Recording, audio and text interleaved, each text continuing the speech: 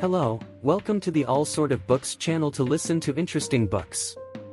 Before we start the book, I want to remind you of two things. The first thing concerns your listening experience. We try to make your listening time easier by chapters in the description field, so you can move from chapter to chapter in the book if necessary. The video has color areas and a tracking cursor, which makes it easier for you to follow where you are going in the book. The second thing concerns the channel for support. In order for the channel to be able to offer interesting videos like this audiobook in the future, we need your support. You support us by subscribing to the channel. Subscribing is easy and free for you, and it does not bind you to anything. Your subscribing is important to us. Also, remember to press that like button, share and leave a comment in the comment field. In addition, if you are interested in movies or other interesting videos, be sure to check out the other all sort of channels. You can find the links in the channel information. And now we start the book. Enjoy. Frankenstein by Mary Shelley. Letter 1. To Mrs. Seville, England. St. Petersburg, December 11, 17. You will rejoice to hear that no disaster has accompanied the commencement of an enterprise which you have regarded with such evil forebodings. I arrived here yesterday, and my first task is to assure my dear sister of my welfare and increasing confidence in the success of my undertaking. I am already far north of London, and as I walk in the streets of Petersburg, I feel a cold northern breeze play upon my cheeks, which braces my nerves and fills me with delight. Do you understand this feeling?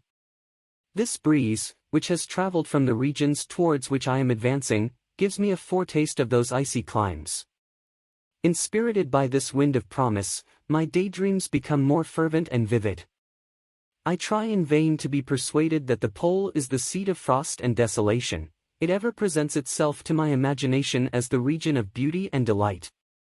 There, Margaret, the sun is forever visible, its broad disk just skirting the horizon and diffusing a perpetual splendor. There, for with your leave, my sister, I will put some trust in preceding navigators.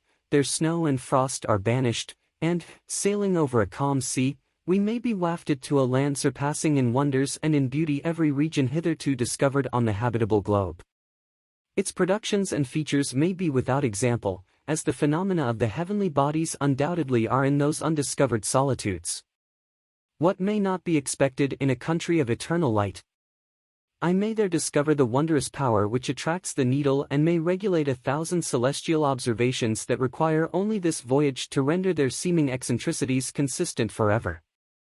I shall satiate my ardent curiosity with the sight of a part of the world never before visited, and may tread a land never before imprinted by the foot of man. These are my enticements, and they are sufficient to conquer all fear of danger or death and to induce me to commence this laborious voyage with the joy a child feels when he embarks in a little boat, with his holiday mates, on an expedition of discovery up his native river. But supposing all these conjectures to be false, you cannot contest the inestimable benefit which I shall confer on all mankind, to the last generation, by discovering a passage near the pole to those countries, to reach which at present so many months are requisite, or by ascertaining the secret of the magnet, which, if at all possible, can only be effected by an undertaking such as mine. These reflections have dispelled the agitation with which I began my letter, and I feel my heart glow with an enthusiasm which elevates me to heaven, for nothing contributes so much to tranquilize the mind as a steady purpose, a point on which the soul may fix its intellectual eye. This expedition has been the favorite dream of my early years. I have read with ardor the accounts of the various voyages which have been made in the prospect of arriving at the North Pacific Ocean through the seas which surround the pole. You may remember that a history of all the voyages made for purposes of discovery composed the whole of our good Uncle Thomas's library. My education was neglected, yet I was passionately fond of reading. These volumes were my study day and night, and my familiarity with them increased that regret which I had felt, as a child, on learning that my father's dying injunction had forbidden my uncle to allow me to embark in a seafaring life. These visions faded when I perused, for the first time, those poets whose effusions entranced my soul and lifted it to heaven.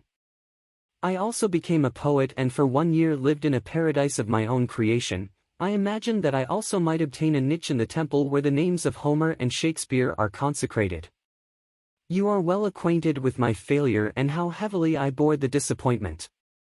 But just at that time I inherited the fortune of my cousin, and my thoughts were turned into the channel of their earlier bent. 6 years have passed since I resolved on my present undertaking. I can, even now, remember the hour from which I dedicated myself to this great enterprise. I commenced by inuring my body to hardship. I accompanied the whale fishers on several expeditions to the North Sea. I voluntarily endured cold, famine, thirst, and want of sleep. I often worked harder than the common sailors during the day and devoted my nights to the study of mathematics, the theory of medicine, and those branches of physical science from which a naval adventurer might derive the greatest practical advantage. Twice I actually hired myself as an undermate in a Greenland whaler, and acquitted myself to admiration. I must own I felt a little proud when my captain offered me the second dignity in the vessel and entreated me to remain with the greatest earnestness, so valuable did he consider my services. And now, dear Margaret, do I not deserve to accomplish some great purpose? My life might have been passed in ease and luxury, but I preferred glory to every enticement that wealth placed in my path. Oh, that some encouraging voice would answer in the affirmative. My courage and my resolution is firm, but my hopes fluctuate, and my spirits are often depressed. I am about to proceed on a long and difficult voyage, the emergencies of which will demand all my fortitude. I am required not only to raise the spirits of others, but sometimes to sustain my own, when theirs are failing. This is the most favorable period for traveling in Russia. They fly quickly over the snow in their sledges, the motion is pleasant, and, in my opinion, far more agreeable than that of an English stagecoach. The cold is not excessive, if you are wrapped in furs, a dress which I have already adopted, for there is a great difference between walking the deck and remaining seated motionless for hours, when no exercise prevents the blood from actually freezing in your veins. I have no ambition to lose my life on the post road between St. Petersburg and Archangel. I shall depart for the latter town in a fortnight or 3 weeks, and my intention is to hire a ship there, which can easily be done by paying the insurance for the owner, and to engage as many sailors as I think necessary among those who are accustomed to the whale fishing. I do not intend to sail until the month of June, and when shall I return? Ah, dear sister, how can I answer this question? If I succeed, many months, perhaps years, will pass before you and I may meet. If I fail, you will see me again soon, or never. Farewell, my dear, excellent Margaret. Heaven shower down blessings on you, and save me, that I may again and again testify my gratitude for all your love and kindness. Your affectionate brother, Arth Walton. Letter 2. To Mrs. Seville, England. Archangel, March 28, 17. How slowly the time passes here, encompassed as I am by frost and snow. Yet a second step is taken towards my enterprise. I have hired a vessel and am occupied in collecting my sailors. Those whom I have already engaged appear to be men on whom I can depend and are certainly possessed of dauntless courage. But I have one want which I have never yet been able to satisfy, and the absence of the object of which I now feel is a most severe evil. I have no friend, Margaret. When I am glowing with the enthusiasm of success, there will be none to participate my joy. If I am assailed by disappointment, no one will endeavor to sustain me in dejection. I shall commit my thoughts to paper, it is true, but that is a poor medium for the communication of feeling. I desire the company of a man who could sympathize with me, whose eyes would reply to mine. You may deem me romantic, my dear sister, but I bitterly feel the want of a friend. I have no one near me, gentle yet courageous, possessed of a cultivated as well as of a capacious mind, whose tastes are like my own, to approve or amend my plans. How would such a friend repair the faults of your poor brother? I am too ardent in execution and too impatient of difficulties. But it is a still greater evil to me that I am self-educated. For the first 14 years of my life I ran wild on a common and read nothing but our Uncle Thomas's books of voyages. At that age I became acquainted with the celebrated poets of our own country, but it was only when it had ceased to be in my power to derive its most important benefits from such a conviction that I perceived the necessity of becoming acquainted with more languages than that of my native country. Now I am 28 and am in reality more illiterate than many schoolboys of 15. It is true that I have thought more and that my daydreams are more extended and magnificent, but they want, as the painters call it, keeping, and I greatly need a friend who would have sense enough not to despise me as romantic and affection enough for me to endeavor to regulate my mind.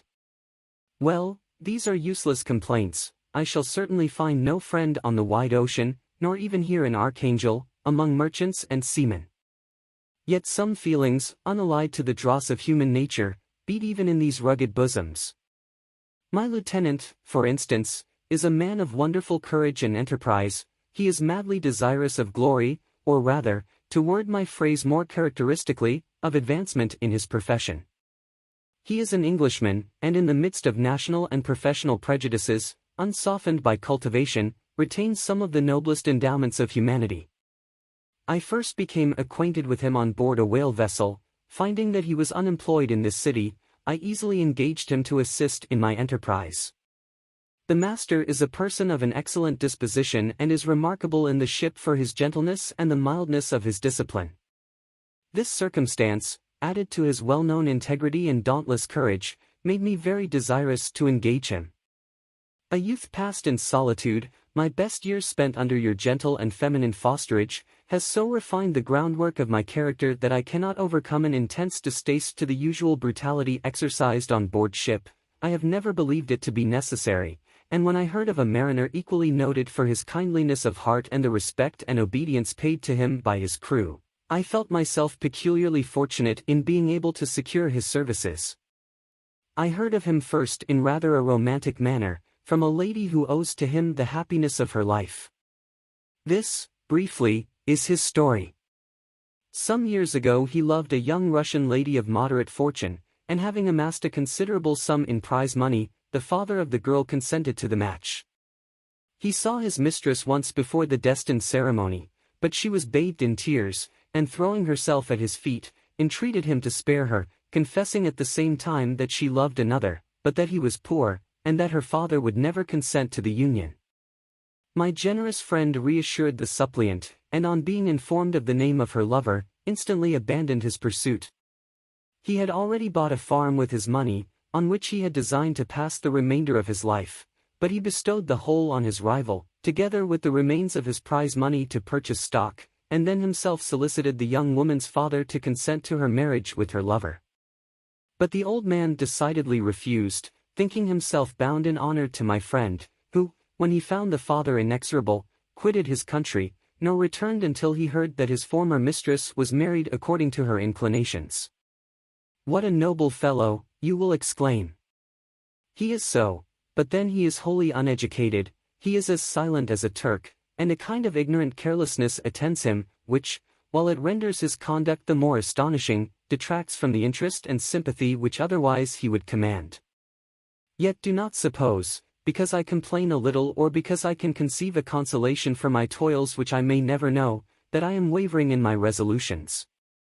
Those are as fixed as fate, and my voyage is only now delayed until the weather shall permit my embarkation.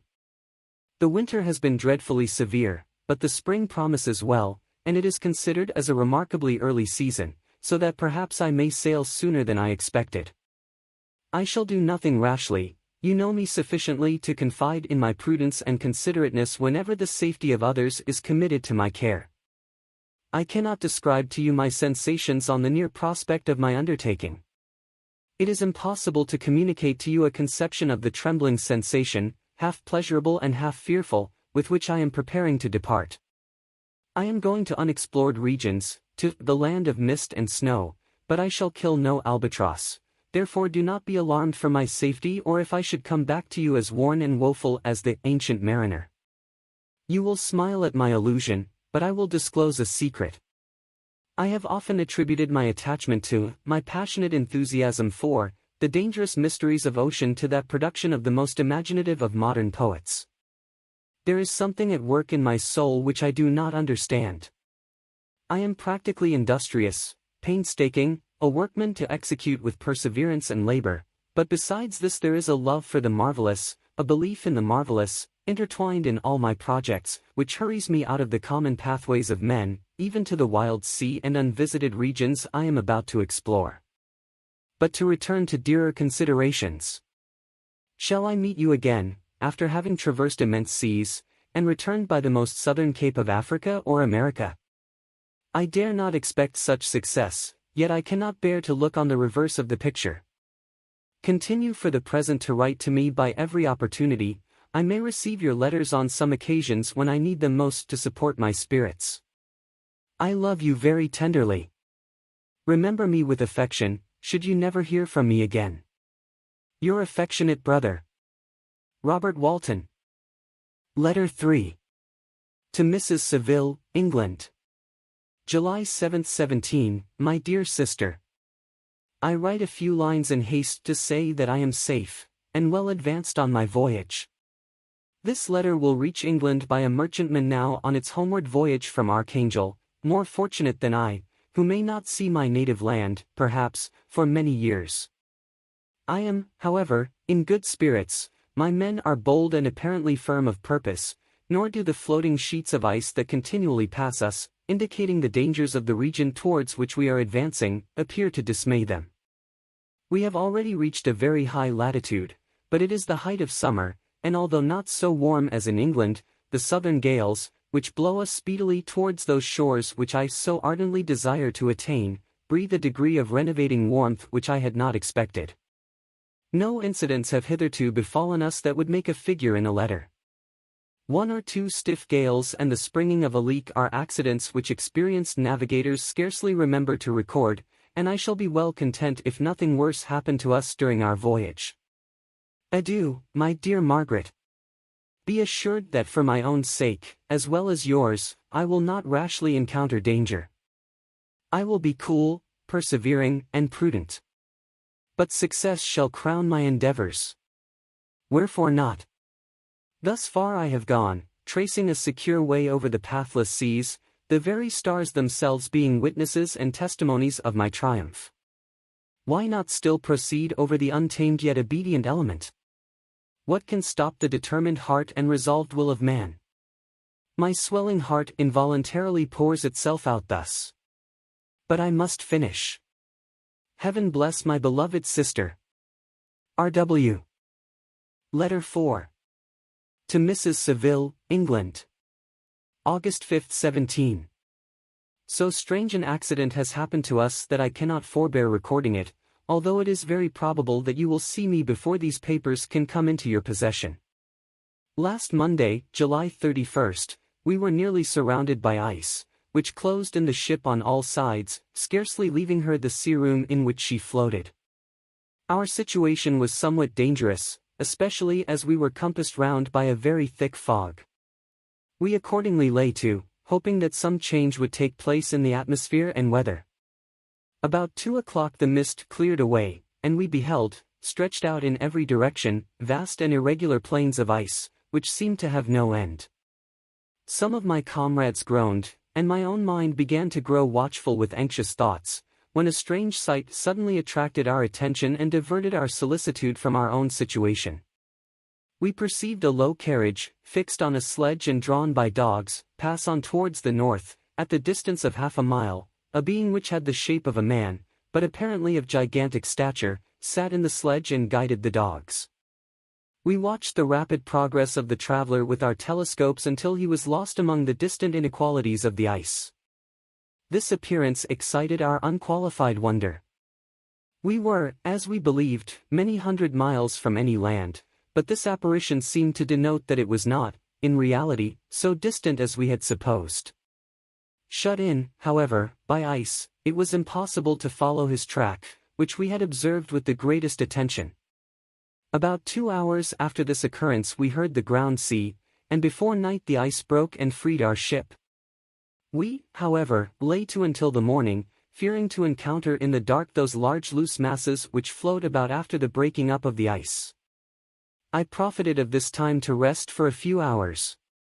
In the morning, however, as soon as it was light, I went upon deck and found all the sailors busy on one side of the vessel, apparently talking to someone in the sea. It was, in fact, a sledge, like that we had seen before, which had drifted towards us in the night on a large fragment of ice. Only one dog remained alive, but there was a human being within it whom the sailors were persuading to enter the vessel. He was not, as the other traveler seemed to be, a savage inhabitant of some undiscovered island, but a European. When I appeared on deck, the master said, "Here is our captain, and he will not allow you to perish on the open sea." On perceiving me, the stranger addressed me in English, although with a foreign accent. "Before I come on board your vessel," said he, "will you have the kindness to inform me whither you are bound?" You may conceive my astonishment on hearing such a question addressed to me from a man on the brink of destruction, and to whom I should have supposed that my vessel would have been a resource which he would not have exchanged for the most precious wealth the earth can afford. I replied, however, that we were on a voyage of discovery towards the northern pole. Upon hearing this, he appeared satisfied and consented to come on board. Good God! Margaret, if you had seen the man who thus capitulated for his safety, your surprise would have been boundless. His limbs were nearly frozen, and his body dreadfully emaciated by fatigue and suffering. I never saw a man in so wretched a condition. We attempted to carry him into the cabin, but as soon as he had quitted the fresh air he fainted.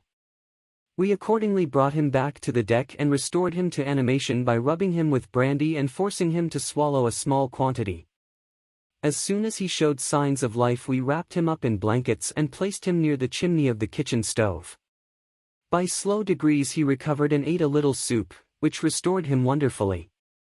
2 days passed in this manner before he was able to speak, and I often feared that his sufferings had deprived him of understanding. When he had in some measure recovered, I removed him to my own cabin and attended on him as much as my duty would permit. I never saw a more interesting creature. His eyes have generally an expression of wildness, and even madness, but there are moments when, if anyone performs an act of kindness towards him or does him the most trifling service, his whole countenance is lighted up, as it were, with a beam of benevolence and sweetness that I never saw equaled. But he is generally melancholy and despairing, and sometimes he gnashes his teeth, as if impatient of the weight of woes that oppresses him. When my guest was a little recovered, I had great trouble to keep off the men, who wished to ask him 1,000 questions, but I would not allow him to be tormented by their idle curiosity, in a state of body and mind whose restoration evidently depended upon entire repose. Once, however, the lieutenant asked why he had come so far upon the ice in so strange a vehicle. His countenance instantly assumed an aspect of the deepest gloom, and he replied, "To seek one who fled from me." "And did the man whom you pursued travel in the same fashion?" "Yes." "Then I fancy we have seen him, for the day before we picked you up we saw some dogs drawing a sledge, with a man in it, across the ice." This aroused the stranger's attention, and he asked a multitude of questions concerning the route which the demon, as he called him, had pursued. Soon after, when he was alone with me, he said, "I have, doubtless, excited your curiosity, as well as that of these good people, but you are too considerate to make inquiries. Certainly, it would indeed be very impertinent and inhuman of me to trouble you with any inquisitiveness of mine. And yet you rescued me from a strange and perilous situation, you have benevolently restored me to life." Soon after this he inquired if I thought that the breaking up of the ice had destroyed the other sledge. I replied that I could not answer with any degree of certainty, for the ice had not broken until near midnight, and the traveler might have arrived at a place of safety before that time, but of this I could not judge. From this time a new spirit of life animated the decaying frame of the stranger. He manifested the greatest eagerness to be upon deck to watch for the sledge which had before appeared, but I have persuaded him to remain in the cabin, for he is far too weak to sustain the rawness of the atmosphere. I have promised that someone should watch for him and give him instant notice if any new object should appear in sight. Such is my journal of what relates to this strange occurrence up to the present day. The stranger has gradually improved in health but is very silent and appears uneasy when anyone except myself enters his cabin. Yet his manners are so conciliating and gentle that the sailors are all interested in him, although they have had very little communication with him. For my own part, I begin to love him as a brother, and his constant and deep grief fills me with sympathy and compassion. He must have been a noble creature in his better days, being even now in wreck so attractive and amiable. I said in one of my letters, my dear Margaret, that I should find no friend on the wide ocean, yet I have found a man who, before his spirit had been broken by misery, I should have been happy to have possessed as the brother of my heart. I shall continue my journal concerning the stranger at intervals, should I have any fresh incidents to record. August 13, 17. My affection for my guest increases every day. He excites at once my admiration and my pity to an astonishing degree. How can I see so noble a creature destroyed by misery without feeling the most poignant grief? He is so gentle, yet so wise, his mind is so cultivated, and when he speaks, although his words are culled with the choicest art, yet they flow with rapidity and unparalleled eloquence. He is now much recovered from his illness and is continually on the deck, apparently watching for the sledge that preceded his own.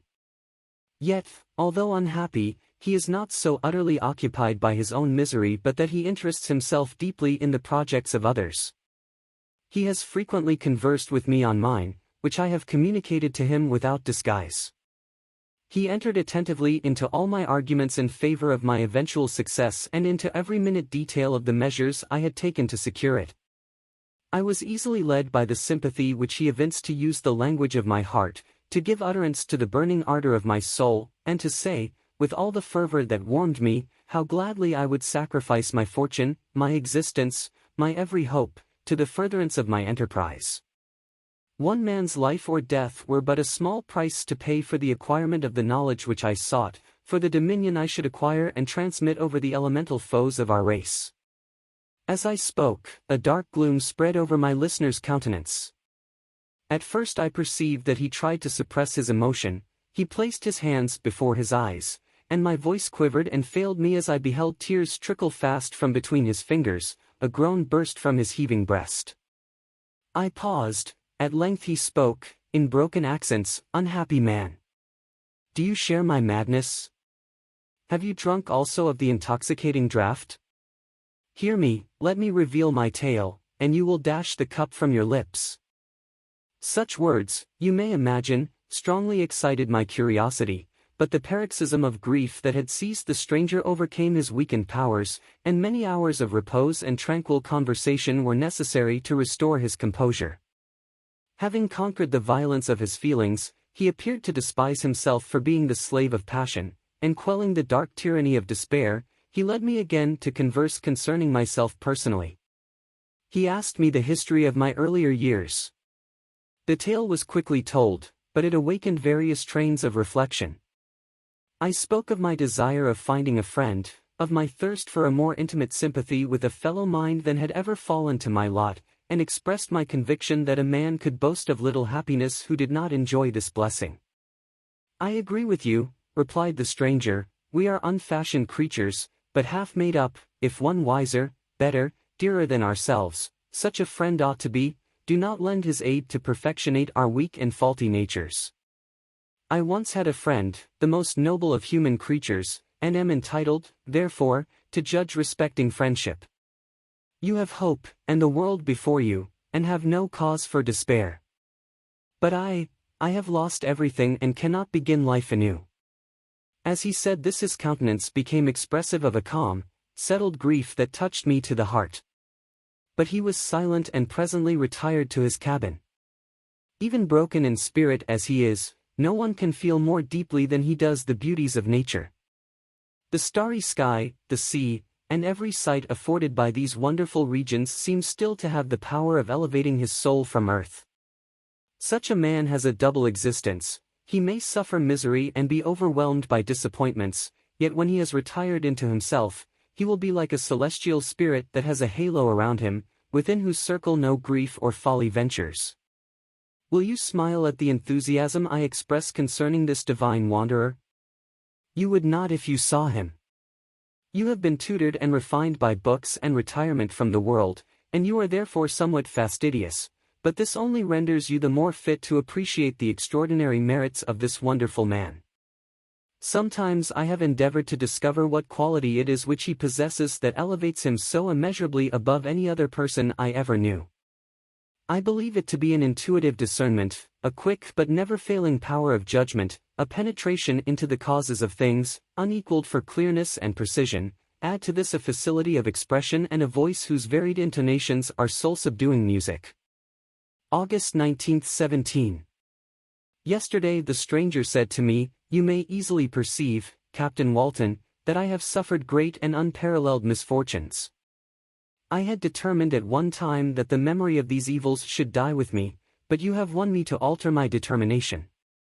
You seek for knowledge and wisdom, as I once did, and I ardently hope that the gratification of your wishes may not be a serpent to sting you, as mine has been. I do not know that the relation of my disasters will be useful to you, yet, when I reflect that you are pursuing the same course, exposing yourself to the same dangers which have rendered me what I am, I imagine that you may deduce an apt moral from my tale, one that may direct you if you succeed in your undertaking and console you in case of failure. Prepare to hear of occurrences which are usually deemed marvelous. Were we among the tamer scenes of nature, I might fear to encounter your unbelief, perhaps your ridicule, but many things will appear possible in these wild and mysterious regions which would provoke the laughter of those unacquainted with the ever-varied powers of nature, nor can I doubt but that my tale conveys in its series internal evidence of the truth of the events of which it is composed. You may easily imagine that I was much gratified by the offered communication, yet I could not endure that he should renew his grief by a recital of his misfortunes. I felt the greatest eagerness to hear the promised narrative, partly from curiosity and partly from a strong desire to ameliorate his fate if it were in my power. I expressed these feelings in my answer. "I thank you," he replied, "for your sympathy, but it is useless, my fate is nearly fulfilled. I wait but for one event, and then I shall repose in peace." "I understand your feeling," continued he, perceiving that I wished to interrupt him, "but you are mistaken, my friend, if thus you will allow me to name you. Nothing can alter my destiny. Listen to my history, and you will perceive how irrevocably it is determined." He then told me that he would commence his narrative the next day when I should be at leisure. This promise drew from me the warmest thanks. I have resolved every night, when I am not imperatively occupied by my duties, to record, as nearly as possible in his own words, what he has related during the day. If I should be engaged, I will at least make notes. This manuscript will doubtless afford you the greatest pleasure, but to me, who know him and who hear it from his own lips, with what interest and sympathy shall I read it in some future day? Even now, as I commence my task, his full-toned voice swells in my ears, his lustrous eyes dwell on me with all their melancholy sweetness, I see his thin hand raised in animation, while the lineaments of his face are irradiated by the soul within. Strange and harrowing must be his story, frightful the storm which embraced the gallant vessel on its course and wrecked it, thus. Chapter 1. I am by birth a Genevese, and my family is one of the most distinguished of that republic. My ancestors had been for many years councillors and syndics, and my father had filled several public situations with honor and reputation. He was respected by all who knew him for his integrity and indefatigable attention to public business.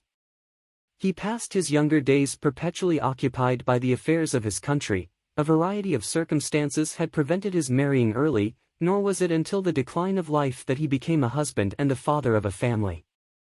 As the circumstances of his marriage illustrate his character, I cannot refrain from relating them.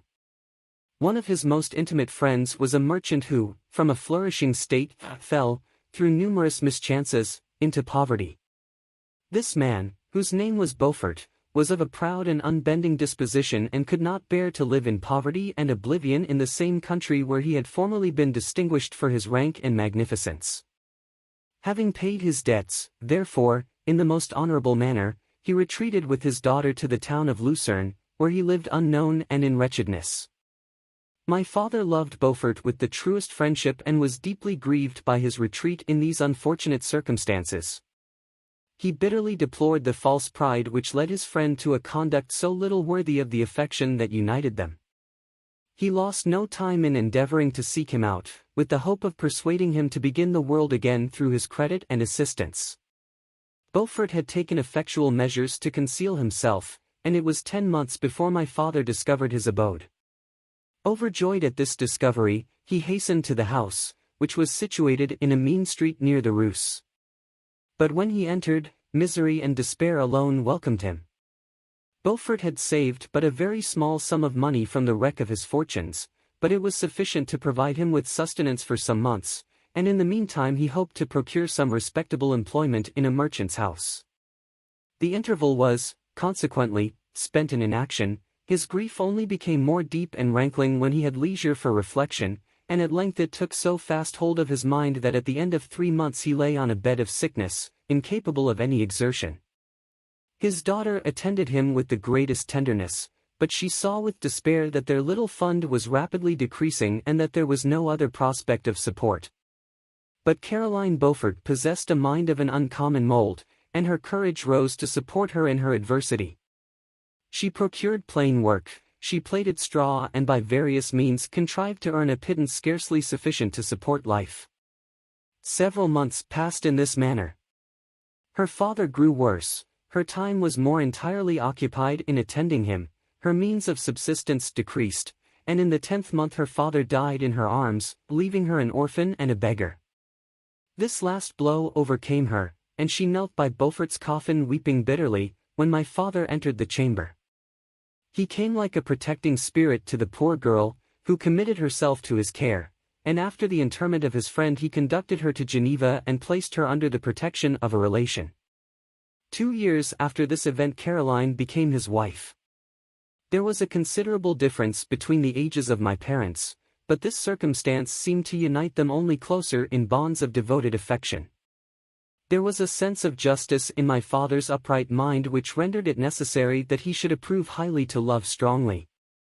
Perhaps during former years he had suffered from the late discovered unworthiness of one beloved and so was disposed to set a greater value on tried worth. There was a show of gratitude and worship in his attachment to my mother, differing wholly from the doting fondness of age, for it was inspired by reverence for her virtues and a desire to be the means of, in some degree, recompensing her for the sorrows she had endured, but which gave inexpressible grace to his behavior to her. Everything was made to yield to her wishes and her convenience. He strove to shelter her, as a fair exotic is sheltered by the gardener, from every rougher wind and to surround her with all that could tend to excite pleasurable emotion in her soft and benevolent mind. Her health, and even the tranquility of her hitherto constant spirit, had been shaken by what she had gone through. During the 2 years that had elapsed previous to their marriage my father had gradually relinquished all his public functions, and immediately after their union they sought the pleasant climate of Italy, and the change of scene and interest attendant on a tour through that land of wonders, as a restorative for her weakened frame. From Italy they visited Germany and France. I, their eldest child, was born at Naples, and as an infant accompanied them in their rambles. I remained for several years their only child. Much as they were attached to each other, they seemed to draw inexhaustible stores of affection from a very mine of love to bestow them upon me. My mother's tender caresses and my father's smile of benevolent pleasure while regarding me are my first recollections. I was their plaything and their idol, and something better, their child, the innocent and helpless creature bestowed on them by heaven, whom to bring up to good, and whose future lot it was in their hands to direct to happiness or misery, according as they fulfilled their duties towards me. With this deep consciousness of what they owed towards the being to which they had given life, added to the active spirit of tenderness that animated both, it may be imagined that while during every hour of my infant life I received a lesson of patience, of charity, and of self-control, I was so guided by a silken cord that all seemed but one train of enjoyment to me. For a long time I was their only care. My mother had much desired to have a daughter, but I continued their single offspring. When I was about 5 years old, while making an excursion beyond the frontiers of Italy, they passed a week on the shores of the Lake of Como. Their benevolent disposition often made them enter the cottages of the poor. This, to my mother, was more than a duty, it was a necessity, a passion, remembering what she had suffered, and how she had been relieved, for her to act in her turn the guardian angel to the afflicted. During one of their walks a poor cot in the foldings of a veil attracted their notice as being singularly disconsolate, while the number of half-clothed children gathered about it spoke of penury in its worst shape. One day, when my father had gone by himself to Milan, my mother, accompanied by me, visited this abode. She found a peasant and his wife, hard-working, bent down by care and labor, distributing a scanty meal to 5 hungry babes. Among these there was one which attracted my mother far above all the rest. She appeared of a different stock. The 4 others were dark-eyed, hardy little vagrants. This child was thin and very fair. Her hair was the brightest living gold, and despite the poverty of her clothing, seemed to set a crown of distinction on her head. Her brow was clear and ample, her blue eyes cloudless, and her lips and the molding of her face so expressive of sensibility and sweetness that none could behold her without looking on her as of a distinct species, a being heaven-sent, and bearing a celestial stamp in all her features. The peasant woman, perceiving that my mother fixed eyes of wonder and admiration on this lovely girl, eagerly communicated her history. She was not her child, but the daughter of a Milanese nobleman. Her mother was a German and had died on giving her birth. The infant had been placed with these good people to nurse. They were better off then. They had not been long married, and their eldest child was but just born. The father of their charge was one of those Italians nursed in the memory of the antique glory of Italy, one among the Schiavi Ognier Fermenti, who exerted himself to obtain the liberty of his country. He became the victim of its weakness.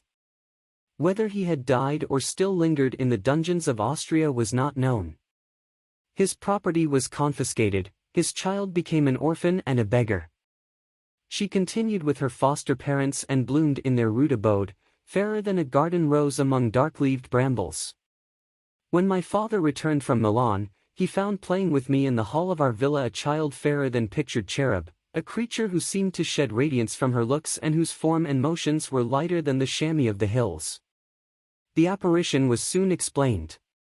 With his permission my mother prevailed on her rustic guardians to yield their charge to her. They were fond of the sweet orphan. Her presence had seemed a blessing to them, but it would be unfair to her to keep her in poverty and want when Providence afforded her such powerful protection.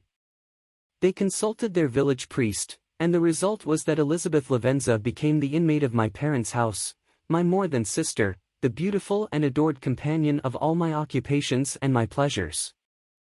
Everyone loved Elizabeth. The passionate and almost reverential attachment with which all regarded her became, while I shared it, my pride and my delight. On the evening previous to her being brought to my home, my mother had said playfully, "I have a pretty present for my Victor, tomorrow he shall have it." And when, on the morrow, she presented Elizabeth to me as her promised gift, with childish seriousness, interpreted her words literally and looked upon Elizabeth as mine to protect, love, and cherish. All praises bestowed on her I received as made to a possession of my own. We called each other familiarly by the name of cousin. No word, no expression could body forth the kind of relation in which she stood to me, my more than sister, since till death she was to be mine only. Chapter 2. We were brought up together. There was not quite a year difference in our ages. I need not say that we were strangers to any species of disunion or dispute. Harmony was the soul of our companionship, and the diversity and contrast that subsisted in our characters drew us nearer together. Elizabeth was of a calmer and more concentrated disposition, but, with all my ardor, I was capable of a more intense application and was more deeply smitten with the thirst for knowledge. She busied herself with following the aerial creations of the poets, and in the majestic and wondrous scenes which surrounded our Swiss home, the sublime shapes of the mountains, the changes of the seasons, tempest and calm, the silence of winter, and the life and turbulence of our Alpine summers, she found ample scope for admiration and delight. While my companion contemplated with a serious and satisfied spirit the magnificent appearances of things, I delighted in investigating their causes. The world was to me a secret which I desired to divine. Curiosity, earnest research to learn the hidden laws of nature, gladness akin to rapture, as they were unfolded to me, are among the earliest sensations I can remember. On the birth of a second son, my junior by 7 years, my parents gave up entirely their wandering life and fixed themselves in their native country. We possessed a house in Geneva, and a campaign on Bellerive, the eastern shore of the lake, at the distance of rather more than a league from the city. We resided principally in the latter, and the lives of my parents were passed in considerable seclusion.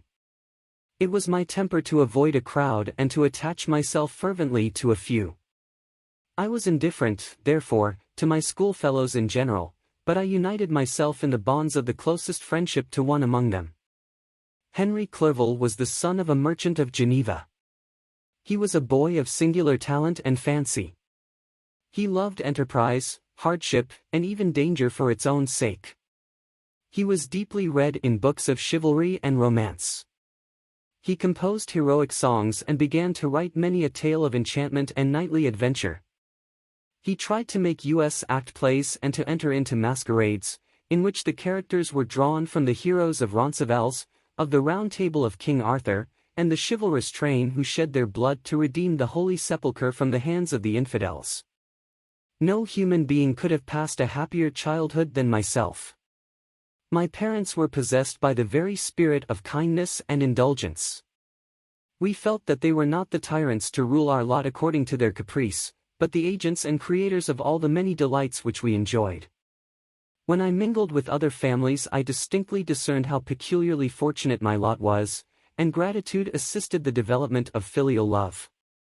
My temper was sometimes violent, and my passions vehement, but by some law in my temperature they were turned not towards childish pursuits but to an eager desire to learn, and not to learn all things indiscriminately. I confess that neither the structure of languages, nor the code of governments, nor the politics of various states possessed attractions for me.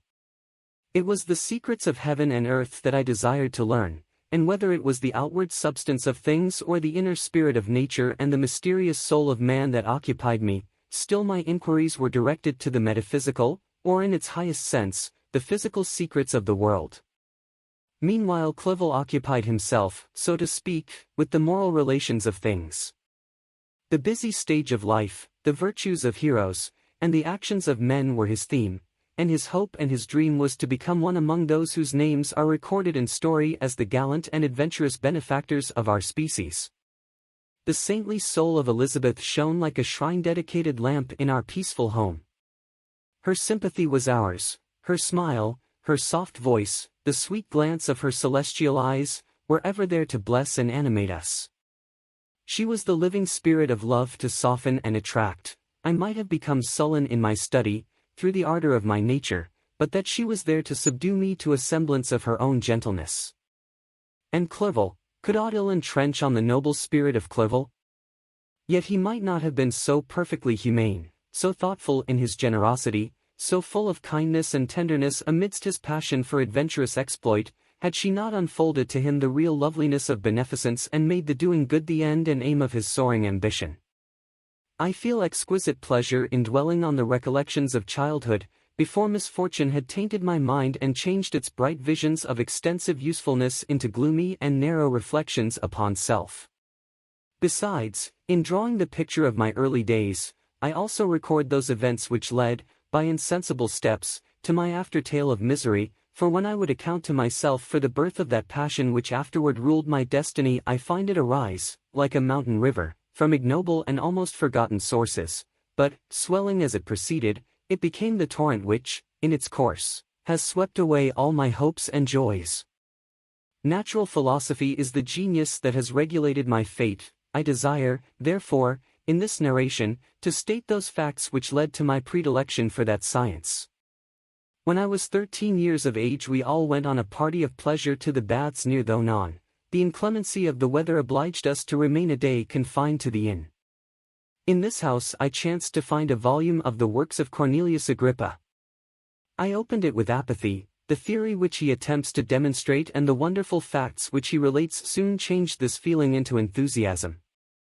A new light seemed to dawn upon my mind, and bounding with joy, I communicated my discovery to my father. My father looked carelessly at the title page of my book and said, "Ah! Cornelius Agrippa! My dear Victor, do not waste your time upon this, it is sad trash.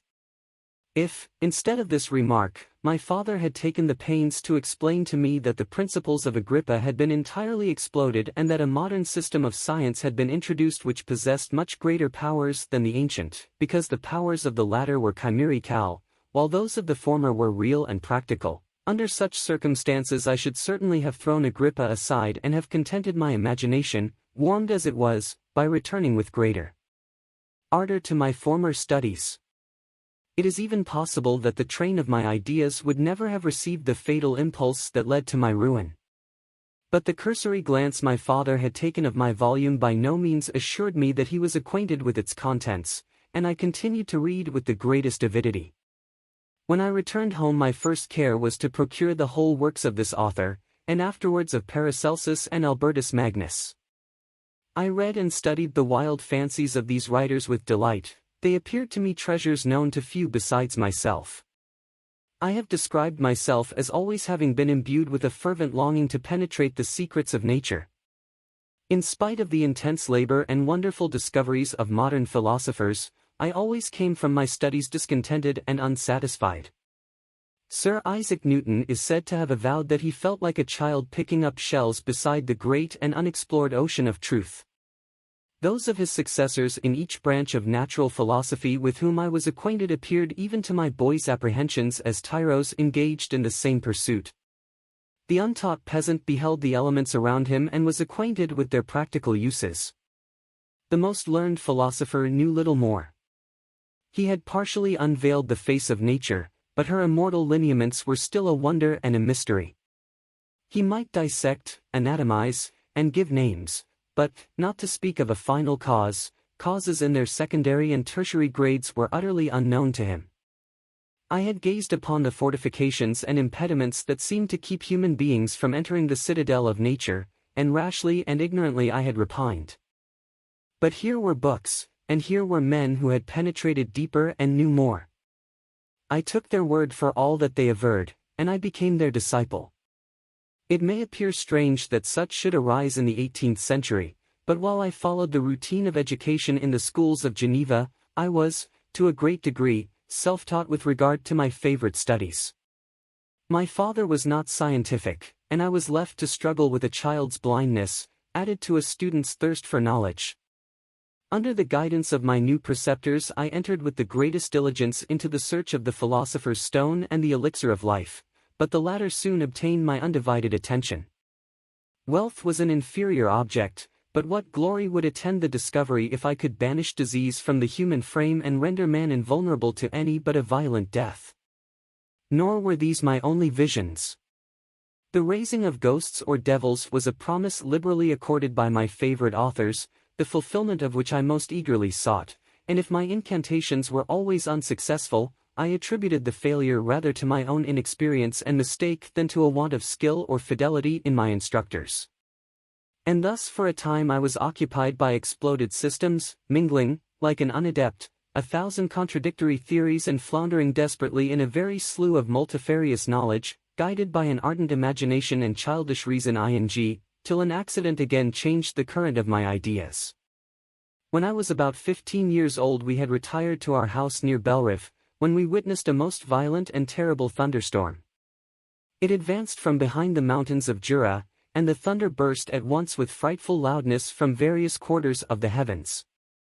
I remained, while the storm lasted, watching its progress with curiosity and delight. As I stood at the door, on a sudden I beheld a stream of fire issue from an old and beautiful oak which stood about 20 yards from our house, and so soon as the dazzling light vanished, the oak had disappeared, and nothing remained but a blasted stump. When we visited it the next morning, we found the tree shattered in a singular manner. It was not splintered by the shock, but entirely reduced to thin ribbons of wood. I never beheld anything so utterly destroyed. Before this I was not unacquainted with the more obvious laws of electricity. On this occasion a man of great research in natural philosophy was with us, and excited by this catastrophe, he entered on the explanation of a theory which he had formed on the subject of electricity and galvanism, which was at once new and astonishing to me. All that he said threw greatly into the shade Cornelius Agrippa, Albertus Magnus, and Paracelsus, the lords of my imagination, But by some fatality the overthrow of these men disinclined me to pursue my accustomed studies. It seemed to me as if nothing would or could ever be known. All that had so long engaged my attention suddenly grew despicable. By one of those caprices of the mind which we are perhaps most subject to in early youth, I at once gave up my former occupations, set down natural history and all its progeny as a deformed and abortive creation, and entertained the greatest disdain for a would-be science which could never even step within the threshold of real knowledge. In this mood of mind I betook myself to the mathematics and the branches of study appertaining to that science as being built upon secure foundations, and so worthy of my consideration. Thus strangely are our souls constructed, and by such slight ligaments are we bound to prosperity or ruin. When I look back, it seems to me as if this almost miraculous change of inclination and will was the immediate suggestion of the guardian angel of my life, the last effort made by the spirit of preservation to avert the storm that was even then hanging in the stars and ready to envelop me. Her victory was announced by an unusual tranquility and gladness of soul which followed the relinquishing of my ancient and latterly tormenting studies. It was thus that I was to be taught to associate evil with their prosecution, happiness with their disregard. It was a strong effort of the spirit of good, but it was ineffectual. Destiny was too potent, and her immutable laws had decreed my utter and terrible destruction. Chapter 3. When I had attained the age of 17, my parents resolved that I should become a student at the University of Ingolstadt. I had hitherto attended the schools of Geneva, but my father thought it necessary for the completion of my education that I should be made acquainted with other customs than those of my native country. My departure was therefore fixed at an early date, but before the day resolved upon could arrive, the first misfortune of my life occurred, an omen, as it were, of my future misery. Elizabeth had caught the scarlet fever, her illness was severe, and she was in the greatest danger. During her illness many arguments had been urged to persuade my mother to refrain from attending upon her. She had at first yielded to our entreaties, but when she heard that the life of her favorite was menaced, she could no longer control her anxiety. She attended her sickbed, her watchful attentions triumphed over the malignity of the distemper. Elizabeth was saved, but the consequences of this imprudence were fatal to her preserver. On the third day my mother sickened, her fever was accompanied by the most alarming symptoms, and the looks of her medical attendants prognosticated the worst event. On her deathbed the fortitude and benignity of this best of women did not desert her. She joined the hands of Elizabeth and myself. "My children," she said, "my firmest hopes of future happiness were placed on the prospect of your union. This expectation will now be the consolation of your father. Elizabeth, my love, you must supply my place to my younger children. Alas! I regret that I am taken from you, and, happy and beloved as I have been, is it not hard to quit you all? But these are not thoughts befitting me. I will endeavor to resign myself cheerfully to death and will indulge a hope of meeting you in another world." She died calmly, and her countenance expressed affection even in death.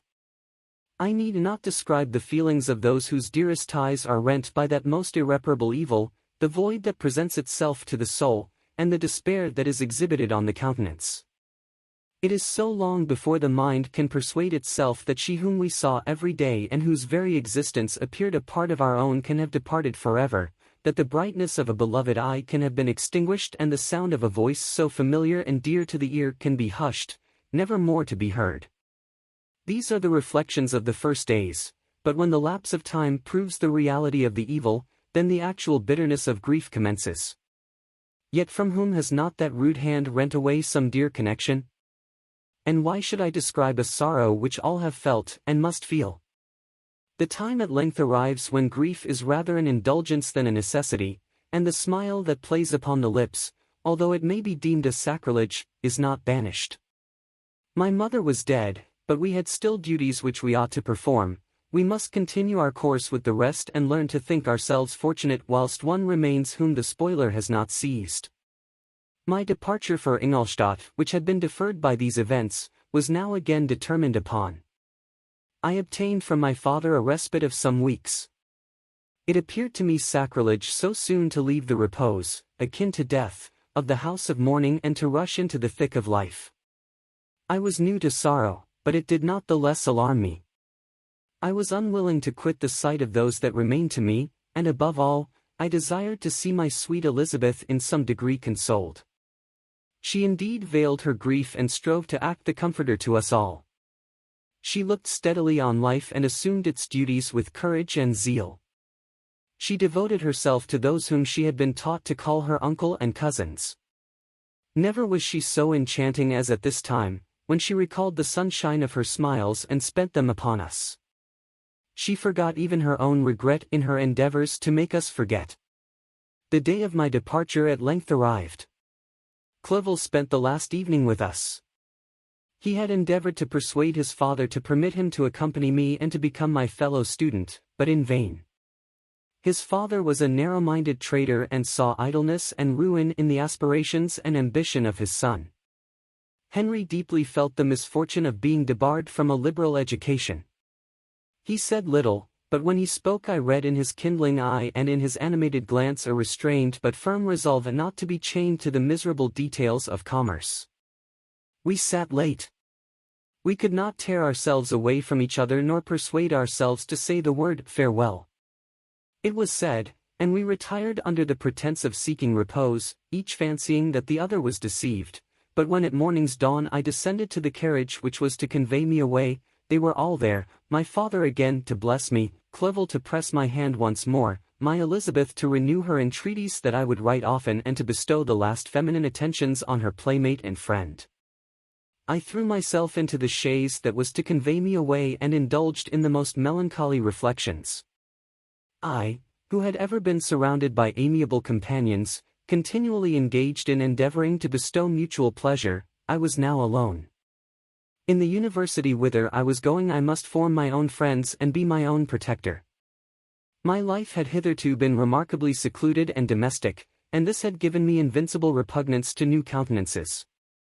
I loved my brothers, Elizabeth, and Clerval, these were old familiar faces, but I believed myself totally unfitted for the company of strangers. Such were my reflections as I commenced my journey, but as I proceeded, my spirits and hopes rose. I ardently desired the acquisition of knowledge. I had often, when at home, thought it hard to remain during my youth cooped up in one place and had longed to enter the world and take my station among other human beings. Now my desires were complied with, and it would, indeed, have been folly to repent. I had sufficient leisure for these and many other reflections during my journey to Ingolstadt, which was long and fatiguing. At length the high white steeple of the town met my eyes. I alighted and was conducted to my solitary apartment to spend the evening as I pleased. The next morning I delivered my letters of introduction and paid a visit to some of the principal professors. Chance, or rather the evil influence, the angel of destruction, which asserted omnipotent sway over me from the moment I turned my reluctant steps from my father's door, led me first to M. Krempe, professor of natural philosophy. He was an uncouth man, but deeply imbued in the secrets of his science. He asked me several questions concerning my progress in the different branches of science appertaining to natural philosophy. I replied carelessly, and partly in contempt, mentioned the names of my alchemists as the principal authors I had studied. The professor stared. "Have you," he said, "really spent your time in studying such nonsense?" I replied in the affirmative. "Every minute," continued M. Krempe with warmth, "every instant that you have wasted on those books is utterly and entirely lost. You have burdened your memory with exploded systems and useless names. Good God! In what desert land have you lived, where no one was kind enough to inform you that these fancies which you have so greedily imbibed are 1,000 years old and as musty as they are ancient? I little expected, in this enlightened and scientific age, to find a disciple of Albertus Magnus and Paracelsus. My dear sir, you must begin your studies entirely anew." So saying, he stepped aside and wrote down a list of several books treating of natural philosophy which he desired me to procure, and dismissed me after mentioning that in the beginning of the following week he intended to commence a course of lectures upon natural philosophy in its general relations, and that M. Waldman, a fellow professor, would lecture upon chemistry the alternate days that he omitted. I returned home not disappointed, for I have said that I had long considered those authors useless whom the professor reprobated, but I returned not at all the more inclined to recur to these studies in any shape. M. Krempe was a little squat man with a gruff voice and a repulsive countenance. The teacher, therefore, did not prepossess me in favor of his pursuits. In rather a too philosophical and connected a strain, perhaps, I have given an account of the conclusions I had come to concerning them in my early years. As a child I had not been content with the results promised by the modern professors of natural science. With a confusion of ideas only to be accounted for by my extreme youth and my want of a guide on such matters, I had retrod the steps of knowledge along the paths of time and exchanged the discoveries of recent inquirers for the dreams of forgotten alchemists. Besides, I had a contempt for the uses of modern natural philosophy. It was very different when the masters of the science sought immortality and power. Such views, although futile, were grand, but now the scene was changed. The ambition of the inquirer seemed to limit itself to the annihilation of those visions on which my interest in science was chiefly founded. I was required to exchange chimeras of boundless grandeur for realities of little worth. Such were my reflections during the first 2 or 3 days of my residence at Ingolstadt, which were chiefly spent in becoming acquainted with the localities and the principal residents in my new abode. But as the ensuing week commenced, I thought of the information which M. Krempe had given me concerning the lectures. And although I could not consent to go and hear that little conceited fellow deliver sentences out of a pulpit, I recollected what he had said of M. Waldman, whom I had never seen, as he had hitherto been out of town.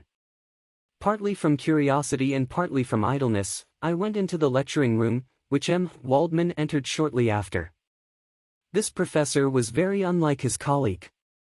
He appeared about 50 years of age, but with an aspect expressive of the greatest benevolence. A few grey hairs covered his temples, but those at the back of his head were nearly black. His person was short but remarkably erect and his voice the sweetest I had ever heard. He began his lecture by a recapitulation of the history of chemistry and the various improvements made by different men of learning, pronouncing with fervor the names of the most distinguished discoverers. He then took a cursory view of the present state of the science and explained many of its elementary terms. After having made a few preparatory experiments, he concluded with a panegyric upon modern chemistry, the terms of which I shall never forget. The ancient teachers of this science, said he, promised impossibilities and performed nothing. The modern masters promise very little. They know that metals cannot be transmuted and that the elixir of life is a chimera, but these philosophers, whose hands seem only made to dabble in dirt, and their eyes to pore over the microscope or crucible, have indeed performed miracles. They penetrate into the recesses of nature and show how she works in her hiding places. They ascend into the heavens. They have discovered how the blood circulates, and the nature of the air we breathe. They have acquired new and almost unlimited powers. They can command the thunders of heaven, mimic the earthquake, and even mock the invisible world with its own shadows. Such were the professor's words, rather let me say such the words of the fate, announced to destroy me. As he went on I felt as if my soul were grappling with a palpable enemy. One by one the various keys were touched which formed the mechanism of my being, chord after chord was sounded, and soon my mind was filled with one thought, one conception, one purpose. So much has been done, exclaimed the soul of Frankenstein, more, far more, will I achieve, treading in the steps already marked. I will pioneer a new way, explore unknown powers, and unfold to the world the deepest mysteries of creation. I closed not my eyes that night. My internal being was in a state of insurrection and turmoil. I felt that order would thence arise, but I had no power to produce it. By degrees, after the morning's dawn, sleep came. I awoke, and my yesternight's thoughts were as a dream. There only remained a resolution to return to my ancient studies and to devote myself to a science for which I believed myself to possess a natural talent. On the same day I paid M. Waldman a visit. His manners in private were even more mild and attractive than in public, for there was a certain dignity in his mien during his lecture which in his own house was replaced by the greatest affability and kindness. I gave him pretty nearly the same account of my former pursuits as I had given to his fellow professor. He heard with attention the little narration concerning my studies and smiled at the names of Cornelius Agrippa and Paracelsus, but without the contempt that M. Krempe had exhibited. He said that these were men to whose indefatigable zeal modern philosophers were indebted for most of the foundations of their knowledge. They had left to us, as an easier task, to give new names and arrange in connected classifications the facts which they in a great degree had been the instruments of bringing to light. The labors of men of genius, however erroneously directed, scarcely ever fail in ultimately turning to the solid advantage of mankind. I listened to his statement, which was delivered without any presumption or affectation, and then added that his lecture had removed my prejudices against modern chemists. I expressed myself in measured terms, with the modesty and deference due from a youth to his instructor, without letting escape. Inexperience in life would have made me ashamed any of the enthusiasm which stimulated my intended labors. I requested his advice concerning the books I ought to procure. "I am happy," said M. Waldman, "to have gained a disciple, and if your application equals your ability, I have no doubt of your success. Chemistry is that branch of natural philosophy in which the greatest improvements have been and may be made. It is on that account that I have made it my peculiar study, but at the same time, I have not neglected the other branches of science. A man would make but a very sorry chemist if he attended to that department of human knowledge alone. If your wish is to become really a man of science and not merely a petty experimentalist, I should advise you to apply to every branch of natural philosophy, including mathematics."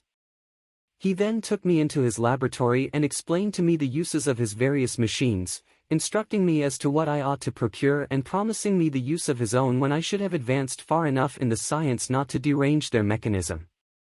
He also gave me the list of books which I had requested, and I took my leave. Thus ended a day memorable to me. It decided my future destiny. Chapter 4. From this day natural philosophy, and particularly chemistry, in the most comprehensive sense of the term, became nearly my sole occupation. I read with ardor those works, so full of genius and discrimination, which modern inquirers have written on these subjects. I attended the lectures and cultivated the acquaintance of the men of science of the university, and I found even in M. Krempe a great deal of sound sense and real information, combined, it is true, with a repulsive physiognomy and manners, but not on that account the less valuable. In M. Waldman I found a true friend. His gentleness was never tinged by dogmatism, and his instructions were given with an air of frankness and good nature that banished every idea of pedantry. In 1,000 ways he smoothed for me the path of knowledge and made the most abstruse inquiries clear and facile to my apprehension.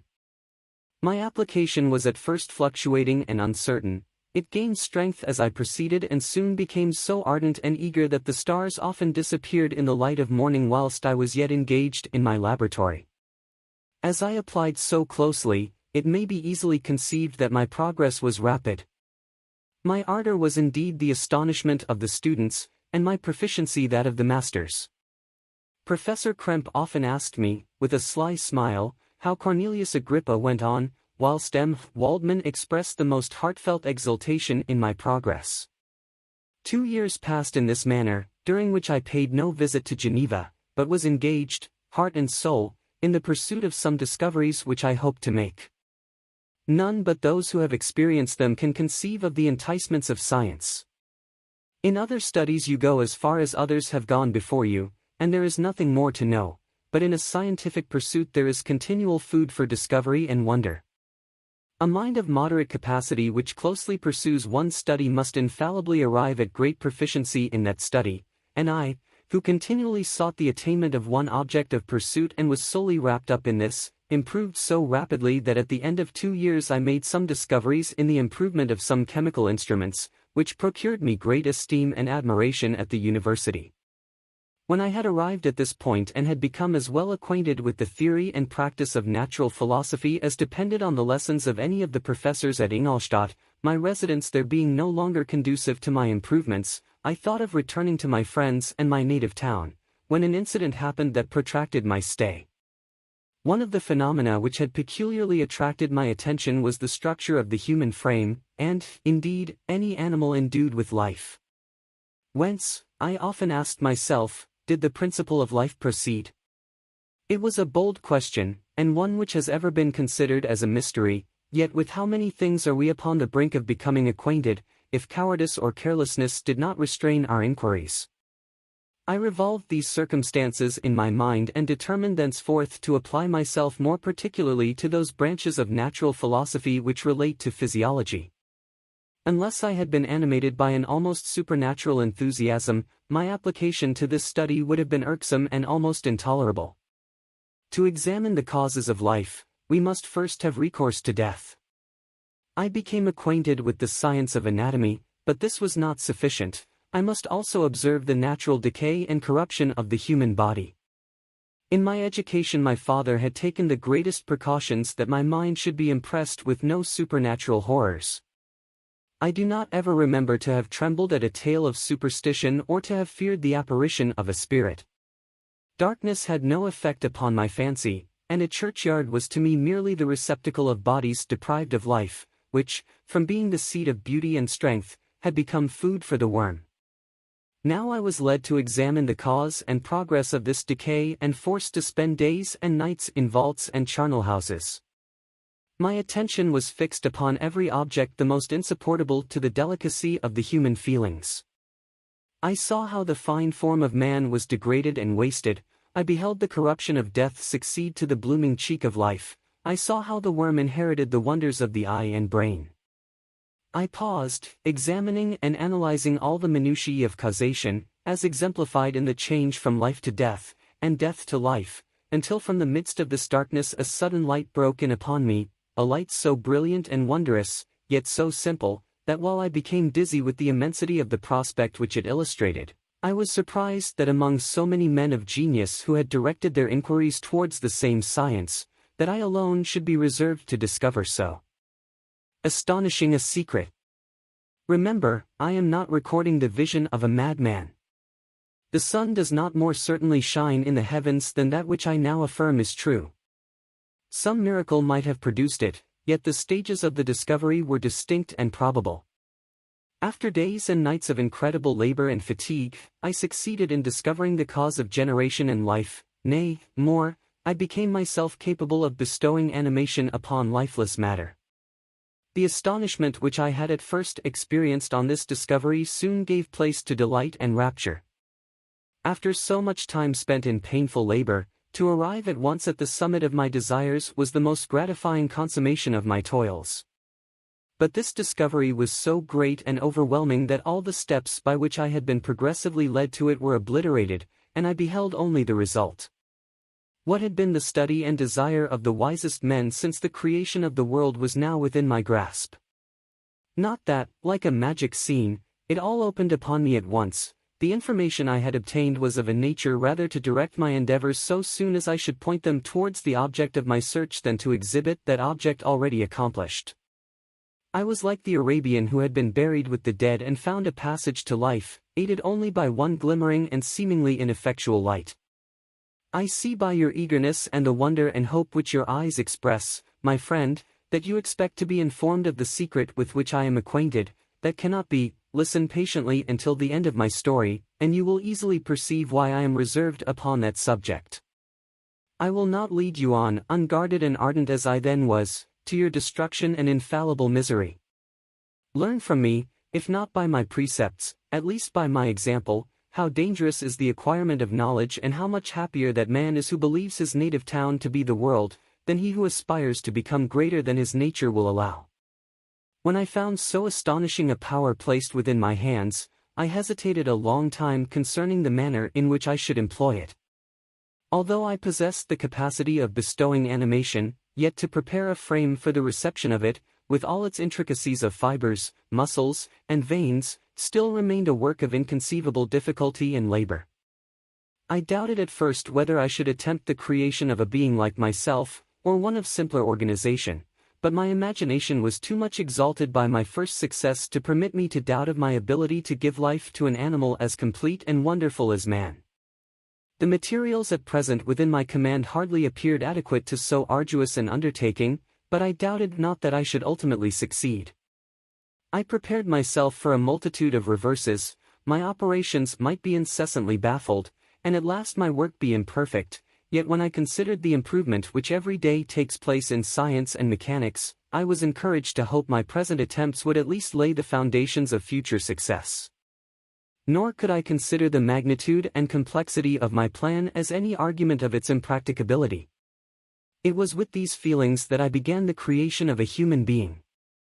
As the minuteness of the parts formed a great hindrance to my speed, I resolved, contrary to my first intention, to make the being of a gigantic stature, that is to say, about 8 feet in height and proportionably large. After having formed this determination and having spent some months in successfully collecting and arranging my materials, I began. No one can conceive the variety of feelings which bore me onwards, like a hurricane, in the first enthusiasm of success. Life and death appeared to me ideal bounds, which I should first break through, and pour a torrent of light into our dark world. A new species would bless me as its creator and source. Many happy and excellent natures would owe their being to me. No father could claim the gratitude of his child so completely as I should deserve theirs. Pursuing these reflections, I thought that if I could bestow animation upon lifeless matter, I might in process of time, although I now found it impossible, renew life where death had apparently devoted the body to corruption. These thoughts supported my spirits, while I pursued my undertaking with unremitting ardor. My cheek had grown pale with study, and my person had become emaciated with confinement. Sometimes, on the very brink of certainty, I failed, yet still I clung to the hope which the next day or the next hour might realize. One secret which I alone possessed was the hope to which I had dedicated myself, and the moon gazed on my midnight labors, while, with unrelaxed and breathless eagerness, I pursued nature to her hiding places. Who shall conceive the horrors of my secret toil as I dabbled among the unhallowed damps of the grave or tortured the living animal to animate the lifeless clay? My limbs now tremble, and my eyes swim with the remembrance, but then a resistless and almost frantic impulse urged me forward. I seemed to have lost all soul or sensation but for this one pursuit. It was indeed but a passing trance, that only made me feel with renewed acuteness so soon as, the unnatural stimulus ceasing to operate, I had returned to my old habits. I collected bones from charnel houses and disturbed, with profane fingers, the tremendous secrets of the human frame. In a solitary chamber, or rather cell, at the top of the house, and separated from all the other apartments by a gallery and staircase, I kept my workshop of filthy creation. My eyeballs were starting from their sockets in attending to the details of my employment. The dissecting room and the slaughterhouse furnished many of my materials, and often did my human nature turn with loathing from my occupation, whilst, still urged on by an eagerness which perpetually increased, I brought my work near to a conclusion. The summer months passed while I was thus engaged, heart and soul, in one pursuit. It was a most beautiful season. Never did the fields bestow a more plentiful harvest or the vines yield a more luxuriant vintage, but my eyes were insensible to the charms of nature. And the same feelings which made me neglect the scenes around me caused me also to forget those friends who were so many miles absent, and whom I had not seen for so long a time. I knew my silence disquieted them, and I well remembered the words of my father, "I know that while you are pleased with yourself you will think of us with affection, and we shall hear regularly from you. You must pardon me if I regard any interruption in your correspondence as a proof that your other duties are equally neglected." I knew well therefore what would be my father's feelings, but I could not tear my thoughts from my employment, loathsome in itself, but which had taken an irresistible hold of my imagination. I wished, as it were, to procrastinate all that related to my feelings of affection until the great object, which swallowed up every habit of my nature, should be completed. I then thought that my father would be unjust if he ascribed my neglect to vice or faultiness on my part, but I am now convinced that he was justified in conceiving that I should not be altogether free from blame. A human being in perfection ought always to preserve a calm and peaceful mind and never to allow passion or a transitory desire to disturb his tranquility. I do not think that the pursuit of knowledge is an exception to this rule.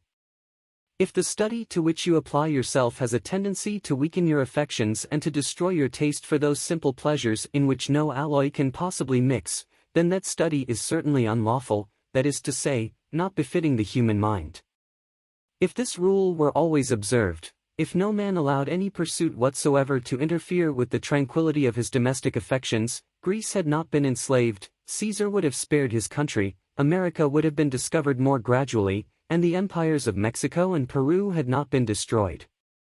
But I forget that I am moralizing in the most interesting part of my tale, and your looks remind me to proceed.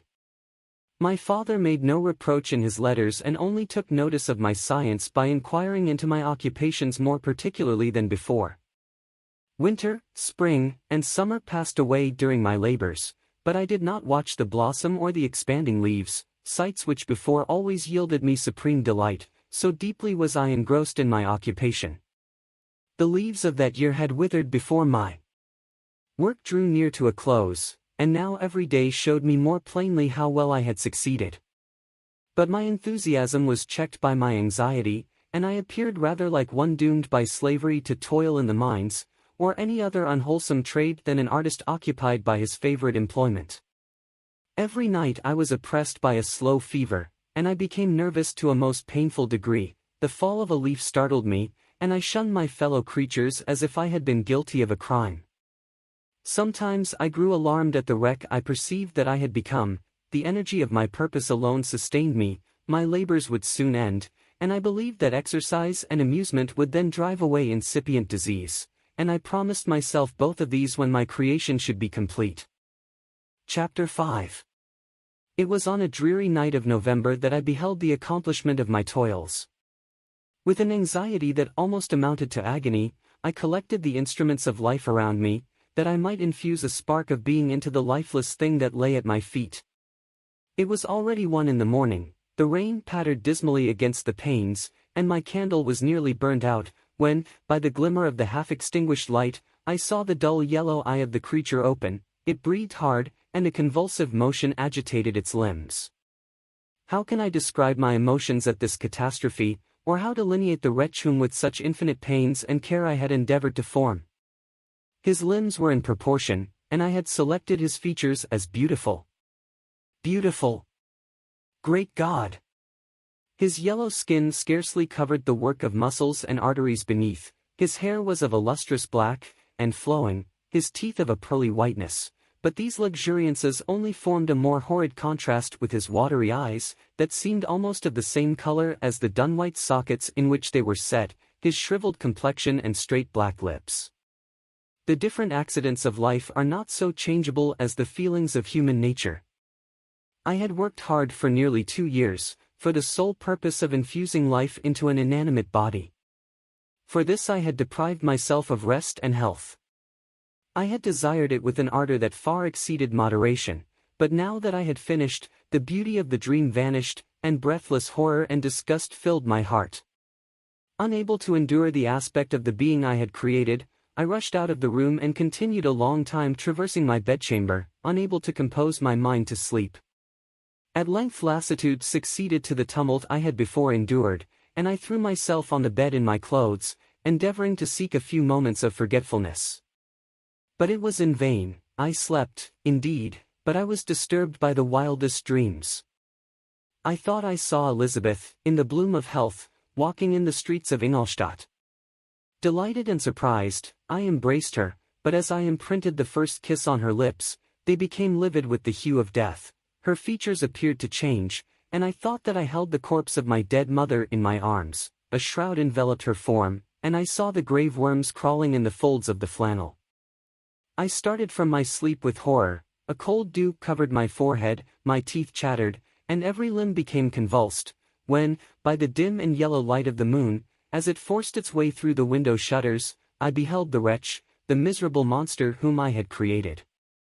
He held up the curtain of the bed, and his eyes, if eyes they may be called, were fixed on me.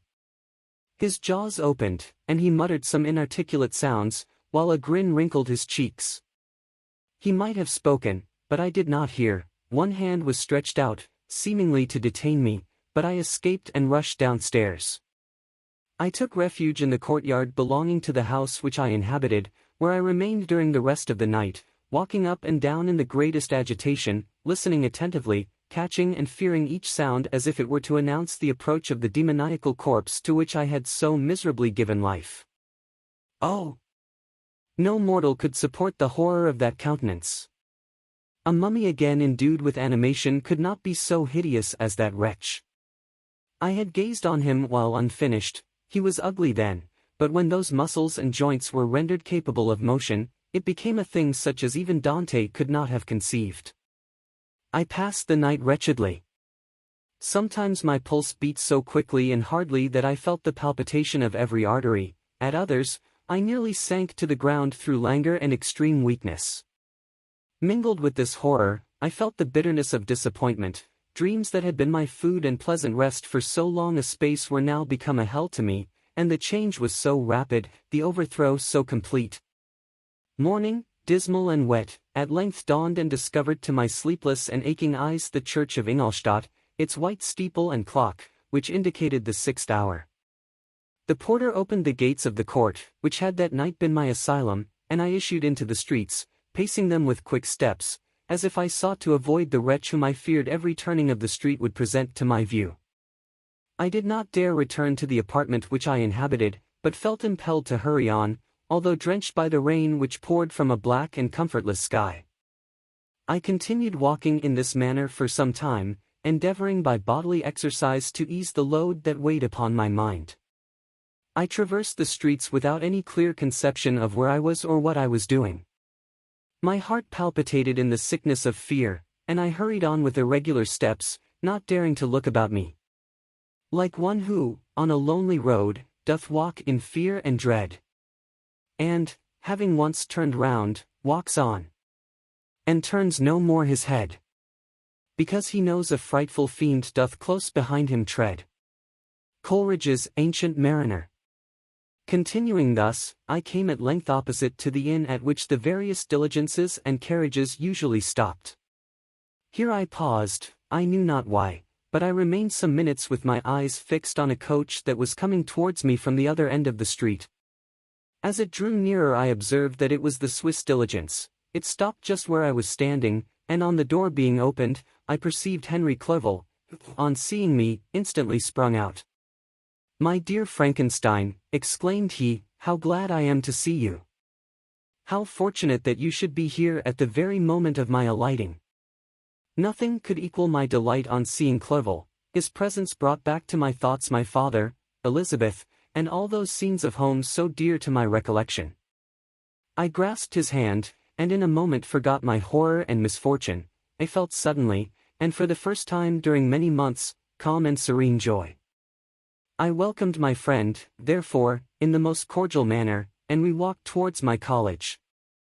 Clerval continued talking for some time about our mutual friends and his own good fortune in being permitted to come to Ingolstadt. "You may easily believe," said he, "how great was the difficulty to persuade my father that all necessary knowledge was not comprised in the noble art of bookkeeping, and, indeed, I believe I left him incredulous to the last, for his constant answer to my unwearied entreaties was the same as that of the Dutch schoolmaster in the Vicar of Wakefield: 'I have 10,000 florins a year without Greek, I eat heartily without Greek.' But his affection for me at length overcame his dislike of learning, and he has permitted me to undertake a voyage of discovery to the land of knowledge. It gives me the greatest delight to see you, but tell me how you left my father, brothers, and Elizabeth." "Very well, and very happy, only a little uneasy that they hear from you so seldom. By the by, I mean to lecture you a little upon their account myself. But, my dear Frankenstein," continued he, stopping short and gazing full in my face, "I did not before remark how very ill you appear, so thin and pale. You look as if you had been watching for several nights." "You have guessed right. I have lately been so deeply engaged in one occupation that I have not allowed myself sufficient rest, as you see, but I sincerely hope, that all these employments are now at an end and that I am at length free." I trembled excessively. I could not endure to think of, and far less to allude to, the occurrences of the preceding night. I walked with a quick pace, and we soon arrived at my college. I then reflected, and the thought made me shiver, that the creature whom I had left in my apartment might still be there, alive and walking about. I dreaded to behold this monster, but I feared still more that Henry should see him. Entreating him, therefore, to remain a few minutes at the bottom of the stairs, I darted up towards my own room. My hand was already on the lock of the door before I recollected myself. I then paused, and a cold shivering came over me. I threw the door forcibly open, as children are accustomed to do when they expect a spectre to stand in waiting for them on the other side, but nothing appeared. I stepped fearfully in. The apartment was empty, and my bedroom was also freed from its hideous guest. I could hardly believe that so great a good fortune could have befallen me, but when I became assured that my enemy had indeed fled, I clapped my hands for joy and ran down to Clerval. We ascended into my room, and the servant presently brought breakfast, but I was unable to contain myself. It was not joy only that possessed me. I felt my flesh tingle with excess of sensitiveness, and my pulse beat rapidly. I was unable to remain for a single instant in the same place. I jumped over the chairs, clapped my hands, and laughed aloud. Clerval at first attributed my unusual spirits to joy on his arrival, but when he observed me more attentively, he saw a wildness in my eyes for which he could not account, and my loud, unrestrained, heartless laughter frightened and astonished him. "My dear Victor," cried he, "what, for God's sake, is the matter? Do not laugh in that manner. How ill you are! What is the cause of all this?" "Do not ask me," cried I, putting my hands before my eyes, for I thought I saw the dreaded spectre glide into the room. "He can tell. Oh, save me! Save me!" I imagined that the monster seized me. I struggled furiously and fell down in a fit. Poor Clerval! What must have been his feelings? A meeting, which he anticipated with such joy, so strangely turned to bitterness. But I was not the witness of his grief, for I was lifeless and did not recover my senses for a long, long time. This was the commencement of a nervous fever which confined me for several months. During all that time Henry was my only nurse. I afterwards learned that, knowing my father's advanced age and unfitness for so long a journey, and how wretched my sickness would make Elizabeth, he spared them this grief by concealing the extent of my disorder. He knew that I could not have a more kind and attentive nurse than himself, and, firm in the hope he felt of my recovery, he did not doubt that, instead of doing harm, he performed the kindest action that he could towards them. But I was in reality very ill, and surely nothing but the unbounded and unremitting attentions of my friend could have restored me to life. The form of the monster on whom I had bestowed existence was forever before my eyes, and I raved incessantly concerning him. Doubtless my words surprised Henry. He at first believed them to be the wanderings of my disturbed imagination, but the pertinacity with which I continually recurred to the same subject persuaded him that my disorder indeed owed its origin to some uncommon and terrible event. By very slow degrees, and with frequent relapses that alarmed and grieved my friend, I recovered. I remember the first time I became capable of observing outward objects with any kind of pleasure. I perceived that the fallen leaves had disappeared and that the young buds were shooting forth from the trees that shaded my window. It was a divine spring, and the season contributed greatly to my convalescence. I felt also sentiments of joy and affection revive in my bosom, my gloom disappeared, and in a short time I became as cheerful as before I was attacked by the fatal passion. "Dearest Clerval," exclaimed I, "how kind, how very good you are to me. This whole winter, instead of being spent in study, as you promised yourself, has been consumed in my sick room. How shall I ever repay you? I feel the greatest remorse for the disappointment of which I have been the occasion, but you will forgive me. You will repay me entirely if you do not discompose yourself, but get well as fast as you can, and since you appear in such good spirits, I may speak to you on one subject, may I not?" I trembled. One subject. What could it be? Could he allude to an object on whom I dared not even think?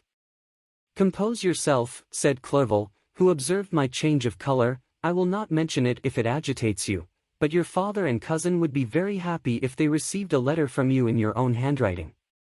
They hardly know how ill you have been and are uneasy at your long silence. Is that all, my dear Henry? How could you suppose that my first thought would not fly towards those dear, dear friends whom I love and who are so deserving of my love? If this is your present temper, my friend, you will perhaps be glad to see a letter that has been lying here some days for you. it is from your cousin, I believe. Chapter 6. Clerval then put the following letter into my hands. It was from my own Elizabeth. My dearest cousin, you have been ill, very ill, and even the constant letters of dear kind Henry are not sufficient to reassure me on your account. You are forbidden to write, to hold a pen, yet one word from you, dear Victor, is necessary to calm our apprehensions. For a long time I have thought that each post would bring this line, and my persuasions have restrained my uncle from undertaking a journey to Ingolstadt. I have prevented his encountering the inconveniences and perhaps dangers of so long a journey, yet how often have I regretted not being able to perform it myself. I figure to myself that the task of attending on your sickbed has devolved on some mercenary old nurse, who could never guess your wishes nor minister to them with the care and affection of your poor cousin. Yet that is over now. Clerval writes that indeed you are getting better. I eagerly hope that you will confirm this intelligence soon in your own handwriting. Get well, and return to us. You will find a happy, cheerful home and friends who love you dearly. Your father's health is vigorous, and he asks but to see you, but to be assured that you are well, and not a care will ever cloud his benevolent countenance. How pleased you would be to remark the improvement of our Ernest. He is now 16 and full of activity and spirit. He is desirous to be a true Swiss and to enter into foreign service, but we cannot part with him, at least until his elder brother return to us. My uncle is not pleased with the idea of a military career in a distant country, but Ernest never had your powers of application. He looks upon study as an odious fetter. His time is spent in the open air, climbing the hills or rowing on the lake. I fear that he will become an idler unless we yield the point and permit him to enter on the profession which he has selected. Little alteration, except the growth of our dear children, has taken place since you left us. The blue lake and snow-clad mountains, they never change, and I think our placid home and our contented hearts are regulated by the same immutable laws. My trifling occupations take up my time and amuse me, and I am rewarded for any exertions by seeing none but happy, kind faces around me. Since you left us, but one change has taken place in our little household. Do you remember on what occasion Justine Moritz entered our family? Probably you do not. I will relate her history, therefore, in a few words. Madame Moritz, her mother, was a widow with 4 children, of whom Justine was the third. This girl had always been the favorite of her father, but through a strange perversity, her mother could not endure her, and after the death of M. Moritz, treated her very ill. My aunt observed this, and when Justine was 12 years of age, prevailed on her mother to allow her to live at our house. The republican institutions of our country have produced simpler and happier manners than those which prevail in the great monarchies that surround it. Hence there is less distinction between the several classes of its inhabitants, and the lower orders, being neither so poor nor so despised, their manners are more refined and moral. A servant in Geneva does not mean the same thing as a servant in France and England. Justine, thus received in our family, learned the duties of a servant, a condition which, in our fortunate country, does not include the idea of ignorance and a sacrifice of the dignity of a human being. Justine, you may remember, was a great favorite of yours, and I recollect you once remarked that if you were in an ill humor, one glance from Justine could dissipate it, for the same reason that Ariosto gives concerning the beauty of Angelica, she looked so frank-hearted and happy. My aunt conceived a great attachment for her, by which she was induced to give her an education superior to that which she had at first intended. This benefit was fully repaid. Justine was the most grateful little creature in the world. I do not mean that she made any professions, I never heard one pass her lips, but you could see by her eyes that she almost adored her protectress. Although her disposition was gay and in many respects inconsiderate, yet she paid the greatest attention to every gesture of my aunt. She thought her the model of all excellence and endeavored to imitate her phraseology and manners, so that even now she often reminds me of her. When my dearest aunt died, everyone was too much occupied in their own grief to notice poor Justine, who had attended her during her illness with the most anxious affection. Poor Justine was very ill, but other trials were reserved for her. One by one, her brothers and sister died, and her mother, with the exception of her neglected daughter, was left childless. The conscience of the woman was troubled. She began to think that the deaths of her favorites was a judgment from heaven to chastise her partiality. She was a Roman Catholic, and I believe her confessor confirmed the idea which she had conceived. Accordingly, a few months after your departure for Ingolstadt, Justine was called home by her repentant mother. Poor girl! She wept when she quitted our house. She was much altered since the death of my aunt. Grief had given softness and a winning mildness to her manners which had before been remarkable for vivacity. Nor was her residence at her mother's house of a nature to restore her gaiety. The poor woman was very vacillating in her repentance. She sometimes begged Justine to forgive her unkindness, but much oftener accused her of having caused the deaths of her brothers and sister. Perpetual fretting at length threw Madame Moritz into a decline, which at first increased her irritability, but she is now at peace forever. She died on the first approach of cold weather, at the beginning of this last winter. Justine has returned to us, and I assure you I love her tenderly. She is very clever and gentle and extremely pretty. As I mentioned before, her mien and her expressions continually remind me of my dear aunt. I must say also a few words to you, my dear cousin, of little darling William. I wish you could see him. He is very tall of his age, with sweet laughing blue eyes, dark eyelashes, and curling hair. When he smiles, 2 little dimples appear on each cheek, which are rosy with health. He has already had 1 or 2 little wives, but Louisa Byron is his favorite, a pretty little girl of 5 years of age. Now, dear Victor, I dare say you wish to be indulged in a little gossip concerning the good people of Geneva.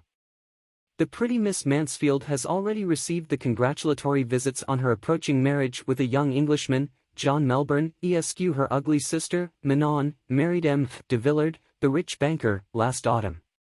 Your favorite schoolfellow, Louis Minoyer, has suffered several misfortunes since the departure of Clerval from Geneva. But he has already recovered his spirits, and is reported to be on the point of marrying a very lively, pretty Frenchwoman, Madame Tavernier. She is a widow, and much older than Minoyer, but she is very much admired and a favorite with everybody. I have written myself into better spirits, dear cousin, but my anxiety returns upon me as I conclude. Write, dearest Victor, 1 line, 1 word will be a blessing to us. 10,000 thanks to Henry for his kindness, his affection, and his many letters. We are sincerely grateful. Adieu. My cousin, take care of yourself, and, I entreat you, write. Elizabeth Lavenza.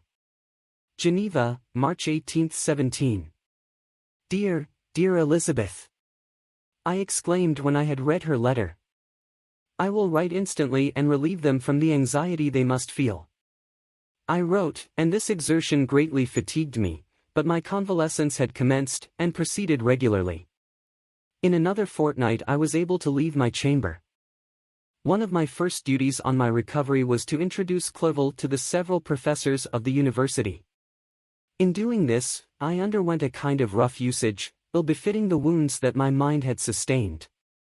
Ever since the fatal night, the end of my labors, and the beginning of my misfortunes, I had conceived a violent antipathy even to the name of natural philosophy. When I was otherwise quite restored to health, the sight of a chemical instrument would renew all the agony of my nervous symptoms. Henry saw this, and had removed all my apparatus from my view. He had also changed my apartment, for he perceived that I had acquired a dislike for the room which had previously been my laboratory. But these cares of Clerval were made of no avail when I visited the professors. M. Waldman inflicted torture when he praised, with kindness and warmth, the astonishing progress I had made in the sciences. He soon perceived that I disliked the subject, but not guessing the real cause, he attributed my feelings to modesty and changed the subject from my improvement to the science itself, with a desire, as I evidently saw, of drawing me out. What could I do? He meant to please, and he tormented me. I felt as if he had placed carefully, one by one, in my view those instruments which were to be afterwards used in putting me to a slow and cruel death. I writhed under his words yet dared not exhibit the pain I felt. Clerval, whose eyes and feelings were always quick in discerning the sensations of others, declined the subject, alleging, in excuse, his total ignorance, and the conversation took a more general turn. I thanked my friend from my heart, but I did not speak. I saw plainly that he was surprised, but he never attempted to draw my secret from me, and although I loved him with a mixture of affection and reverence that knew no bounds, yet I could never persuade myself to confide to him that event which was so often present to my recollection but which I feared the detail to another would only impress more deeply. M. Krempe was not equally docile, and in my condition at that time, of almost insupportable sensitiveness, his harsh, blunt encomiums gave me even more pain than the benevolent approbation of M. Waldman. And the fellow, cried he. Why, M. Clerval, I assure you he has outstripped us all. I, stare if you please, but it is nevertheless true. A youngster who, but a few years ago, believed in Cornelius Agrippa as firmly as in the Gospel, has now set himself at the head of the university, and if he is not soon pulled down, we shall all be out of countenance. I, continued he, observing my face expressive of suffering, M. Frankenstein is modest, an excellent quality in a young man. Young men should be diffident of themselves, you know, M. Clerval, I was myself when young, but that wears out in a very short time. M. Krempe had now commenced a eulogy on himself, which happily turned the conversation from a subject that was so annoying to me. Clerval had never sympathized in my tastes for natural science, and his literary pursuits differed wholly from those which had occupied me. He came to the university with the design of making himself complete master of the Oriental languages, as thus he should open a field for the plan of life he had marked out for himself. Resolved to pursue no inglorious career, he turned his eyes towards the east as affording scope for his spirit of enterprise. The Persian, Arabic, and Sanskrit languages engaged his attention, and I was easily induced to enter on the same studies.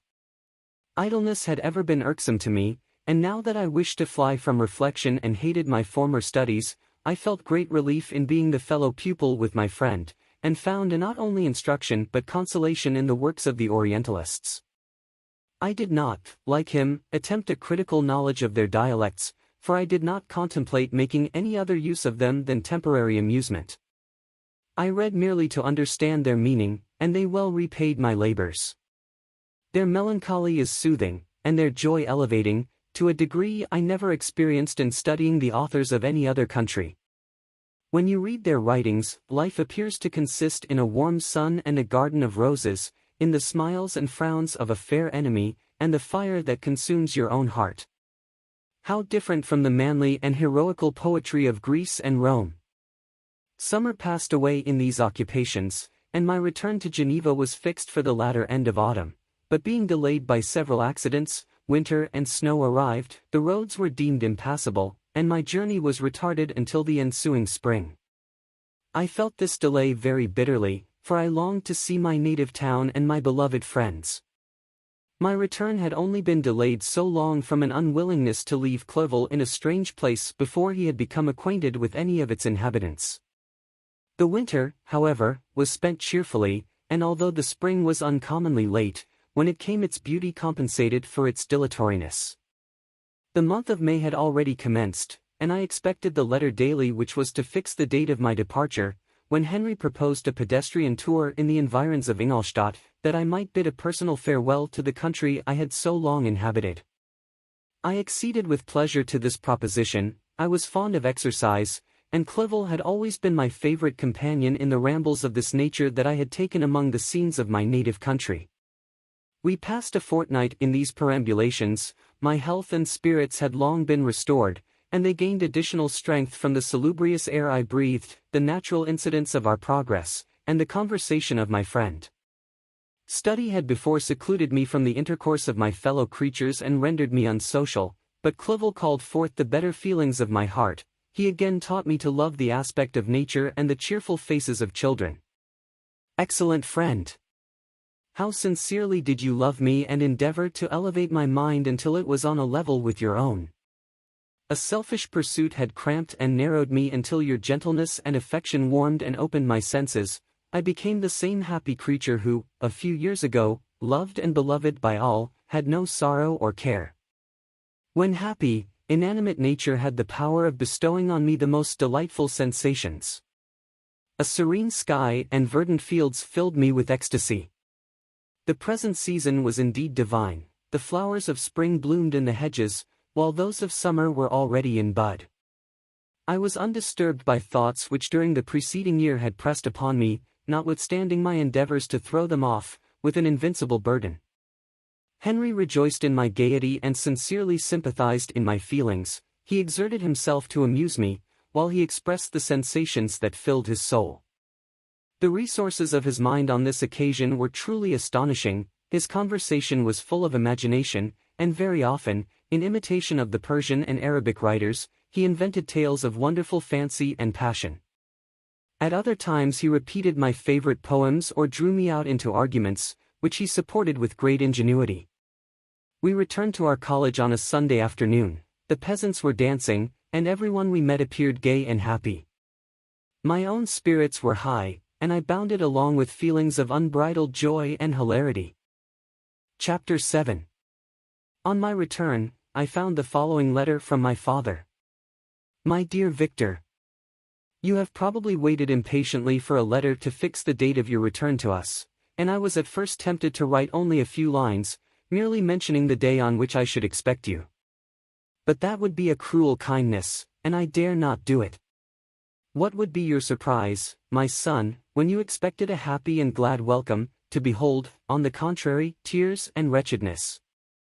And how, Victor, can I relate our misfortune? Absence cannot have rendered you callous to our joys and griefs, and how shall I inflict pain on my long-absent son? I wish to prepare you for the woeful news, but I know it is impossible. Even now your eye schemes over the page to seek the words which are to convey to you the horrible tidings. William is dead, that sweet child, whose smiles delighted and warmed my heart, who was so gentle, yet so gay. Victor, he is murdered. I will not attempt to console you, but will simply relate the circumstances of the transaction. Last Thursday, May 7th, I, my niece, and your 2 brothers, went to walk in Plain Palais. The evening was warm and serene, and we prolonged our walk farther than usual. It was already dusk before we thought of returning, and then we discovered that William and Ernest, who had gone on before, were not to be found. We accordingly rested on a seat until they should return. Presently Ernest came, and inquired if we had seen his brother. He said, that he had been playing with him, that William had run away to hide himself, and that he vainly sought for him, and afterwards waited for a long time, but that he did not return. This account rather alarmed us, and we continued to search for him until night fell, when Elizabeth conjectured that he might have returned to the house. He was not there. We returned again, with torches, for I could not rest, when I thought that my sweet boy had lost himself, and was exposed to all the damps and dews of night. Elizabeth also suffered extreme anguish. About 5 in the morning I discovered my lovely boy, whom the night before I had seen blooming and active in health, stretched on the grass livid and motionless. The print of the murderer's finger was on his neck. He was conveyed home, and the anguish that was visible in my countenance betrayed the secret to Elizabeth. She was very earnest to see the corpse. At first I attempted to prevent her, but she persisted, and entering the room where it lay, hastily examined the neck of the victim, and clasping her hands exclaimed, "O God! I have murdered my darling child." She fainted, and was restored with extreme difficulty. When she again lived, it was only to weep and sigh. She told me, that same evening William had teased her to let him wear a very valuable miniature that she possessed of your mother. This picture is gone, and was doubtless the temptation which urged the murdered to the deed. We have no trace of him at present, although our exertions to discover him are unremitted, but they will not restore my beloved William. Come, dearest Victor, you alone can console Elizabeth. She weeps continually, and accuses herself unjustly as the cause of his death. Her words pierce my heart. We are all unhappy, but will not that be an additional motive for you, my son, to return and be our comforter? Your dear mother. Alas, Victor! I now say, Thank God she did not live to witness the cruel, miserable death of her youngest darling. Come, Victor, not brooding thoughts of vengeance against the assassin, but with feelings of peace and gentleness, that will heal, instead of festering, the wounds of our minds. Enter the house of mourning, my friend, but with kindness and affection for those who love you, and not with hatred for your enemies. Your affectionate and afflicted father, Alphonse Frankenstein. Geneva, May 12, 17. Clerval, who had watched my countenance as I read this letter, was surprised to observe the despair that succeeded the joy I at first expressed on receiving news from my friends. I threw the letter on the table, and covered my face with my hands. "My dear Frankenstein," exclaimed Henry, when he perceived me weep with bitterness, "are you always to be unhappy? My dear friend, what has happened?" I motioned him to take up the letter, while I walked up and down the room in the extremest agitation. Tears also gushed from the eyes of Clerval, as he read the account of my misfortune. "I can offer you no consolation, my friend," said he, "your disaster is irreparable. What do you intend to do?" "To go instantly to Geneva. Come with me, Henry, to order the horses." During our walk, Clerval endeavored to say a few words of consolation. He could only express his heartfelt sympathy. "Poor William," said he, "dear lovely child, he now sleeps with his angel mother. Who that had seen him bright and joyous in his young beauty, but must weep over his untimely loss. To die so miserably, to feel the murderer's grasp. How much more a murderer that could destroy radiant innocence? Poor little fellow! One only consolation have we, his friends mourn and weep, but he is at rest. The pang is over, his sufferings are at an end forever. A sod covers his gentle form, and he knows no pain. He can no longer be a subject for pity, we must reserve that for his miserable survivors." Clerval spoke thus as we hurried through the streets. The words impressed themselves on my mind and I remembered them afterwards in solitude. But now, as soon as the horses arrived, I hurried into a cabriolet, and bade farewell to my friend. My journey was very melancholy. At first I wished to hurry on, for I longed to console and sympathize with my loved and sorrowing friends, but when I drew near my native town, I slackened my progress. I could hardly sustain the multitude of feelings that crowded into my mind. I passed through scenes familiar to my youth, but which I had not seen for nearly 6 years. How altered everything might be during that time! One sudden and desolating change had taken place, but 1,000 little circumstances might have by degrees worked other alterations, which, although they were done more tranquilly, might not be the less decisive.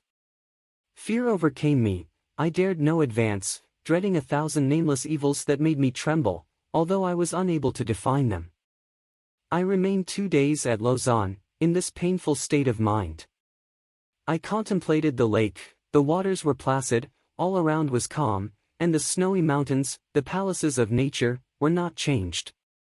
By degrees the calm and heavenly scene restored me, and I continued my journey towards Geneva. The road ran by the side of the lake, which became narrower as I approached my native town. I discovered more distinctly the black sides of Jura, and the bright summit of Mont Blanc. I wept like a child. Dear mountains! My own beautiful lake! How do you welcome your wanderer? Your summits are clear, the sky and lake are blue and placid. Is this to prognosticate peace, or to mock at my unhappiness? I fear, my friend, that I shall render myself tedious by dwelling on these preliminary circumstances, but they were days of comparative happiness, and I think of them with pleasure. My country, my beloved country! Who but a native can tell the delight I took in again beholding thy streams, thy mountains, and, more than all, thy lovely lake? Yet, as I drew nearer home, grief and fear again overcame me. Night also closed around, and when I could hardly see the dark mountains, I felt still more gloomily. The picture appeared a vast and dim scene of evil, and I foresaw obscurely that I was destined to become the most wretched of human beings. Alas! I prophesied truly, and failed only in one single circumstance, that in all the misery I imagined and dreaded, I did not conceive the 100th part of the anguish I was destined to endure. It was completely dark when I arrived in the environs of Geneva. The gates of the town were already shut, and I was obliged to pass the night at Setcherin, a village at the distance of half a league from the city.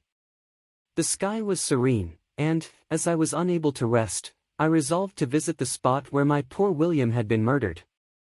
As I could not pass through the town, I was obliged to cross the lake in a boat to arrive at Plainpalais. During this short voyage I saw the lightning playing on the summit of Mont Blanc in the most beautiful figures.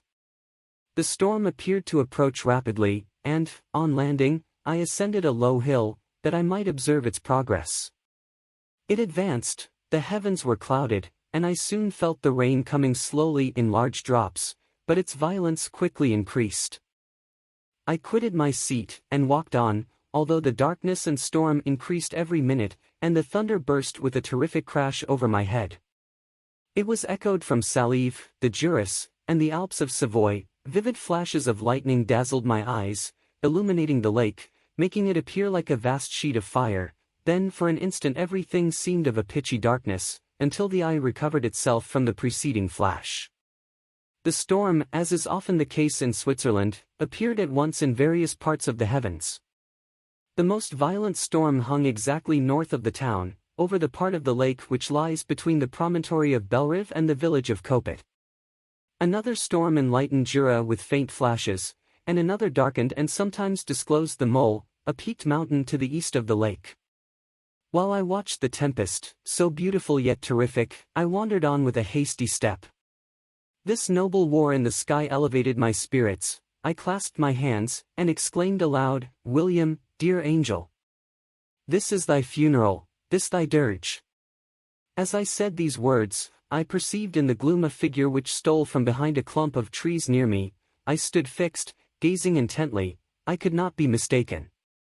A flash of lightning illuminated the object, and discovered its shape plainly to me, its gigantic stature, and the deformity of its aspect, more hideous than belongs to humanity, instantly informed me that it was the wretch, the filthy demon, to whom I had given life. What did he there? Could he be, I shuddered at the conception, the murderer of my brother?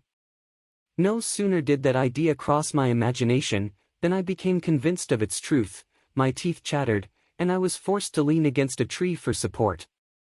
The figure passed me quickly, and I lost it in the gloom. Nothing in human shape could have destroyed the fair child. He was the murderer. I could not doubt it.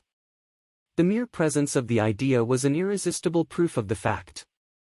I thought of pursuing the devil, but it would have been in vain, for another flash discovered him to me hanging among the rocks of the nearly perpendicular ascent of Mont Salive, a hill that bounds Plainpalais on the south.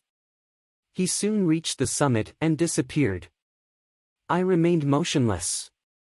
The thunder ceased, but the rain still continued, and the scene was enveloped in an impenetrable darkness. I resolved in my mind the events which I had until now sought to forget, the whole train of my progress toward the creation, the appearance of the works of my own hands at my bedside, its departure. 2 years had now nearly elapsed since the night on which he first received life, and was this his first crime? Alas! I had turned loose into the world a depraved wretch, whose delight was in carnage and misery. Had he not murdered my brother? No one can conceive the anguish I suffered during the remainder of the night, which I spent, cold and wet, in the open air. But I did not feel the inconvenience of the weather. My imagination was busy in scenes of evil and despair. I considered the being whom I had cast among mankind, and endowed with the will and power to effect purposes of horror, such as the deed which he had now done, nearly in the light of my own vampire, my own spirit let loose from the grave, and forced to destroy all that was dear to me. Day dawned, and I directed my steps towards the town. The gates were open, and I hastened to my father's house. My first thought was to discover what I knew of the murderer, and cause instant pursuit to be made. But I paused when I reflected on the story that I had to tell. A being whom I myself had formed, and endued with life, had met me at midnight among the precipices of an inaccessible mountain. I remembered also the nervous fever with which I had been seized just at the time that I dated my creation, and which would give an air of delirium to a tale otherwise so utterly improbable. I well knew that if any other had communicated such a relation to me, I should have looked upon it as the ravings of insanity. Besides, the strange nature of the animal would elude all pursuit, even if I were so far credited as to persuade my relatives to commence it. And then of what use would be pursuit? Who could arrest a creature capable of scaling the overhanging sides of Mont Salif? These reflections determined me, and I resolved to remain silent. It was about 5 in the morning when I entered my father's house. I told the servants not to disturb the family, and went into the library to attend their usual hour of rising. 6 years had elapsed, passed in a dream but for one indelible trace, and I stood in the same place where I had last embraced my father before my departure for Ingolstadt. Beloved and venerable parent! He still remained to me. I gazed on the picture of my mother, which stood over the mantelpiece. It was an historical subject, painted at my father's desire, and represented Caroline Beaufort in an agony of despair, kneeling by the coffin of her dead father. Her garb was rustic and her cheek pale, but there was an air of dignity and beauty that hardly permitted the sentiment of pity. Below this picture was a miniature of William, and my tears flowed when I looked upon it. While I was thus engaged, Ernest entered. He had heard me arrive, and hastened to welcome me. "Welcome, my dearest Victor," said he. "Ah!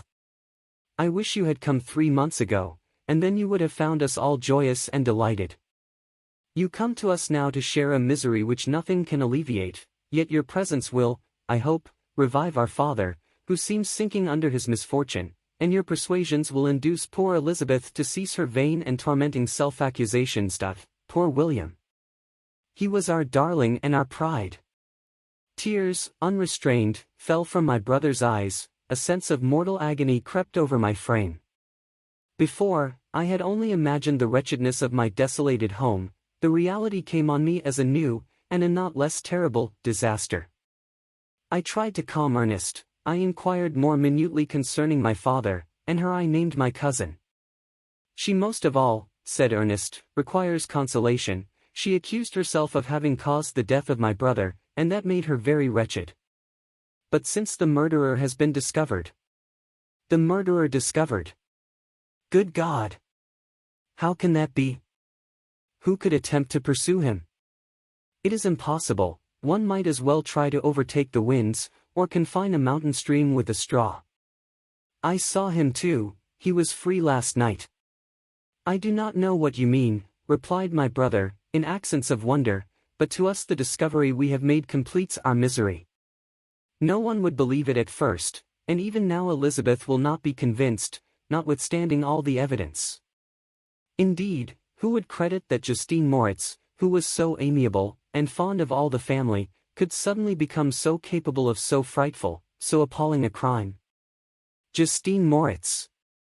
Poor girl, is she the accused? But it is wrongfully, every one knows that, no one believes it, surely, Ernest? No one did at first, but several circumstances came out, that have almost forced conviction upon us, and her own behavior has been so confused, as to add to the evidence of facts a weight that, I fear, leaves no hope for doubt. But she will be tried today, and you will then hear all." He then related that, the morning on which the murder of poor William had been discovered, Justine had been taken ill, and confined to her bed for several days. During this interval, one of the servants, happening to examine the apparel she had worn on the night of the murder, had discovered in her pocket the picture of my mother, which had been judged to be the temptation of the murderer. The servant instantly showed it to one of the others, who, without saying a word to any of the family, went to a magistrate, and, upon their deposition, Justine was apprehended. On being charged with the fact, the poor girl confirmed the suspicion in a great measure by her extreme confusion of manner. This was a strange tale, but it did not shake my faith, and I replied earnestly, "You are all mistaken, I know the murderer.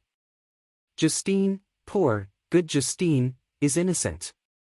At that instant my father entered.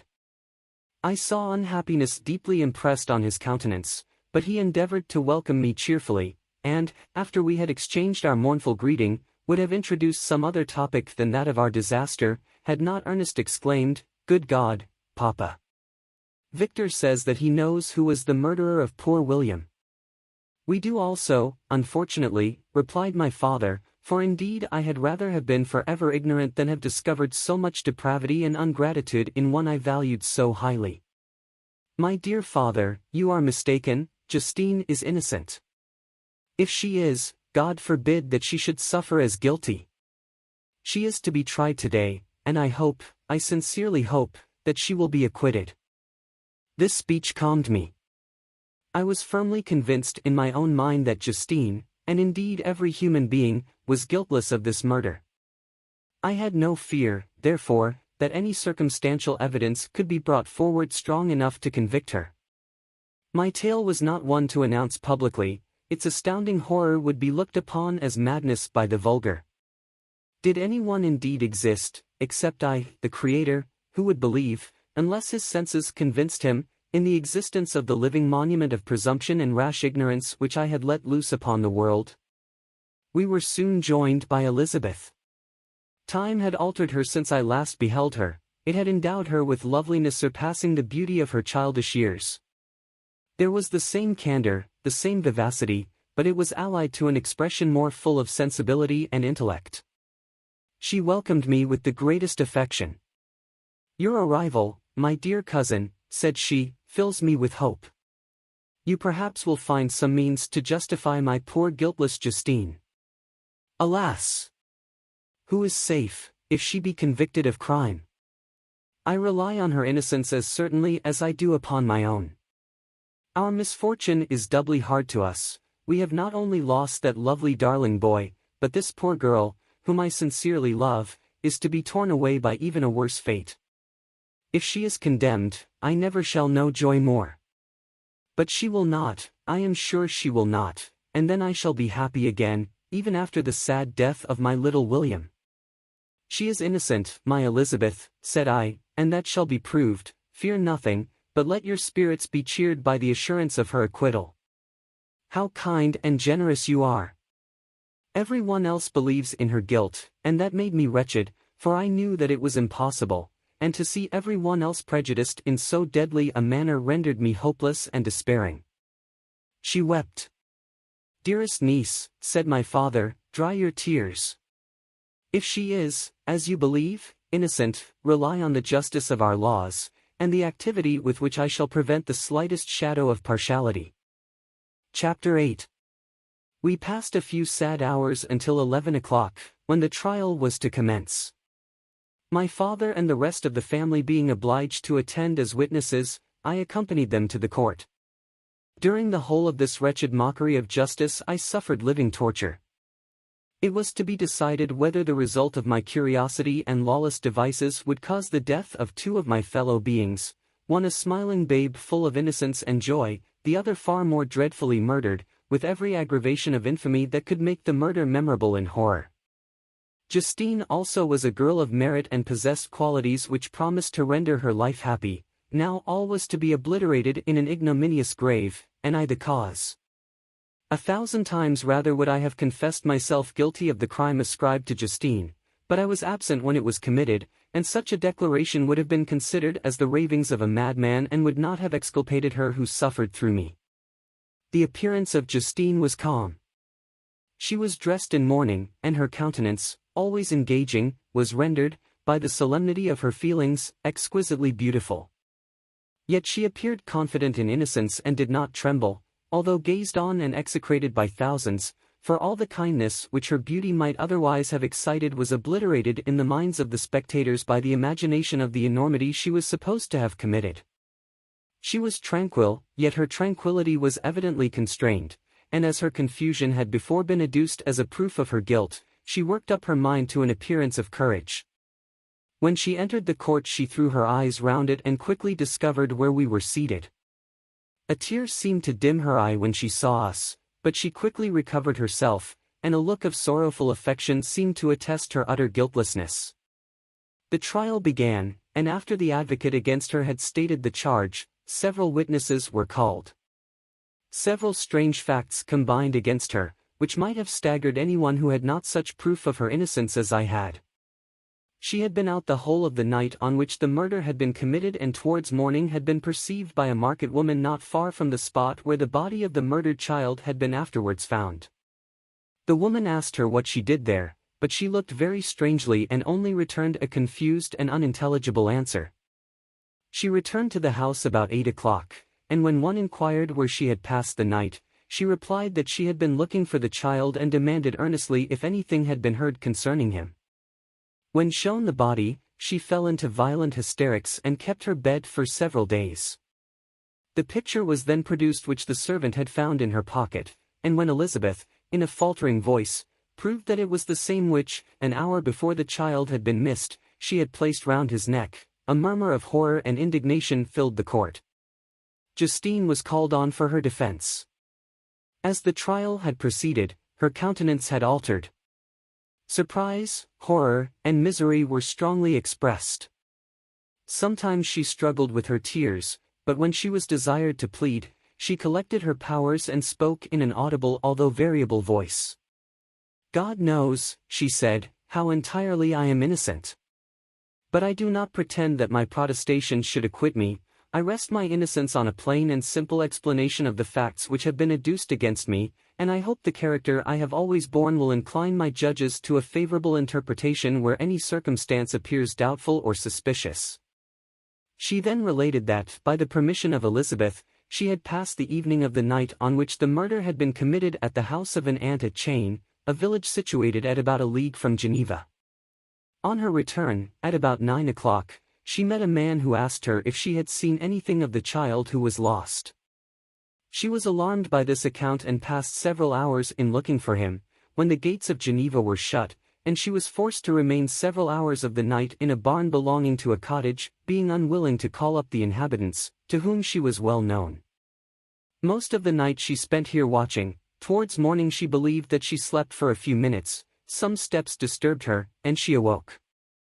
It was dawn, and she quitted her asylum, that she might again endeavor to find my brother. If she had gone near the spot where his body lay, it was without her knowledge. That she had been bewildered when questioned by the market woman was not surprising, since she had passed a sleepless night and the fate of poor William was yet uncertain. Concerning the picture she could give no account. "I know," continued the unhappy victim, "how heavily and fatally this one circumstance weighs against me, but I have no power of explaining it, and when I have expressed my utter ignorance, I am only left to conjecture concerning the probabilities by which it might have been placed in my pocket. But here also I am checked. I believe that I have no enemy on earth, and none surely would have been so wicked as to destroy me wantonly. Did the murderer place it there? I know of no opportunity afforded him for so doing, or, if I had, why should he have stolen the jewel, to part with it again so soon? I commit my cause to the justice of my judges, yet I see no room for hope. I beg permission to have a few witnesses examined concerning my character, and if their testimony shall not overweigh my supposed guilt, I must be condemned, although I would pledge my salvation on my innocence. Several witnesses were called who had known her for many years, and they spoke well of her, but fear and hatred of the crime of which they supposed her guilty rendered them timorous and unwilling to come forward. Elizabeth saw even this last resource, her excellent dispositions and irreproachable conduct, about to fail the accused, when, although violently agitated, she desired permission to address the court. "I am," said she, "the cousin of the unhappy child who was murdered, or rather his sister, for I was educated by and have lived with his parents ever since and even long before his birth. It may therefore be judged indecent in me to come forward on this occasion, but when I see a fellow creature about to perish through the cowardice of her pretended friends, I wish to be allowed to speak, that I may say what I know of her character. I am well acquainted with the accused. I have lived in the same house with her, at one time for 5 and at another for nearly 2 years. During all that period she appeared to me the most amiable and benevolent of human creatures.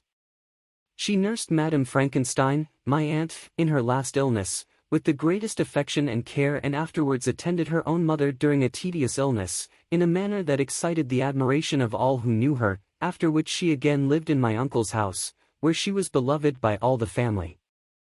She was warmly attached to the child who is now dead and acted towards him like a most affectionate mother. For my own part, I do not hesitate to say that, notwithstanding all the evidence produced against her, I believe and rely on her perfect innocence. She had no temptation for such an action. As to the bauble on which the chief proof rests, if she had earnestly desired it, I should have willingly given it to her, so much do I esteem and value her. A murmur of approbation followed Elizabeth's simple and powerful appeal, but it was excited by her generous interference, and not in favor of poor Justine, on whom the public indignation was turned with renewed violence, charging her with the blackest ingratitude.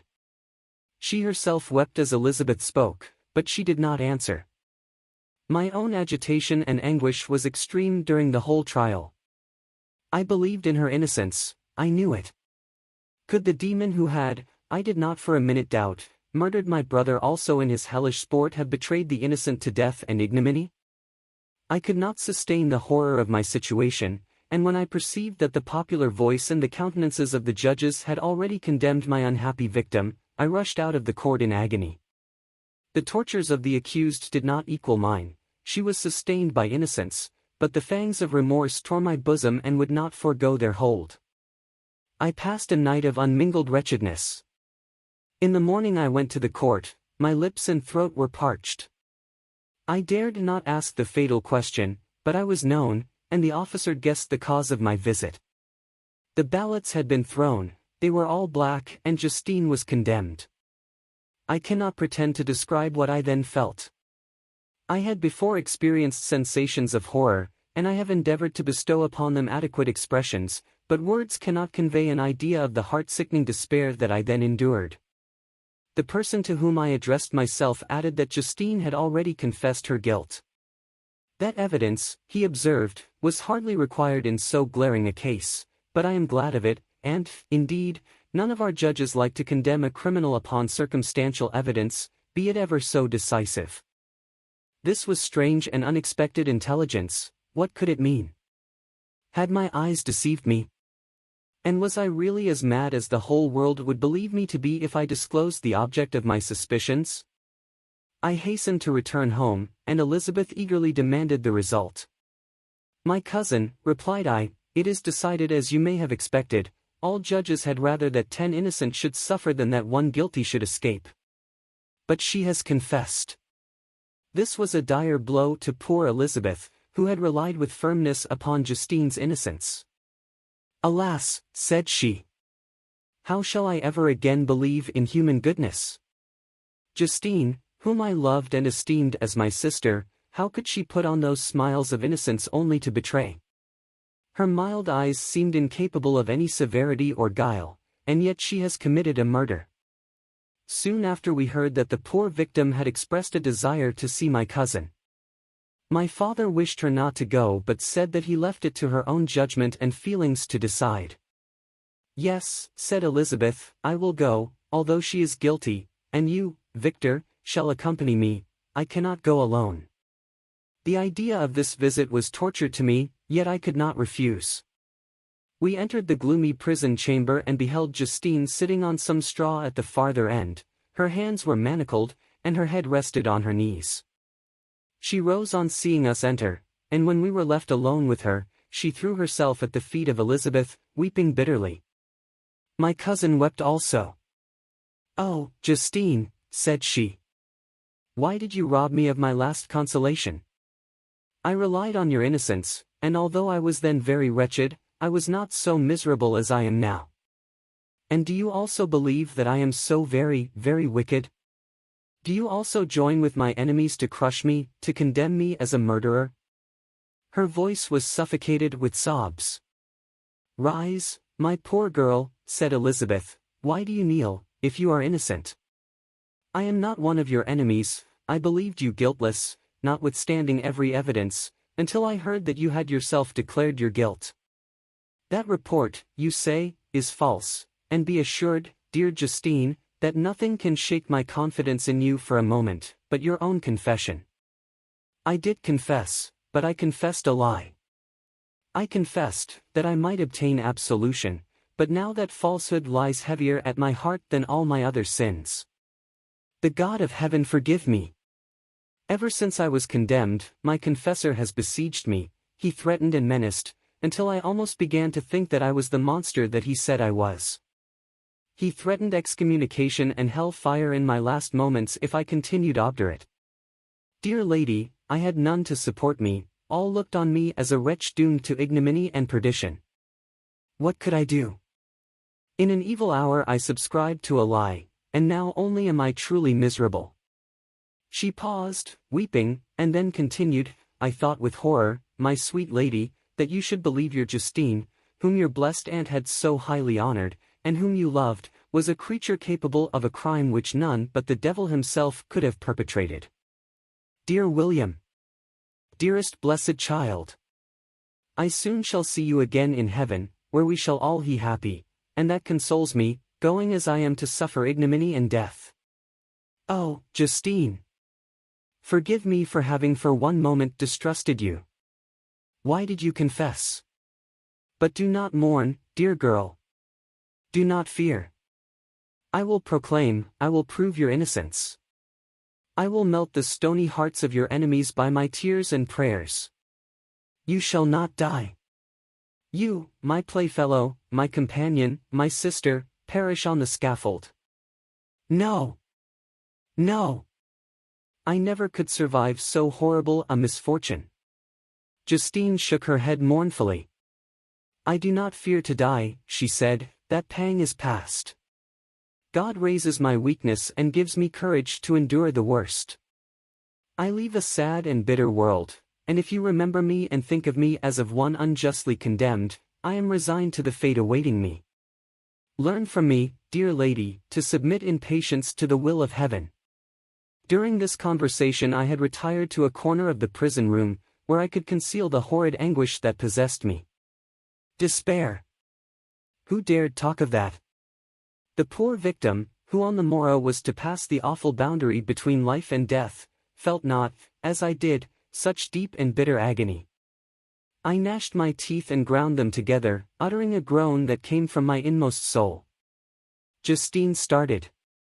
When she saw who it was, she approached me and said, Dear sir, you are very kind to visit me, you, I hope, do not believe that I am guilty? I could not answer. No, Justine, said Elizabeth, he is more convinced of your innocence than I was, for even when he heard that you had confessed, he did not credit it. I truly thank him. In these last moments I feel the sincerest gratitude towards those who think of me with kindness. How sweet is the affection of others to such a wretch as I am. It removes more than half my misfortune, and I feel as if I could die in peace now that my innocence is acknowledged by you, dear lady, and your cousin. Thus the poor sufferer tried to comfort others and herself. She indeed gained the resignation she desired. But I, the true murderer, felt the never-dying worm alive in my bosom, which allowed of no hope or consolation. Elizabeth also wept and was unhappy, but hers also was the misery of innocence, which, like a cloud that passes over the fair moon, for a while hides but cannot tarnish its brightness. Anguish and despair had penetrated into the core of my heart. I bore a hell within me which nothing could extinguish. We stayed several hours with Justine, and it was with great difficulty that Elizabeth could tear herself away. I wish, cried she, that I were to die with you. I cannot live in this world of misery. Justine assumed an air of cheerfulness, while she with difficulty repressed her bitter tears.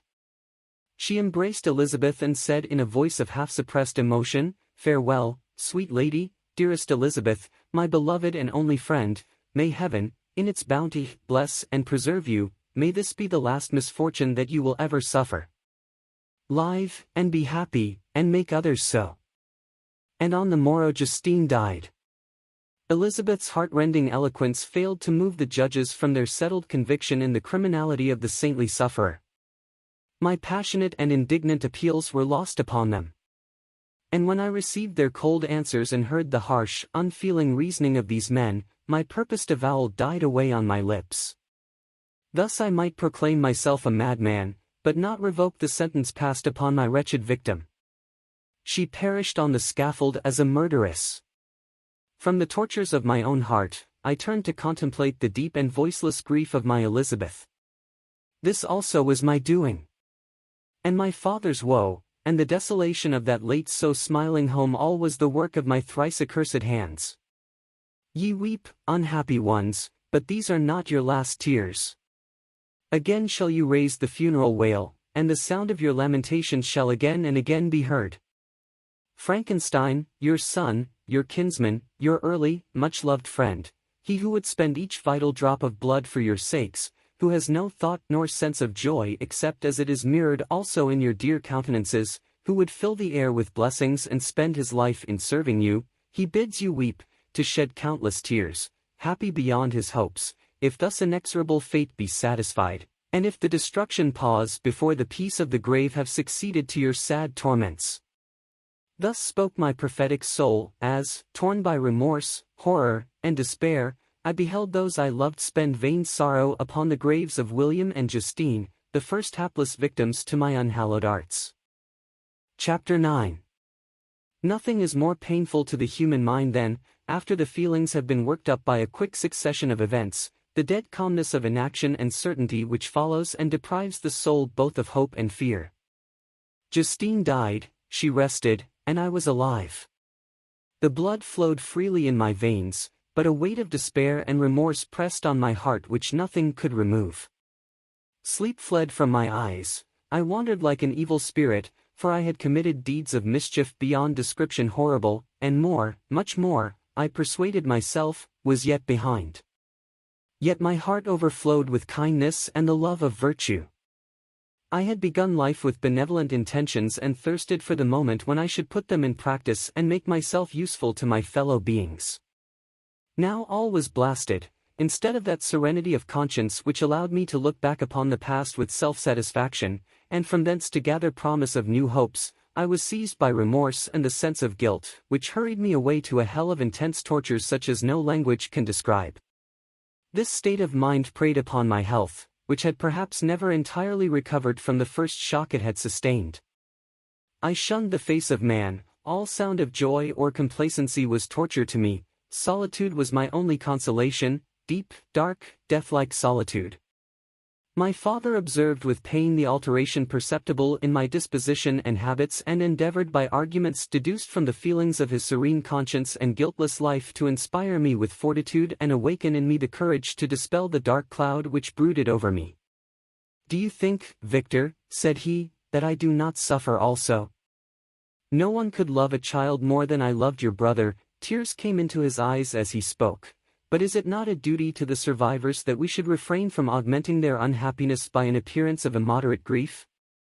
It is also a duty owed to yourself, for excessive sorrow prevents improvement or enjoyment, or even the discharge of daily usefulness, without which no man is fit for society." This advice, although good, was totally inapplicable to my case. I should have been the first to hide my grief and console my friends if remorse had not mingled its bitterness, and terror its alarm, with my other sensations. Now I could only answer my father with a look of despair and endeavor to hide myself from his view. About this time we retired to our house at Belrive. This change was particularly agreeable to me. The shutting of the gates regularly at 10 o'clock and the impossibility of remaining on the lake after that hour had rendered our residence within the walls of Geneva very irksome to me. I was now free. Often, after the rest of the family had retired for the night, I took the boat and passed many hours upon the water. Sometimes, with my sails set, I was carried by the wind, and sometimes, after rowing into the middle of the lake, I left the boat to pursue its own course and gave way to my own miserable reflections. I was often tempted, when all was at peace around me, and I the only unquiet thing that wandered restless in a scene so beautiful and heavenly, if I except some bat, or the frogs, whose harsh and interrupted croaking was heard only when I approached the shore, often, I say, I was tempted to plunge into the silent lake, that the waters might close over me and my calamities forever. But I was restrained, when I thought of the heroic and suffering Elizabeth, whom I tenderly loved, and whose existence was bound up in mine. I thought also of my father and surviving brother. Should I by my base desertion leave them exposed and unprotected to the malice of the fiend whom I had let loose among them? At these moments I wept bitterly and wished that peace would revisit my mind, only that I might afford them consolation and happiness. But that could not be. Remorse extinguished every hope. I had been the author of unalterable evils, and I lived in daily fear lest the monster whom I had created should perpetrate some new wickedness. I had an obscure feeling that all was not over and that he would still commit some signal crime, which by its enormity should almost efface the recollection of the past. There was always scope for fear so long as anything I loved remained behind. My abhorrence of this fiend cannot be conceived. When I thought of him I gnashed my teeth, my eyes became inflamed, and I ardently wished to extinguish that life which I had so thoughtlessly bestowed. When I reflected on his crimes and malice, my hatred and revenge burst all bounds of moderation. I would have made a pilgrimage to the highest peak of the Andes, could I one there have precipitated him to their base. I wished to see him again, that I might wreak the utmost extent of abhorrence on his head and avenge the deaths of William and Justine. Our house was the house of mourning. My father's health was deeply shaken by the horror of the recent events. Elizabeth was sad and desponding, she no longer took delight in her ordinary occupations, all pleasure seemed to her sacrilege toward the dead.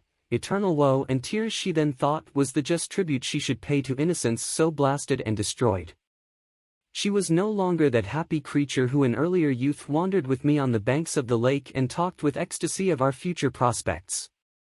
The first of those sorrows which are sent to wean us from the earth had visited her, and its dimming influence quenched her dearest smiles. When I reflect, my dear cousin, said she, on the miserable death of Justine Moritz, I no longer see the world and its works as they before appeared to me.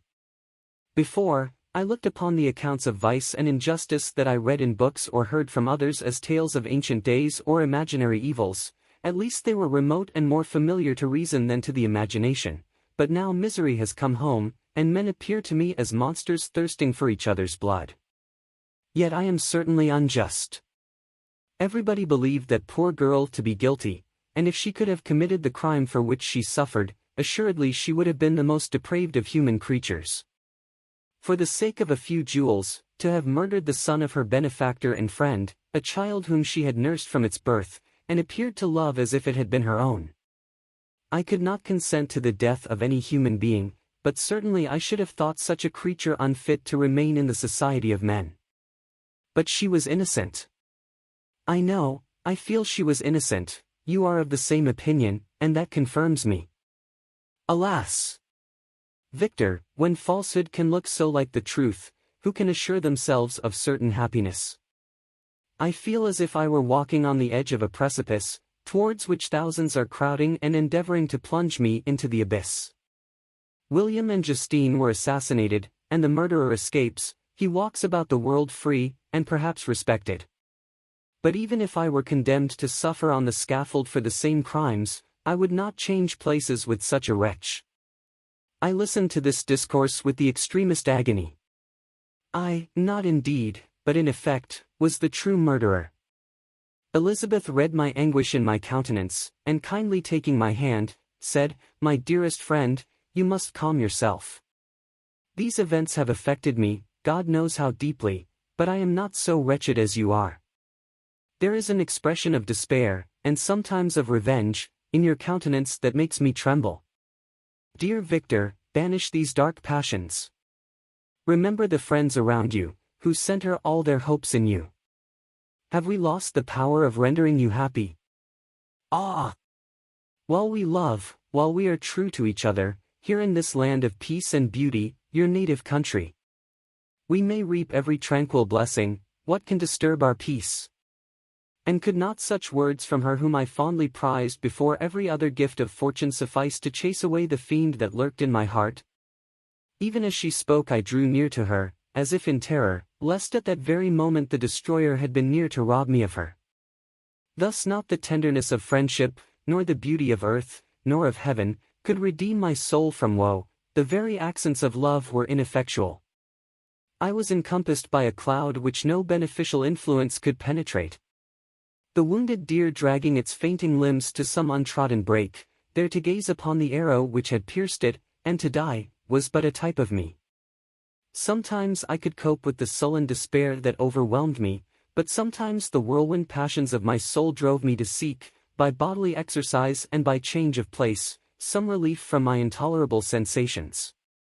It was during an access of this kind that I suddenly left my home, and bending my steps towards the near alpine valleys, sought in the magnificence, the eternity of such scenes, to forget myself and my ephemeral, because human, sorrows. My wanderings were directed towards the valley of Chamonix. I had visited it frequently during my boyhood. 6 years had passed since then. I was a wreck, but naught had changed in those savage and enduring scenes. I performed the first part of my journey on horseback. I afterwards hired a mule, as the more sure-footed and least liable to receive injury on these rugged roads. The weather was fine. It was about the middle of the month of August, nearly 2 months after the death of Justine, that miserable epoch from which I dated all my woe. The weight upon my spirit was sensibly lightened as I plunged yet deeper in the ravine of Arve. The immense mountains and precipices that overhung me on every side, the sound of the river raging among the rocks, and the dashing of the waterfalls around spoke of a power mighty as omnipotence, and I ceased to fear or to bend before any being less almighty than that which had created and ruled the elements, here displayed in their most terrific guise. Still, as I ascended higher, the valley assumed a more magnificent and astonishing character. Ruined castles hanging on the precipices of piny mountains, the impetuous Arve, and cottages every here and there peeping forth from among the trees formed a scene of singular beauty. But it was augmented and rendered sublime by the mighty Alps, whose white and shining pyramids and domes towered above all, as belonging to another earth, the habitations of another race of beings. I passed the bridge of Pelissier, where the ravine, which the river forms, opened before me, and I began to ascend the mountain that overhangs it. Soon after, I entered the valley of Chamonix. This valley is more wonderful and sublime, but not so beautiful and picturesque as that of Servox, through which I had just passed. The high and snowy mountains were its immediate boundaries, but I saw no more ruined castles and fertile fields. Immense glaciers approached the road. I heard the rumbling thunder of the falling avalanche and marked the smoke of its passage. Mont Blanc, the supreme and magnificent Mont Blanc, raised itself from the surrounding aiguilles, and its tremendous dome overlooked the valley. A tingling long-lost sense of pleasure often came across me during this journey. Some turn in the road, some new object suddenly perceived and recognized, reminded me of days gone by, and were associated with the light-hearted gaiety of boyhood. The very winds whispered in soothing accents, and maternal nature bade me weep no more. Then again the kindly influence ceased to act. I found myself fettered again to grief and indulging in all the misery of reflection. Then I spurred on my animal, striving so to forget the world, my fears, and more than all, myself, or, in a more desperate fashion, I alighted and threw myself on the grass, weighed down by horror and despair. At length I arrived at the village of Chamonix. Exhaustion succeeded to the extreme fatigue both of body and of mind which I had endured. For a short space of time I remained at the window watching the pallid lightnings that played above Mont Blanc and listening to the rushing of the Arve, which pursued its noisy way beneath. The same lulling sounds acted as a lullaby to my too keen sensations. When I placed my head upon my pillow, sleep crept over me. I felt it as it came and blessed the giver of oblivion. Chapter 10. I spent the following day roaming through the valley. I stood beside the sources of the Arveiron, which take their rise in a glacier, that with slow pace is advancing down from the summit of the hills to barricade the valley.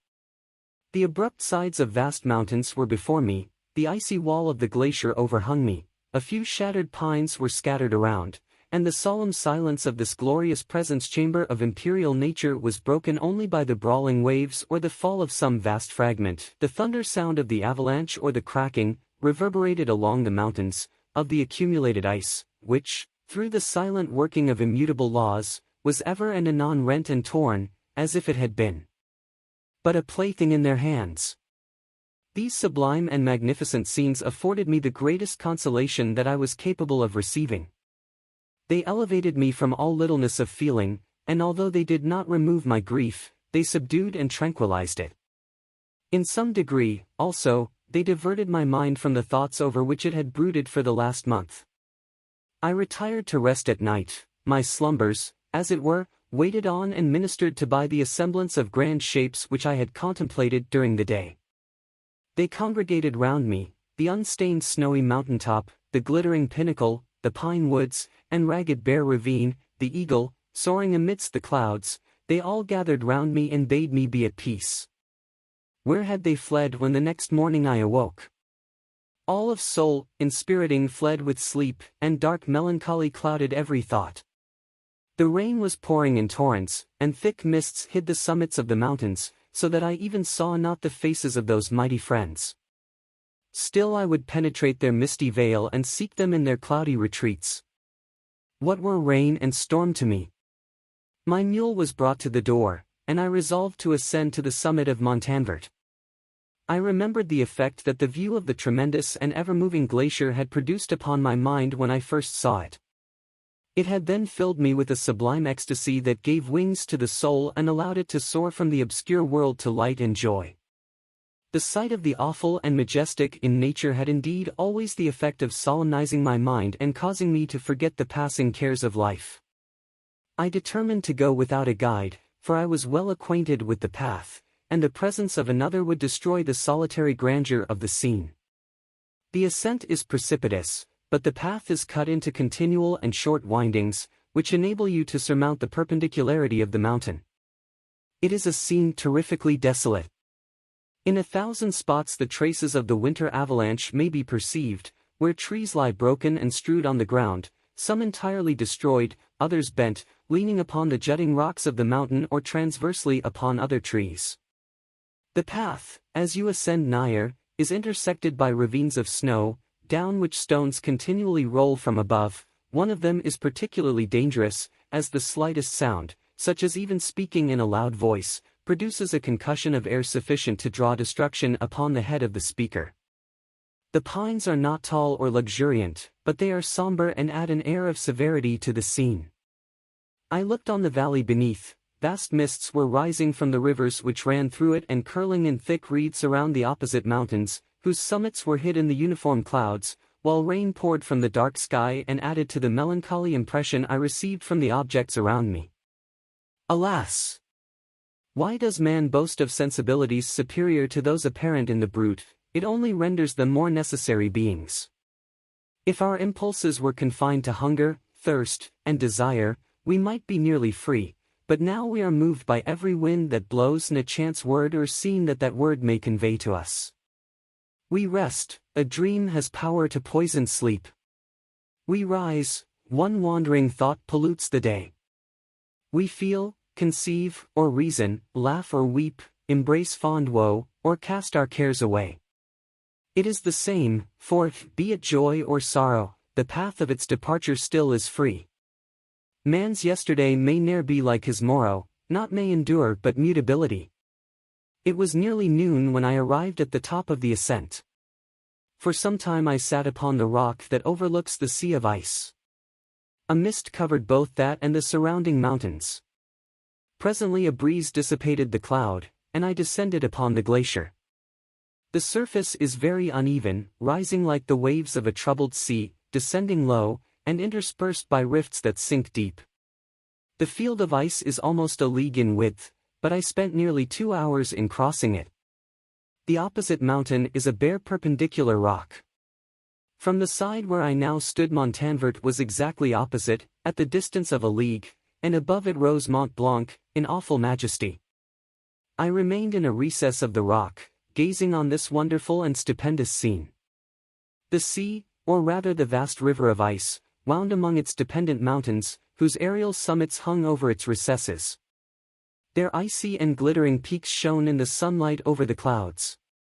My heart, which was before sorrowful, now swelled with something like joy. I exclaimed, wandering spirits, if indeed ye wander, and do not rest in your narrow beds, allow me this faint happiness, or take me, as your companion, away from the joys of life. As I said this I suddenly beheld the figure of a man, at some distance, advancing towards me with superhuman speed. He bounded over the crevices in the ice, among which I had walked with caution. His stature, also, as he approached, seemed to exceed that of man. I was troubled, a mist came over my eyes, and I felt a faintness seize me, but I was quickly restored by the cold gale of the mountains. I perceived, as the shape came nearer, sight tremendous and abhorred, that it was the wretch whom I had created. I trembled with rage and horror, resolving to wait his approach and then close with him in mortal combat. He approached, his countenance bespoke bitter anguish, combined with disdain and malignity, while its unearthly ugliness rendered it almost too horrible for human eyes. But I scarcely observed this, rage and hatred had at first deprived me of utterance, and I recovered only to overwhelm him with words expressive of furious detestation and contempt. "Devil," I exclaimed, "do you dare approach me? And do not you fear the fierce vengeance of my arm wreaked on your miserable head? Begone, vile insect! Or rather, stay, that I may trample you to dust. And, oh, that I could, with the extinction of your miserable existence, restore those victims whom you have so diabolically murdered." "I expected this reception," said the demon. "All men hate the wretched, how, then, must I be hated, who am miserable beyond all living things? Yet you, my Creator, detest and spurn me, thy creature, to whom thou art bound by ties only dissoluble by the annihilation of one of us. You purpose to kill me. How dare you sport thus with life? Do your duty towards me, and I will do mine towards you and the rest of mankind. If you will comply with my conditions, I will leave them and you at peace, but if you refuse, I will glut the maw of death, until it be satiated with the blood of your remaining friends. Abhorred monster! Fiend that thou art! The tortures of hell are too mild a vengeance for thy crimes. Wretched devil! You reproach me with your creation, come on, then, that I may extinguish the spark which I so negligently bestowed." My rage was without bounds, I sprang on him, impelled by all the feelings which can arm one being against the existence of another. He easily eluded me and said, "Be calm. I entreat you to hear me before you give vent to your hatred on my devoted head. Have I not suffered enough, that you seek to increase my misery? Life, although it may only be an accumulation of anguish, is dear to me, and I will defend it. Remember, thou hast made me more powerful than thyself, my height is superior to thine, my joints more supple. But I will not be tempted to set myself in opposition to thee. I am thy creature, and I will be even mild and docile to my natural lord and king if thou wilt also perform thy part, the which thou owest me. Oh, Frankenstein, be not equitable to every other and trample upon me alone, to whom thy justice, and even thy clemency and affection, is most due. Remember that I am thy creature, I ought to be thy Adam, but I am rather the fallen angel, whom thou drivest from joy for no misdeed. Everywhere I see bliss, from which I alone am irrevocably excluded. I was benevolent and good, misery made me a fiend. Make me happy, and I shall again be virtuous. Begone! I will not hear you. There can be no community between you and me, we are enemies. Begone, or let us try our strength in a fight, in which one must fall. How can I move thee? Will no entreaties cause thee to turn a favorable eye upon thy creature, who implores thy goodness and compassion? Believe me, Frankenstein, I was benevolent, my soul glowed with love and humanity, but am I not alone, miserably alone? You, my Creator, abhor me, what hope can I gather from your fellow creatures, who owe me nothing? They spurn and hate me. The desert mountains and dreary glaciers are my refuge. I have wandered here many days, the caves of ice, which I only do not fear, are a dwelling to me, and the only one which man does not grudge. These bleak skies I hail, for they are kinder to me than your fellow beings. If the multitude of mankind knew of my existence, they would do as you do, and arm themselves for my destruction. Shall I not then hate them who abhor me? I will keep no terms with my enemies. I am miserable, and they shall share my wretchedness. Yet it is in your power to recompense me, and deliver them from an evil which it only remains for you to make so great, that not only you and your family, but thousands of others, shall be swallowed up in the whirlwinds of its rage. Let your compassion be moved, and do not disdain me. Listen to my tale. When you have heard that, abandon or commiserate me, as you shall judge that I deserve. But hear me. The guilty are allowed, by human laws, bloody as they are, to speak in their own defense before they are condemned. Listen to me, Frankenstein. You accuse me of murder, and yet you would, with a satisfied conscience, destroy your own creature. Oh, praise the eternal justice of man! Yet I ask you not to spare me. Listen to me, and then, if you can, and if you will, destroy the work of your hands. Why do you call to my remembrance, I rejoined, circumstances of which I shudder to reflect, that I have been the miserable origin and author? Cursed be the day, abhorred devil, in which you first saw light. Cursed, although I curse myself, be the hands that formed you. You have made me wretched beyond expression. You have left me no power to consider whether I am just to you or not. Begone! Relieve me from the sight of your detested form. Thus I relieve thee, my Creator, he said, and placed his hated hands before my eyes, which I flung from me with violence. Thus I take from thee a sight which you abhor. Still thou canst listen to me and grant me thy compassion. By the virtues that I once possessed, I demand this from you. Hear my tale. It is long and strange, and the temperature of this place is not fitting to your fine sensations. Come to the hut upon the mountain. The sun is yet high in the heavens, before it descends to hide itself behind your snowy precipices and illuminate another world. You will have heard my story and can decide. On you it rests, whether I quit forever the neighborhood of man and lead a harmless life, or become the scourge of your fellow creatures and the author of your own speedy ruin. As he said this he led the way across the ice. I followed. My heart was full, and I did not answer him, but as I proceeded, I weighed the various arguments that he had used and determined at least to listen to his tale. I was partly urged by curiosity, and compassion confirmed my resolution. I had hitherto supposed him to be the murderer of my brother, and I eagerly sought a confirmation or denial of this opinion. For the first time, also, I felt what the duties of a creator towards his creature were, and that I ought to render him happy before I complained of his wickedness. These motives urged me to comply with his demand. We crossed the ice, therefore, and ascended the opposite rock. The air was cold, and the rain again began to descend. We entered the hut, the fiend with an air of exultation, I with a heavy heart and depressed spirits. But I consented to listen, and seating myself by the fire which my odious companion had lighted, he thus began his tale. Chapter 11. Original era of my being. All the events of that period is with considerable difficulty that I remember they appear confused and indistinct.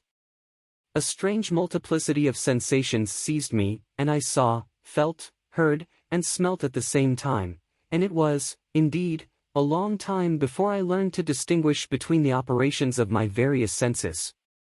By degrees, I remember, a stronger light pressed upon my nerves, so that I was obliged to shut my eyes.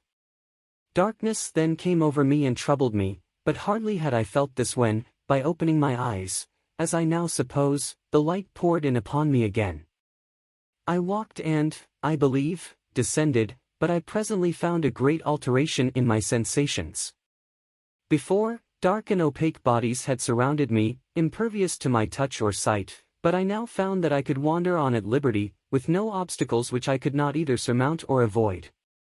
The light became more and more oppressive to me, and the heat wearying me as I walked, I sought a place where I could receive shade. This was the forest near Ingolstadt, and here I lay by the side of a brook resting from my fatigue, until I felt tormented by hunger and thirst. This roused me from my nearly dormant state, and I ate some berries which I found hanging on the trees or lying on the ground. I slaked my thirst at the brook, and then lying down, was overcome by sleep. It was dark when I awoke. I felt cold also, and half frightened, as it were, instinctively, finding myself so desolate. Before I had quitted your apartment, on a sensation of cold, I had covered myself with some clothes, but these were insufficient to secure me from the dews of night. I was a poor, helpless, miserable wretch, I knew, and could distinguish, nothing, but feeling pain invade me on all sides, I sat down and wept. Soon a gentle light stole over the heavens and gave me a sensation of pleasure. I started up and beheld a radiant form rise from among the trees, the moon. I gazed with a kind of wonder. It moved slowly, but it enlightened my path, and I again went out in search of berries. I was still cold when under one of the trees I found a huge cloak, with which I covered myself, and sat down upon the ground. No distinct ideas occupied my mind, all was confused. I felt light, and hunger, and thirst, and darkness, innumerable sounds rang in my ears, and on all sides various scents saluted me. The only object that I could distinguish was the bright moon, and I fixed my eyes on that with pleasure. Several changes of day and night passed, and the orb of night had greatly lessened, when I began to distinguish my sensations from each other. I gradually saw plainly the clear stream that supplied me with drink and the trees that shaded me with their foliage. I was delighted when I first discovered that a pleasant sound, which often saluted my ears, proceeded from the throats of the little winged animals who had often intercepted the light from my eyes. I began also to observe, with greater accuracy, the forms that surrounded me and to perceive the boundaries of the radiant roof of light which canopied me. Sometimes I tried to imitate the pleasant songs of the birds but was unable. Sometimes I wished to express my sensations in my own mode, but the uncouth and inarticulate sounds which broke from me frightened me into silence again. The moon had disappeared from the night and again, with a lessened form, showed itself, while I still remained in the forest. My sensations had by this time become distinct, and my mind received every day additional ideas. My eyes became accustomed to the light and to perceive objects in their right forms. I distinguished the insect from the herb, and by degrees, one herb from another. I found that the sparrow uttered none but harsh notes, whilst those of the blackbird and thrush were sweet and enticing. One day, when I was oppressed by cold, I found a fire which had been left by some wandering beggars, and was overcome with delight at the warmth I experienced from it. In my joy I thrust my hand into the live embers, but quickly drew it out again with a cry of pain. How strange, I thought, that the same cause should produce such opposite effects. I examined the materials of the fire, and to my joy found it to be composed of wood. I quickly collected some branches, but they were wet and would not burn. I was pained at this and sat still watching the operation of the fire. The wet wood which I had placed near the heat dried and itself became inflamed. I reflected on this, and by touching the various branches, I discovered the cause and busied myself in collecting a great quantity of wood, that I might dry it and have a plentiful supply of fire. When night came on and brought sleep with it, I was in the greatest fear lest my fire should be extinguished.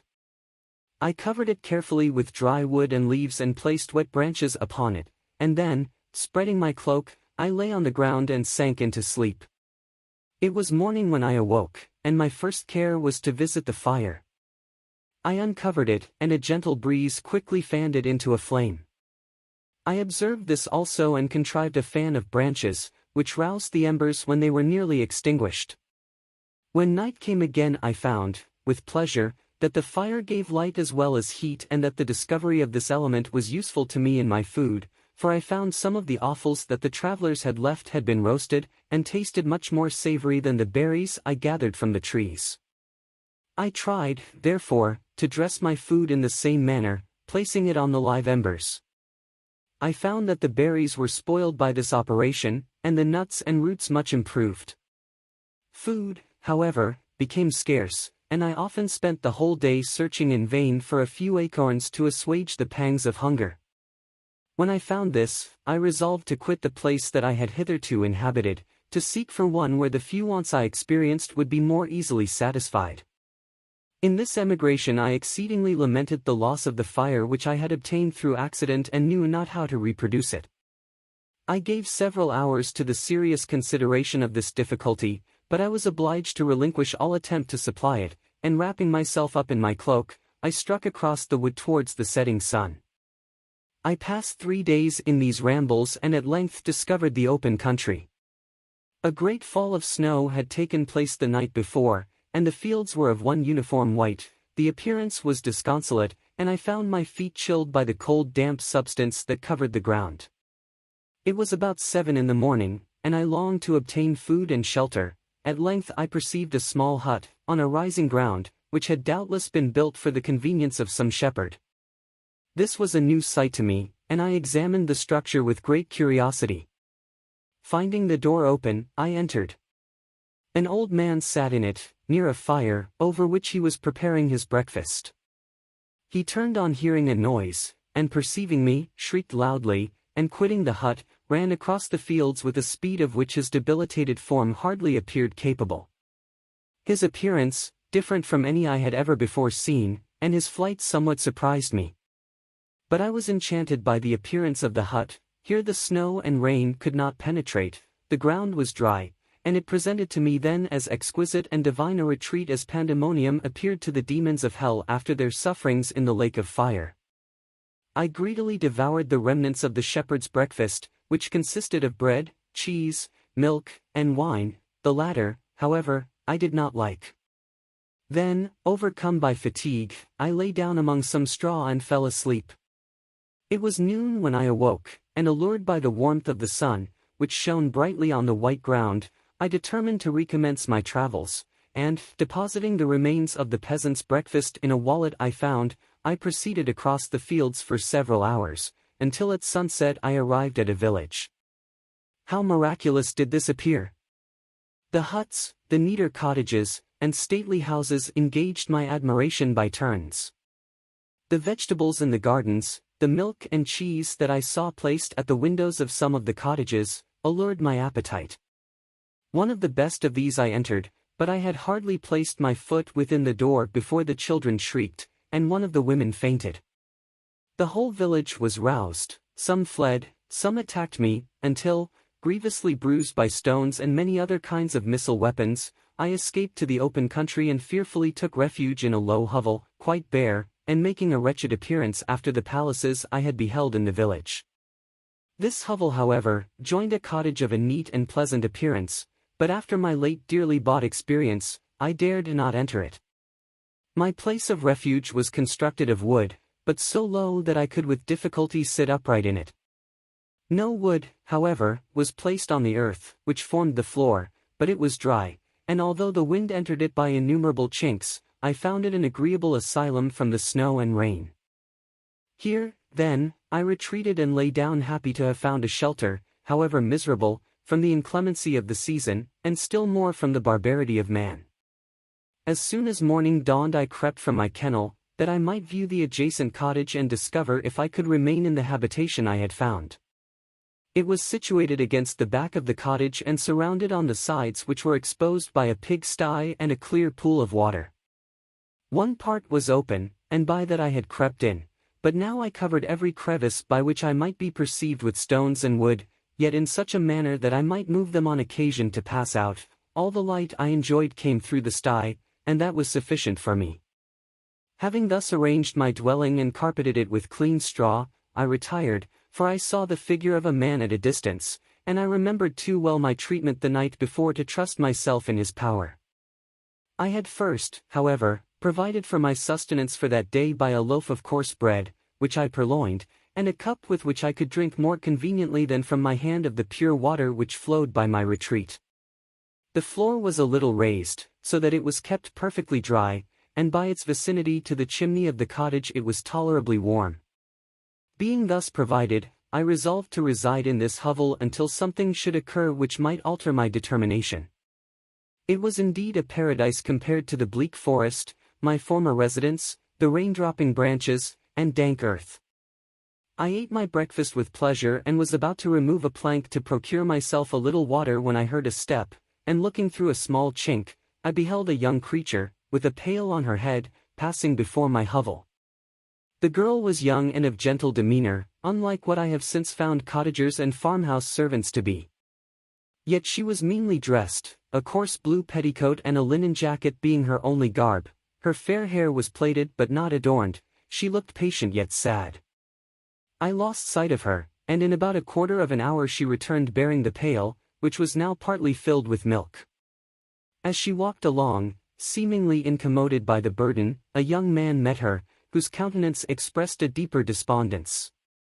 Uttering a few sounds with an air of melancholy, he took the pail from her head and bore it to the cottage himself. She followed, and they disappeared. Presently I saw the young man again, with some tools in his hand, cross the field behind the cottage, and the girl was also busied, sometimes in the house and sometimes in the yard. On examining my dwelling, I found that one of the windows of the cottage had formerly occupied a part of it, but the panes had been filled up with wood. In one of these was a small and almost imperceptible chink through which the eye could just penetrate. Through this crevice a small room was visible, whitewashed and clean but very bare of furniture. In one corner, near a small fire, sat an old man, leaning his head on his hands in a disconsolate attitude. The young girl was occupied in arranging the cottage, but presently she took something out of a drawer, which employed her hands, and she sat down beside the old man, taking up an instrument, began to play and to produce sounds sweeter than the voice of the thrush or the nightingale.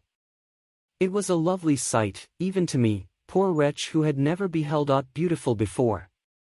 The silver hair and benevolent countenance of the aged Catager won my reverence, while the gentle manners of the girl enticed my love.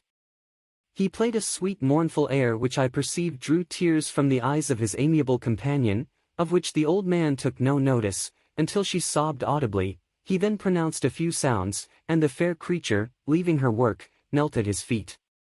He raised her and smiled with such kindness and affection that I felt sensations of a peculiar and overpowering nature.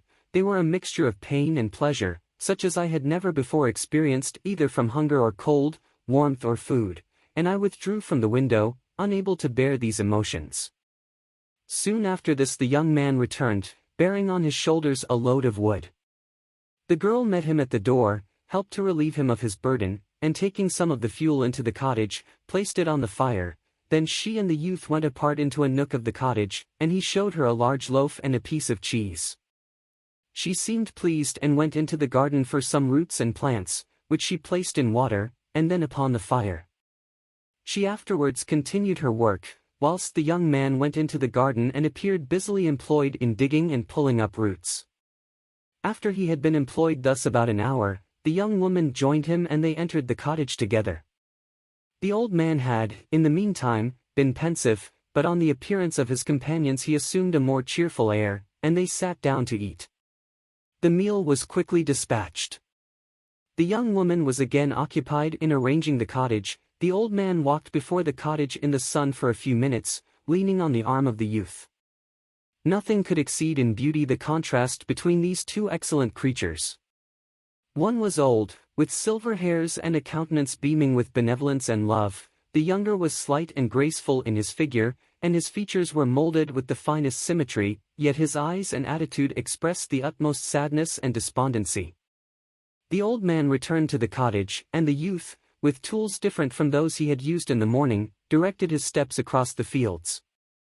Night quickly shut in, but to my extreme wonder, I found that the cottagers had a means of prolonging light by the use of tapers, and was delighted to find that the setting of the sun did not put an end to the pleasure I experienced in watching my human neighbors.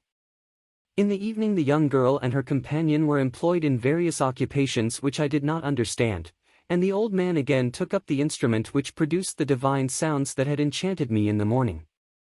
So soon as he had finished, the youth began, not to play, but to utter sounds that were monotonous, and neither resembling the harmony of the old man's instrument nor the songs of the birds. I since found that he read aloud, but at that time I knew nothing of the science of words or letters.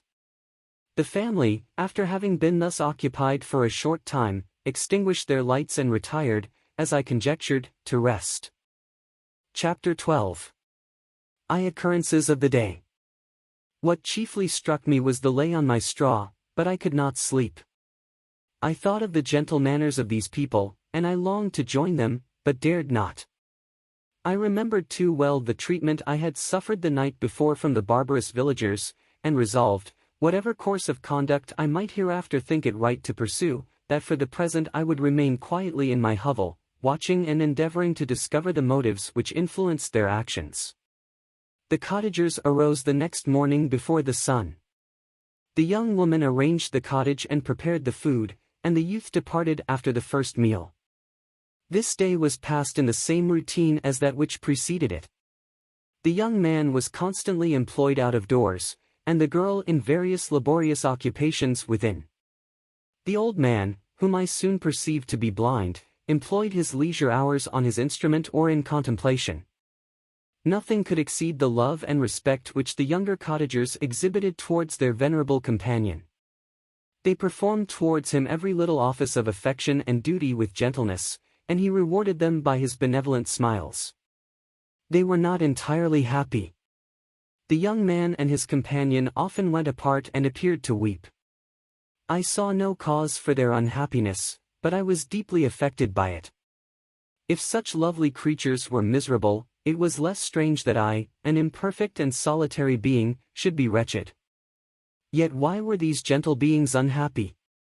They possessed a delightful house, for such it was in my eyes, and every luxury. They had a fire to warm them when chill and delicious viands when hungry. They were dressed in excellent clothes, and, still more, they enjoyed one another's company and speech, interchanging each day looks of affection and kindness. What did their tears imply? Did they really express pain? I was at first unable to solve these questions, but perpetual attention and time explained to me many appearances which were at first enigmatic. A considerable period elapsed before I discovered one of the causes of the uneasiness of this amiable family. It was poverty, and they suffered that evil in a very distressing degree. Their nourishment consisted entirely of the vegetables of their garden and the milk of one cow, which gave very little during the winter, when its masters could scarcely procure food to support it. They often, I believe, suffered the pangs of hunger very poignantly, especially the two younger cottagers, for several times they placed food before the old man when they reserved none for themselves. This trait of kindness moved me sensibly. I had been accustomed, during the night, to steal a part of their store for my own consumption, but when I found that in doing this I inflicted pain on the cottagers, I abstained and satisfied myself with berries, nuts, and roots which I gathered from a neighboring wood. I discovered also another means through which I was enabled to assist their labors. I found that the youth spent a great part of each day in collecting wood for the family fire, and during the night I often took his tools, the use of which I quickly discovered, and brought home firing sufficient for the consumption of several days. I remember, the first time that I did this, the young woman, when she opened the door in the morning, appeared greatly astonished on seeing a great pile of wood on the outside. She uttered some words in a loud voice, and the youth joined her, who also expressed surprise. I observed, with pleasure, that he did not go to the forest that day, but spent it in repairing the cottage and cultivating the garden. By degrees I made a discovery of still greater moment. I found that these people possessed a method of communicating their experience and feelings to one another by articulate sounds. I perceived that the words they spoke sometimes produced pleasure or pain, smiles or sadness, in the minds and countenances of the hearers. This was indeed a godlike science, and I ardently desired to become acquainted with it. But I was baffled in every attempt I made for this purpose. Their pronunciation was quick, and the words they uttered, not having any apparent connection with visible objects, I was unable to discover any clue by which I could unravel the mystery of their reference. By great application, however, and after having remained during the space of several revolutions of the moon in my hovel, I discovered the names that were given to some of the most familiar objects of discourse. I learned and applied the words, fire, milk, bread, and wood. I learned also the names of the cottagers themselves. The youth and his companion had each of them several names, but the old man had only one, which was father. The girl was called sister or Agatha, and the youth Felix, brother, or son. I cannot describe the delight I felt when I learned the ideas appropriated to each of these sounds and was able to pronounce them. I distinguished several other words without being able as yet to understand or apply them, such as good, dearest, unhappy. I spent the winter in this manner. The gentle manners and beauty of the cottagers greatly endeared them to me. When they were unhappy, I felt depressed. When they rejoiced, I sympathized in their joys. I saw few human beings besides them, and if any other happened to enter the cottage, Their harsh manners and rude gait only enhanced to me the superior accomplishments of my friends. The old man, I could perceive, often endeavored to encourage his children, as sometimes I found that he called them, to cast off their melancholy. He would talk in a cheerful accent, with an expression of goodness that bestowed pleasure even upon me. Agatha listened with respect, her eyes sometimes filled with tears, which she endeavored to wipe away unperceived, but I generally found that her countenance and tone were more cheerful after having listened to the exhortations of her father. It was not thus with Felix. He was always the saddest of the group, and even to my unpracticed senses, he appeared to have suffered more deeply than his friends.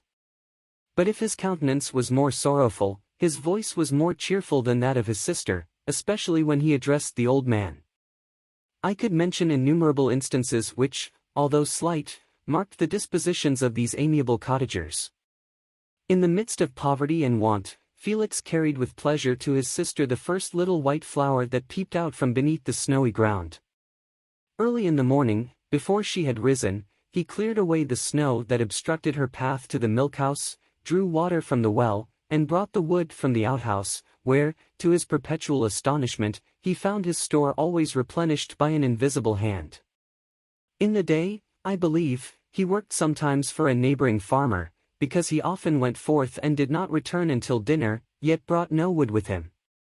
At other times he worked in the garden, but as there was little to do in the frosty season, he read to the old man and Agatha.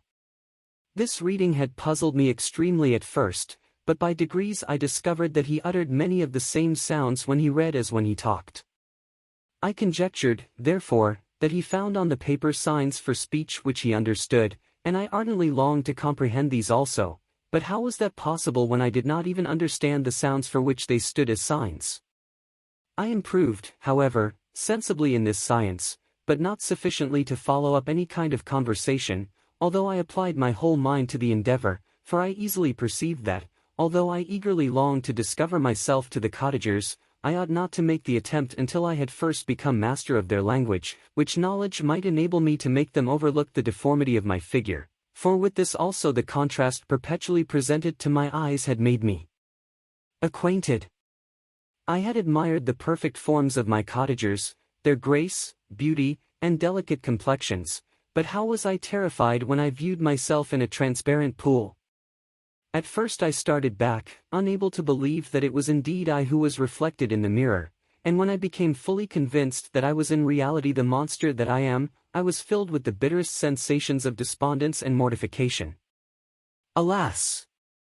I did not yet entirely know the fatal effects of this miserable deformity. As the sun became warmer and the light of day longer, the snow vanished, and I beheld the bare trees and the black earth. From this time Felix was more employed, and the heart-moving indications of impending famine disappeared. Their food, as I afterwards found, was coarse, but it was wholesome, and they procured a sufficiency of it. Several new kinds of plants sprang up in the garden, which they dressed, and these signs of comfort increased daily as the season advanced. The old man, leaning on his son, walked each day at noon, when it did not rain, as I found it was called when the heavens poured forth its waters. This frequently took place, but a high wind quickly dried the earth, and the season became far more pleasant than it had been. My mode of life in my hovel was uniform. During the morning I attended the motions of the cottagers, and when they were dispersed in various occupations, I slept. The remainder of the day was spent in observing my friends. When they had retired to rest, if there was any moon or the night was starlight, I went into the woods and collected my own food and fuel for the cottage.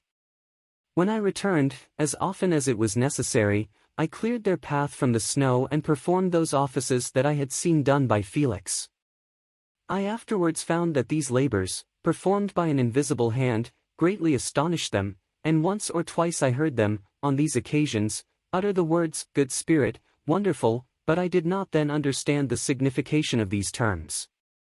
My thoughts now became more active, and I longed to discover the motives and feelings of these lovely creatures. I was inquisitive to know why Felix appeared so miserable and Agatha so sad.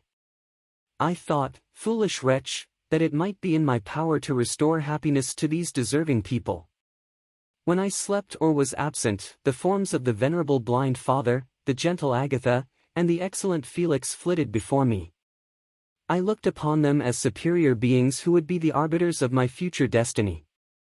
I formed in my imagination 1,000 pictures of presenting myself to them, and their reception of me. I imagined that they would be disgusted, until, by my gentle demeanor and conciliating words, I should first win their favor and afterwards their love. These thoughts exhilarated me and led me to apply with fresh ardor to the acquiring the art of language. My organs were indeed harsh, but supple, and although my voice was very unlike the soft music of their tones, yet I pronounced such words as I understood with tolerable ease. It was as the ass and the lapdog, yet surely the gentle ass whose intentions were affectionate, although his manners were rude, deserved better treatment than blows and execration. The pleasant showers and genial warmth of spring greatly altered the aspect of the earth. Men who before this change seemed to have been hid in caves dispersed themselves and were employed in various arts of cultivation. The birds sang in more cheerful notes, and the leaves began to bud forth on the trees. Happy, happy earth!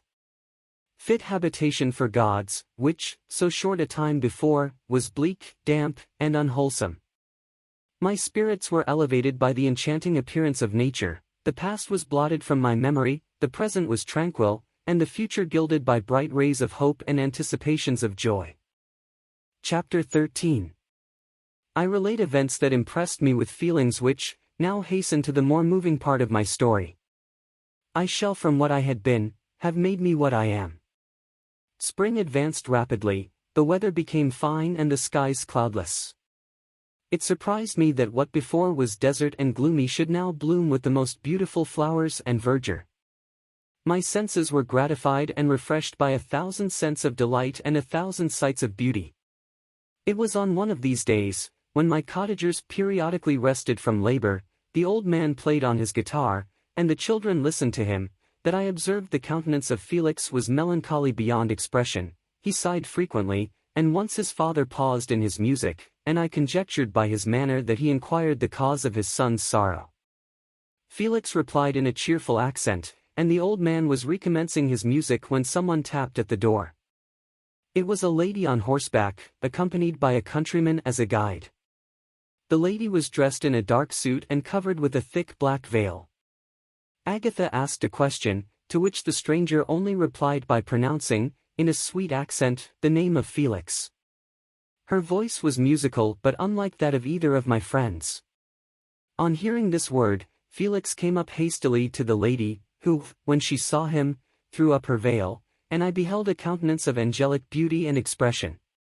Her hair of a shining raven black, and curiously braided, her eyes were dark, but gentle, although animated, her features of a regular proportion, and her complexion wondrously fair, each cheek tinged with a lovely pink.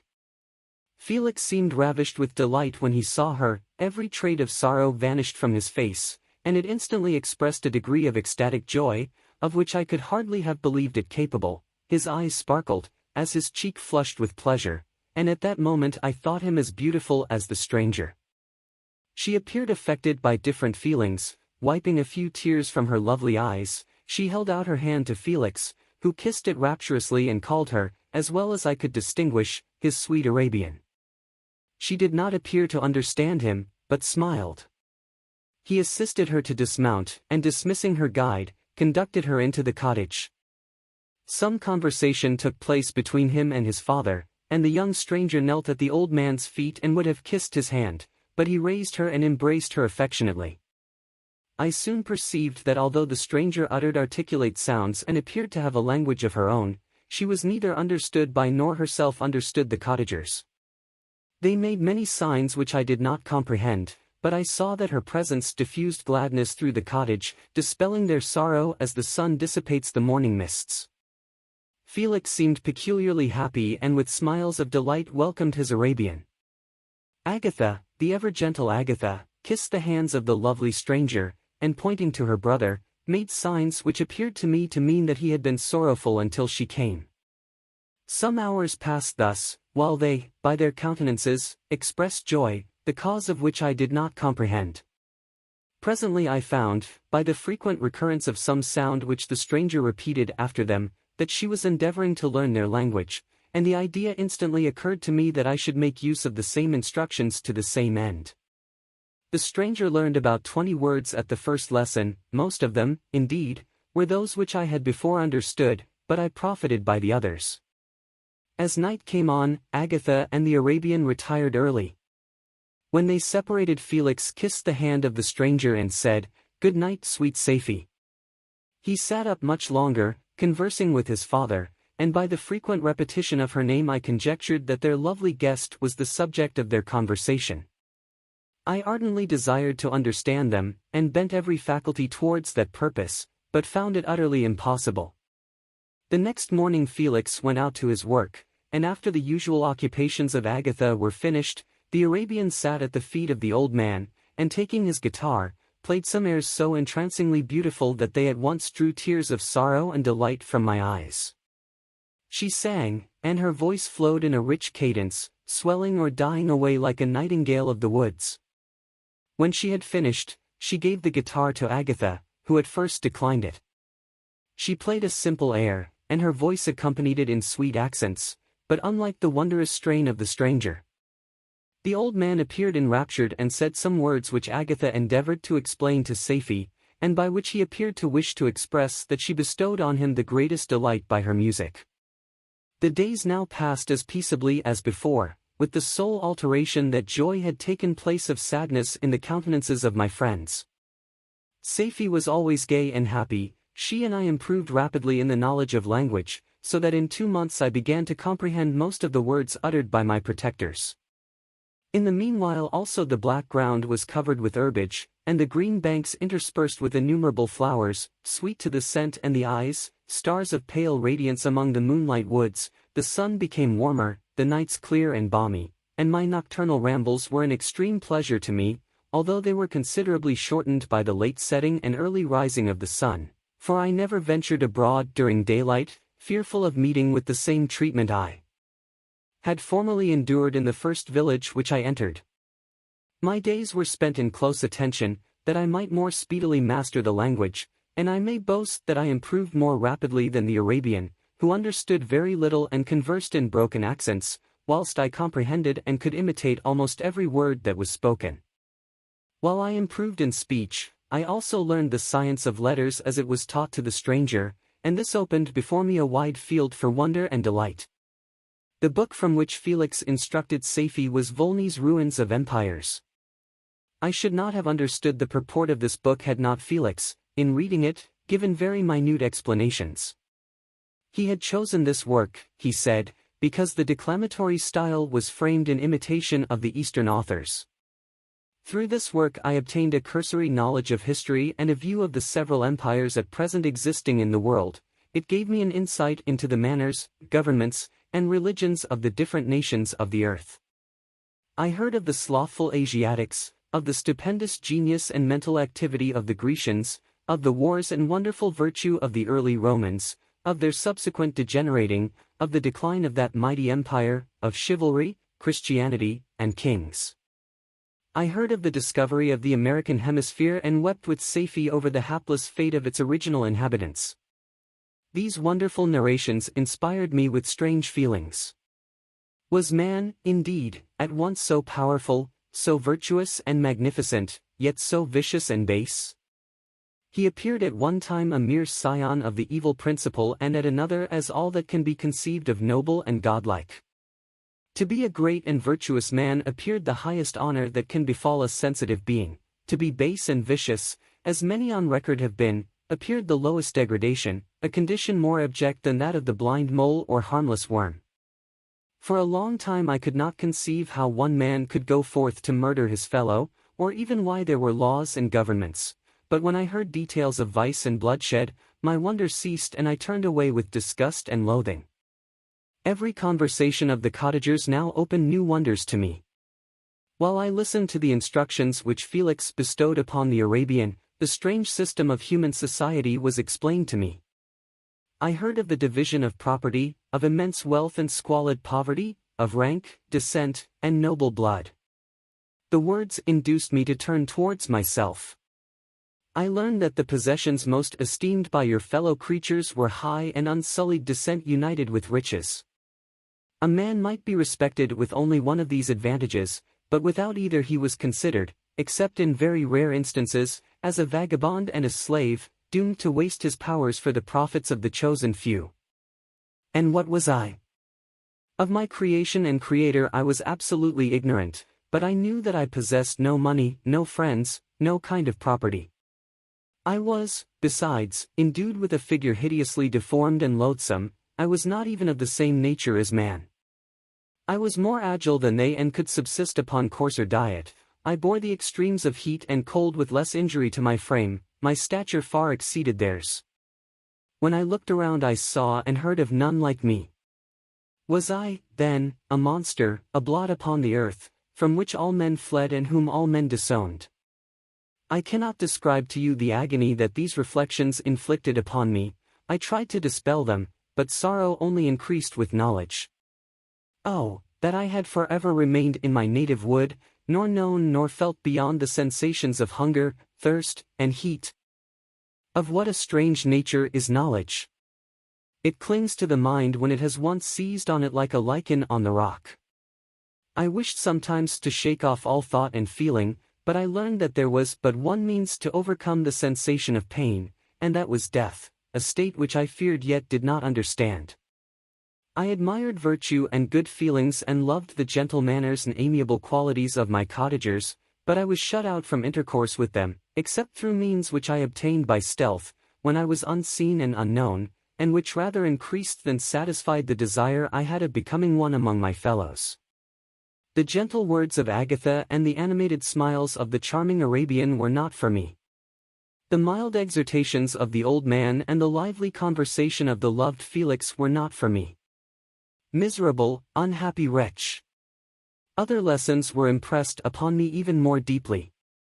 I heard of the difference of sexes, and the birth and growth of children, how the father doted on the smiles of the infant, and the lively sallies of the older child, how all the life and cares of the mother were wrapped up in the precious charge, how the mind of youth expanded and gained knowledge of brother, sister, and all the various relationships which bind one human being to another in mutual bonds. But where were my friends and relations? No father had watched my infant days, no mother had blessed me with smiles and caresses, or if they had, all my past life was now a blot, a blind vacancy in which I distinguished nothing. From my earliest remembrance I had been as I then was in height and proportion. I had never yet seen a being resembling me or who claimed any intercourse with me. What was I? The question again recurred, to be answered only with groans. I will soon explain to what these feelings tended, but allow me now to return to the cottagers, whose story excited in me such various feelings of indignation, delight, and wonder, but which all terminated in additional love and reverence for my protectors, for so I loved, in an innocent, half-painful self-deceit, to call them. Chapter 14. Friends. It was one which could not fail to impress item time elapsed before I learned the history of my self deeply on my mind, unfolding as it did a number of circumstances, each interesting and wonderful to one so utterly inexperienced as I was. The name of the old man was de Lacy. He was descended from a good family in France, where he had lived for many years in affluence, respected by his superiors and beloved by his equals. His son was bred in the service of his country, and Agatha had ranked with ladies of the highest distinction. A few months before my arrival they had lived in a large and luxurious city called Paris, surrounded by friends and possessed of every enjoyment which virtue, refinement of intellect, or taste, accompanied by a moderate fortune, could afford. The father of Safie had been the cause of their ruin. He was a Turkish merchant and had inhabited Paris for many years, when, for some reason which I could not learn, he became obnoxious to the government. He was seized and cast into prison the very day that Safie arrived from Constantinople to join him. He was tried and condemned to death. The injustice of his sentence was very flagrant, all Paris was indignant, and it was judged that his religion and wealth rather than the crime alleged against him had been the cause of his condemnation. Felix had accidentally been present at the trial. His horror and indignation were uncontrollable when he heard the decision of the court. He made, at that moment, a solemn vow to deliver him and then looked around for the means. After many fruitless attempts to gain admittance to the prison, he found a strongly grated window in an unguarded part of the building, which lighted the dungeon of the unfortunate Mohammedan, who, loaded with chains, waited in despair the execution of the barbarous sentence. Felix visited the grate at night and made known to the prisoner his intentions in his favor. The Turk, amazed and delighted, endeavored to kindle the zeal of his deliverer by promises of reward and wealth. Felix rejected his offers with contempt, yet when he saw the lovely Safie, who was allowed to visit her father and who by her gestures expressed her lively gratitude, the youth could not help owning to his own mind that the captive possessed a treasure which would fully reward his toil and hazard. The Turk quickly perceived the impression that his daughter had made on the heart of Felix and endeavored to secure him more entirely in his interests by the promise of her hand in marriage so soon as he should be conveyed to a place of safety. Felix was too delicate to accept this offer, yet he looked forward to the probability of the event as to the consummation of his happiness. During the ensuing days, while the preparations were going forward for the escape of the merchant, the zeal of Felix was warmed by several letters that he received from this lovely girl, who found means to express her thoughts in the language of her lover by the aid of an old man, a servant of her father who understood French. She thanked him in the most ardent terms for his intended services towards her parent, and at the same time she gently deplored her own fate. I have copies of these letters, for I found means, during my residence in the hovel, to procure the implements of writing, and the letters were often in the hands of Felix or Agatha. Before I depart I will give them to you, they will prove the truth of my tale, but at present, as the sun is already far declined, I shall only have time to repeat the substance of them to you. Safie related that her mother was a Christian Arab, seized and made a slave by the Turks. Recommended by her beauty, she had won the heart of the father of Safie, who married her. The young girl spoke in high and enthusiastic terms of her mother, who, born in freedom, spurned the bondage to which she was now reduced. She instructed her daughter in the tenets of her religion and taught her to aspire to higher powers of intellect and an independence of spirit forbidden to the female followers of Muhammad.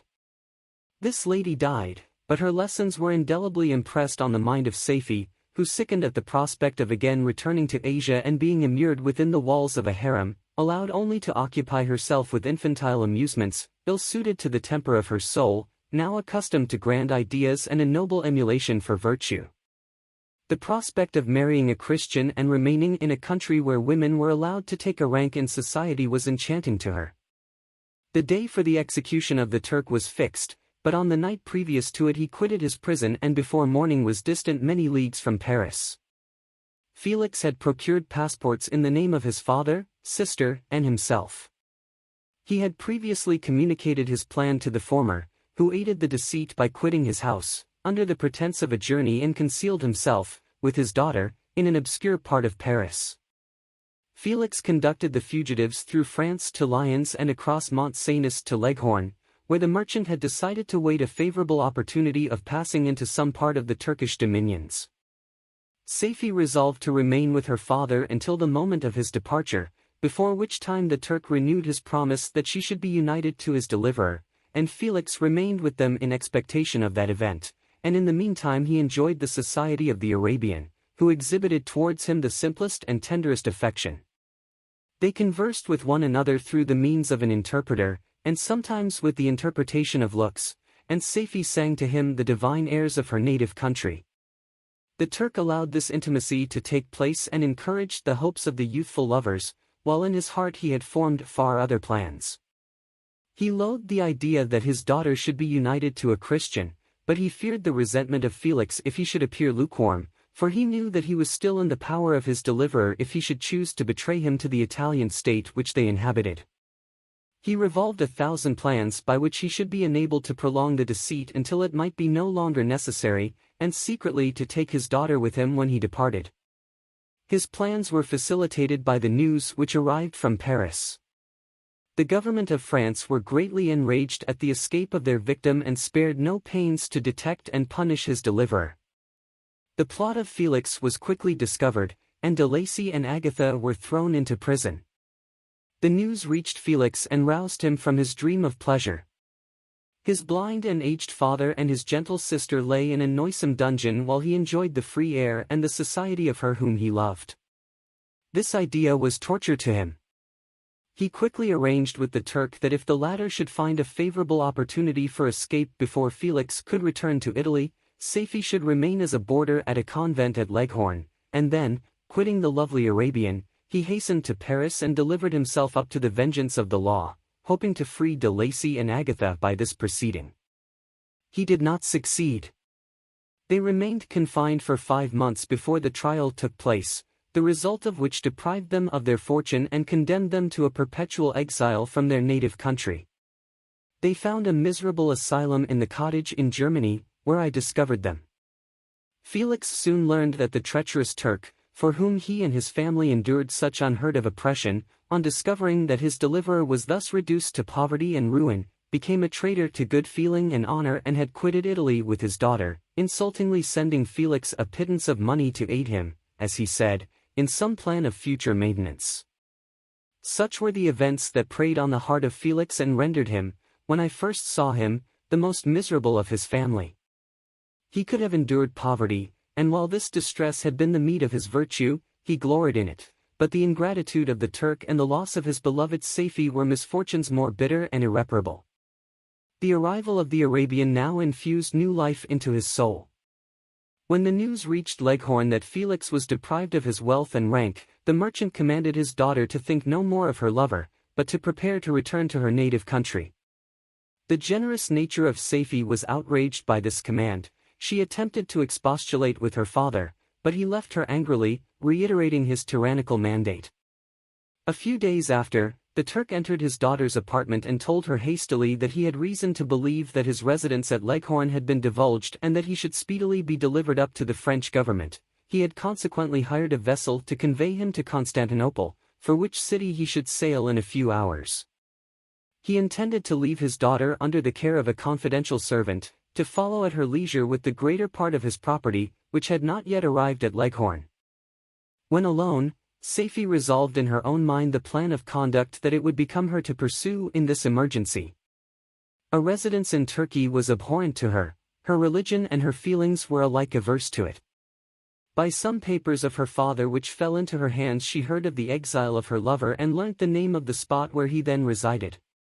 She hesitated some time, but at length she formed her determination. Taking with her some jewels that belonged to her and a sum of money, she quitted Italy with an attendant, a native of Leghorn, but who understood the common language of Turkey, and departed for Germany.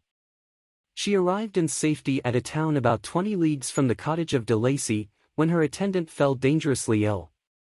Saifi nursed her with the most devoted affection, but the poor girl died, and the Arabian was left alone, unacquainted with the language of the country and utterly ignorant of the customs of the world. She fell, however, into good hands. The Italian had mentioned the name of the spot for which they were bound, and after her death the woman of the house in which they had lived took care that Saifi should arrive in safety at the cottage of her lover.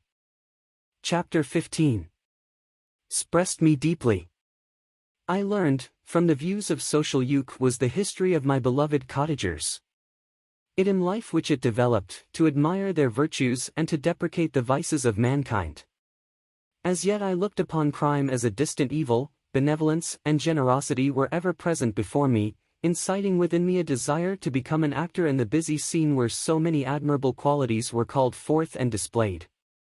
But in giving an account of the progress of my intellect, I must not omit a circumstance which occurred in the beginning of the month of August of the same year. One night during my accustomed visit to the neighboring wood where I collected my own food and brought home firing for my protectors, I found on the ground a leathern portmanteau containing several articles of dress and some books. I eagerly seized the prize and returned with it to my hovel. Fortunately the books were written in the language, the elements of which I had acquired at the cottage. They consisted of Paradise Lost, a volume of Plutarch's Lives, and the Sorrows of Werther. The possession of these treasures gave me extreme delight. I now continually studied and exercised my mind upon these histories, whilst my friends were employed in their ordinary occupations. I can hardly describe to you the effect of these books. They produced in me an infinity of new images and feelings, that sometimes raised me to ecstasy, but more frequently sunk me into the lowest dejection. In the Sorrows of Werther, besides the interest of its simple and affecting story, So many opinions are canvassed and so many lights thrown upon what had hitherto been to me obscure subjects that I found in it a never-ending source of speculation and astonishment. The gentle and domestic manners it described, combined with lofty sentiments and feelings, which had for their object something out of self, accorded well with my experience among my protectors and with the wants which were forever alive in my own bosom. But I thought Werter himself a more divine being than I had ever beheld or imagined. His character contained no pretension, but it sank deep. The disquisitions upon death and suicide were calculated to fill me with wonder. I did not pretend to enter into the merits of the case, yet I inclined towards the opinions of the hero, whose extinction I wept, without precisely understanding it. As I read, however, I applied much personally to my own feelings and condition.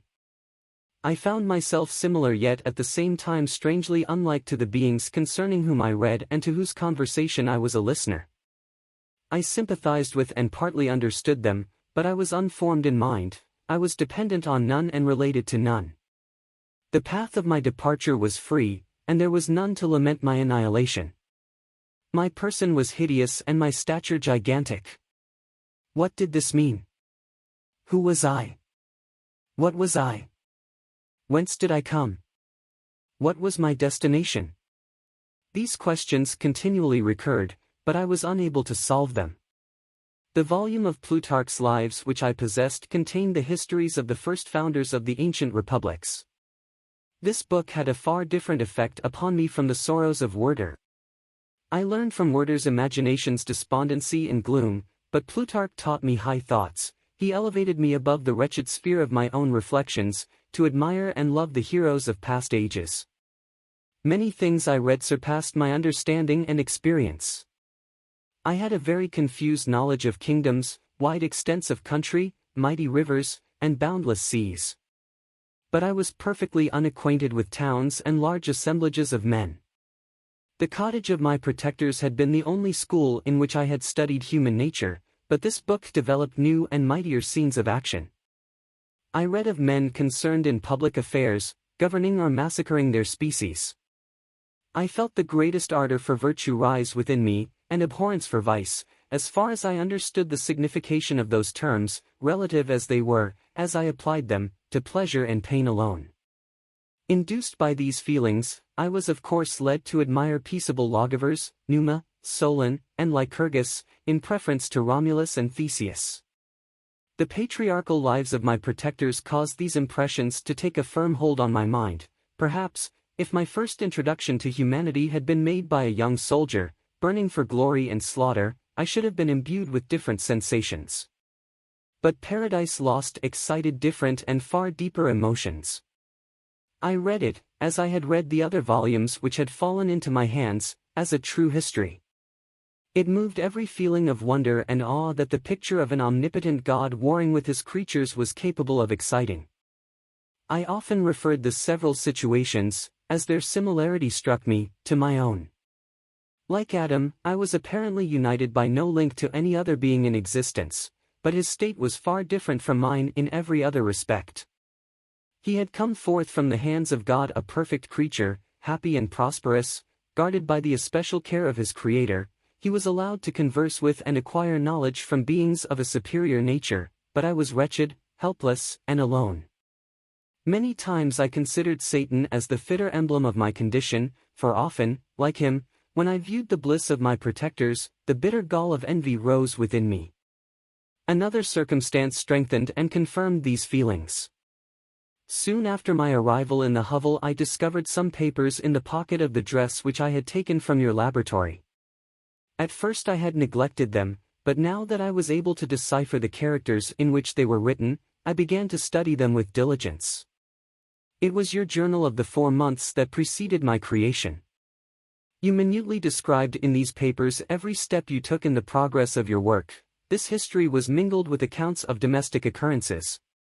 You doubtless recollect these papers. Here they are. Everything is related in them which bears reference to my accursed origin. The whole detail of that series of disgusting circumstances which produced it is set in view. The minutest description of my odious and loathsome person is given, in language which painted your own horrors and rendered mine indelible. I sickened as I read. Hateful day when I received life. I exclaimed in agony. Accursed Creator! Why did you form a monster so hideous that even you turned from me in disgust? God, in pity, made man beautiful and alluring, after his own image, but my form is a filthy type of yours, more horrid even from the very resemblance.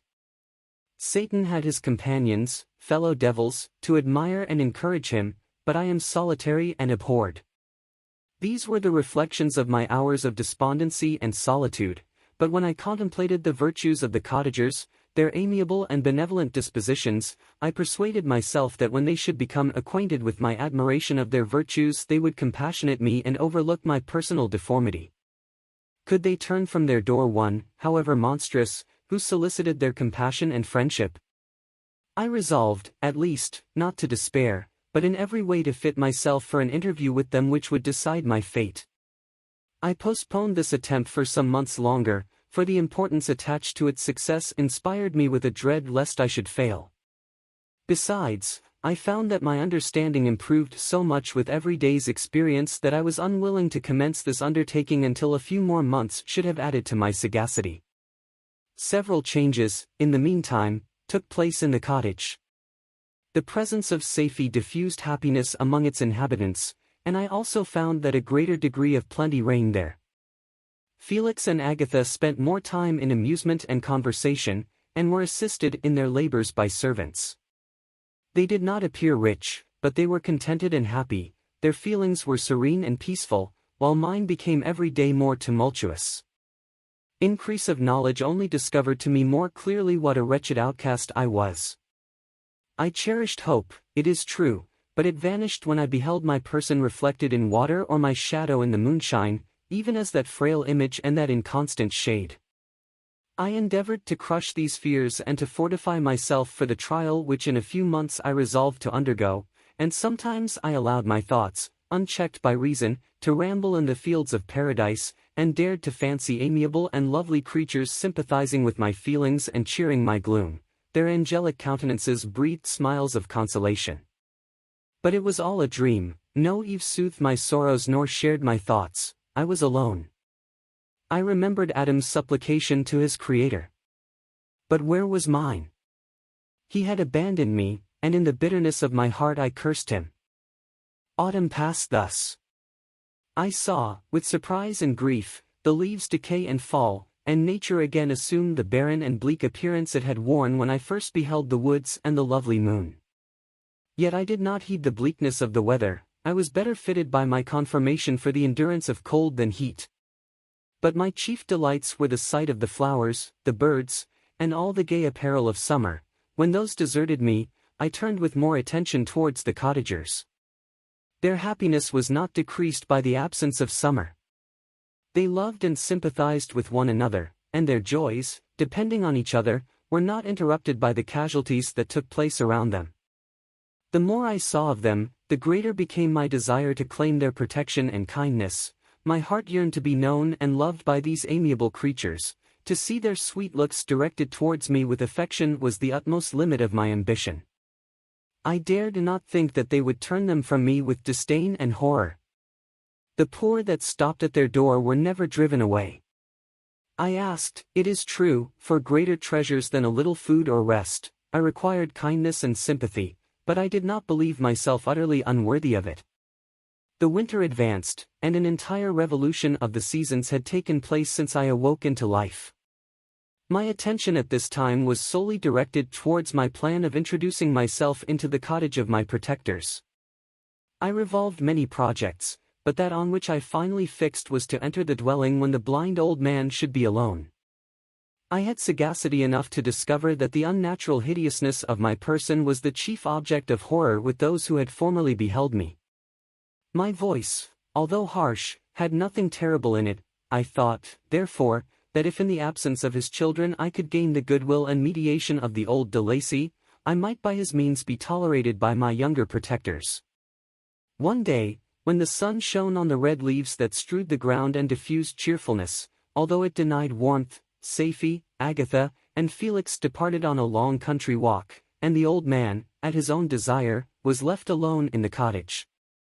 When his children had departed, he took up his guitar and played several mournful but sweet airs, more sweet and mournful than I had ever heard him play before.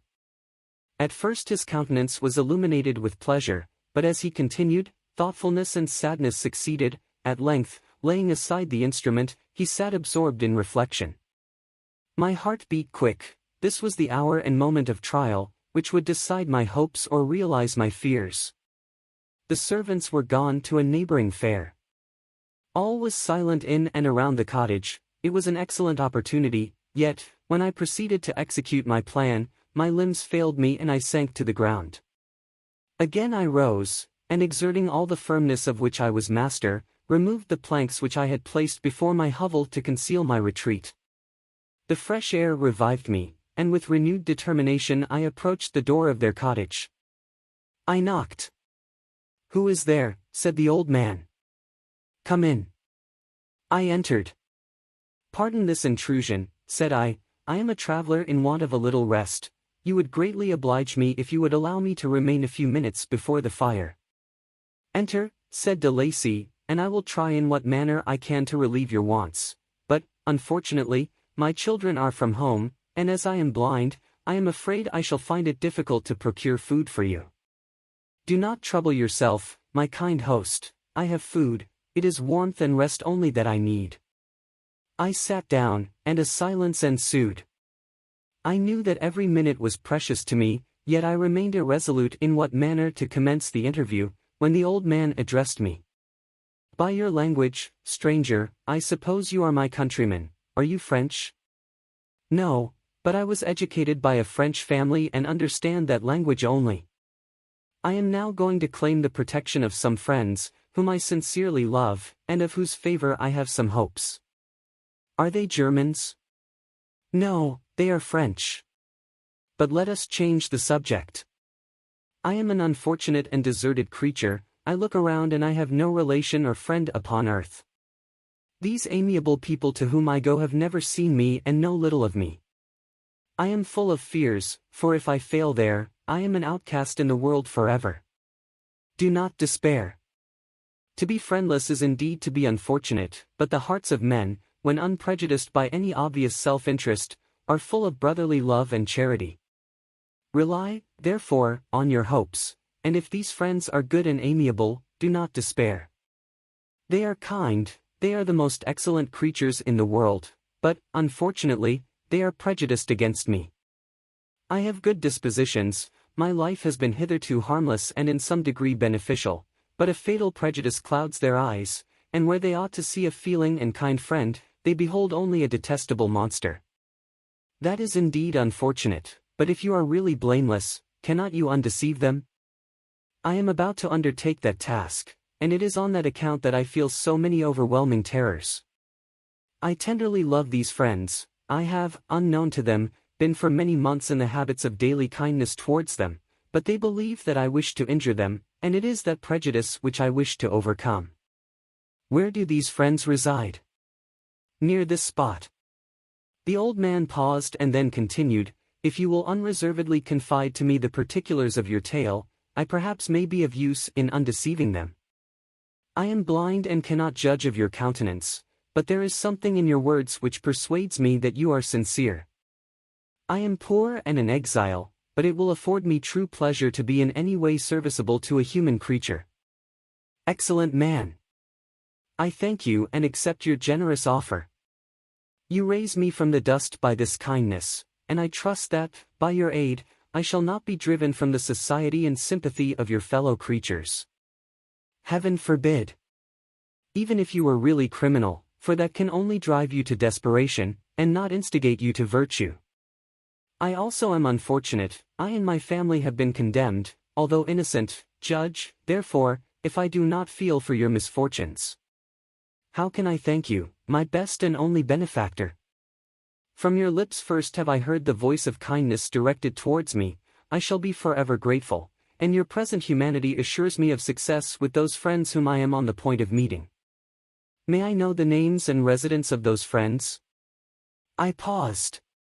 This, I thought, was the moment of decision, which was to rob me of or bestow happiness on me forever. I struggled vainly for firmness sufficient to answer him, but the effort destroyed all my remaining strength. I sank on the chair and sobbed aloud. At that moment I heard the steps of my younger protectors.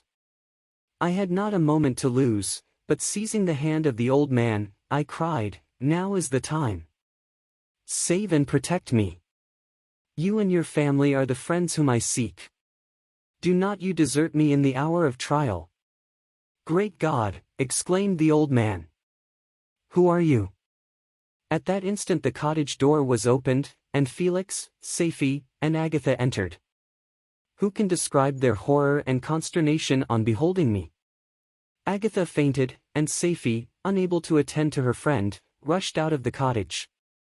Felix darted forward, and with supernatural force tore me from his father, to whose knees I clung. In a transport of fury, he dashed me to the ground and struck me violently with a stick. I could have torn him limb from limb, as the lion rends the antelope. But my heart sank within me as with bitter sickness, and I refrained.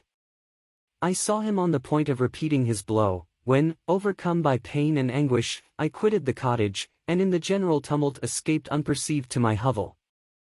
Chapter 16. Extant, did I not extinguish the spark of existence which erst, cursed Creator? Why did I live? Why, in that in you had so wantonly bestowed? I know not, despair had not yet taken possession of me, my feelings were those of rage and revenge. I could with pleasure have destroyed the cottage and its inhabitants and have glutted myself with their shrieks and misery. When night came I quitted my retreat and wandered in the wood, and now, no longer restrained by the fear of discovery, I gave vent to my anguish in fearful howlings. I was like a wild beast that had broken the toils, destroying the objects that obstructed me and ranging through the wood with a stag-like swiftness. Oh! What a miserable night I passed! The cold stars shone in mockery, and the bare trees waved their branches above me. Now and then the sweet voice of a bird burst forth amidst the universal stillness. All, save I, were at rest or in enjoyment, like the archfiend, bore a hell within me, and finding myself unsympathized with, wished to tear up the trees, spread havoc and destruction around me, and then to have sat down and enjoyed the ruin. But this was a luxury of sensation that could not endure. I became fatigued with excess of bodily exertion and sank on the damp grass in the sick impotence of despair. There was none among the myriads of men that existed who would pity or assist me, and should I feel kindness towards my enemies? No, from that moment I declared everlasting war against the species, and more than all, against him who had formed me and sent me forth to this insupportable misery. The sun rose. I heard the voices of men and knew that it was impossible to return to my retreat during that day. Accordingly I hid myself in some thick underwood, determining to devote the ensuing hours to reflection on my situation. The pleasant sunshine and the pure air of day restored me to some degree of tranquility, and when I considered what had passed at the cottage, I could not help believing that I had been too hasty in my conclusions. I had certainly acted imprudently. It was apparent that my conversation had interested the father in my behalf, and I was a fool in having exposed my person to the horror of his children. I ought to have familiarized the old de Lacy to me, and by degrees to have discovered myself to the rest of his family, when they should have been prepared for my approach. But I did not believe my errors to be irretrievable, and after much consideration I resolved to return to the cottage, seek the old man, and by my representations win him to my party. These thoughts calmed me, and in the afternoon I sank into a profound sleep, but the fever of my blood did not allow me to be visited by peaceful dreams. The horrible scene of the preceding day was forever acting before my eyes. The females were flying and the enraged Felix tearing me from his father's feet. I awoke exhausted, and finding that it was already night, I crept forth from my hiding place, and went in search of food. When my hunger was appeased, I directed my steps towards the well-known path that conducted to the cottage. All there was at peace. I crept into my hovel and remained in silent expectation of the accustomed hour when the family arose. That hour passed, the sun mounted high in the heavens, but the cottagers did not appear. I trembled violently, apprehending some dreadful misfortune. The inside of the cottage was dark, and I heard no motion, I cannot describe the agony of this suspense. Presently 2 countrymen passed by, but pausing near the cottage, they entered into conversation, using violent gesticulations, but I did not understand what they said, as they spoke the language of the country, which differed from that of my protectors. Soon after, however, Felix approached with another man. I was surprised, as I knew that he had not quitted the cottage that morning, and waited anxiously to discover from his discourse the meaning of these unusual appearances.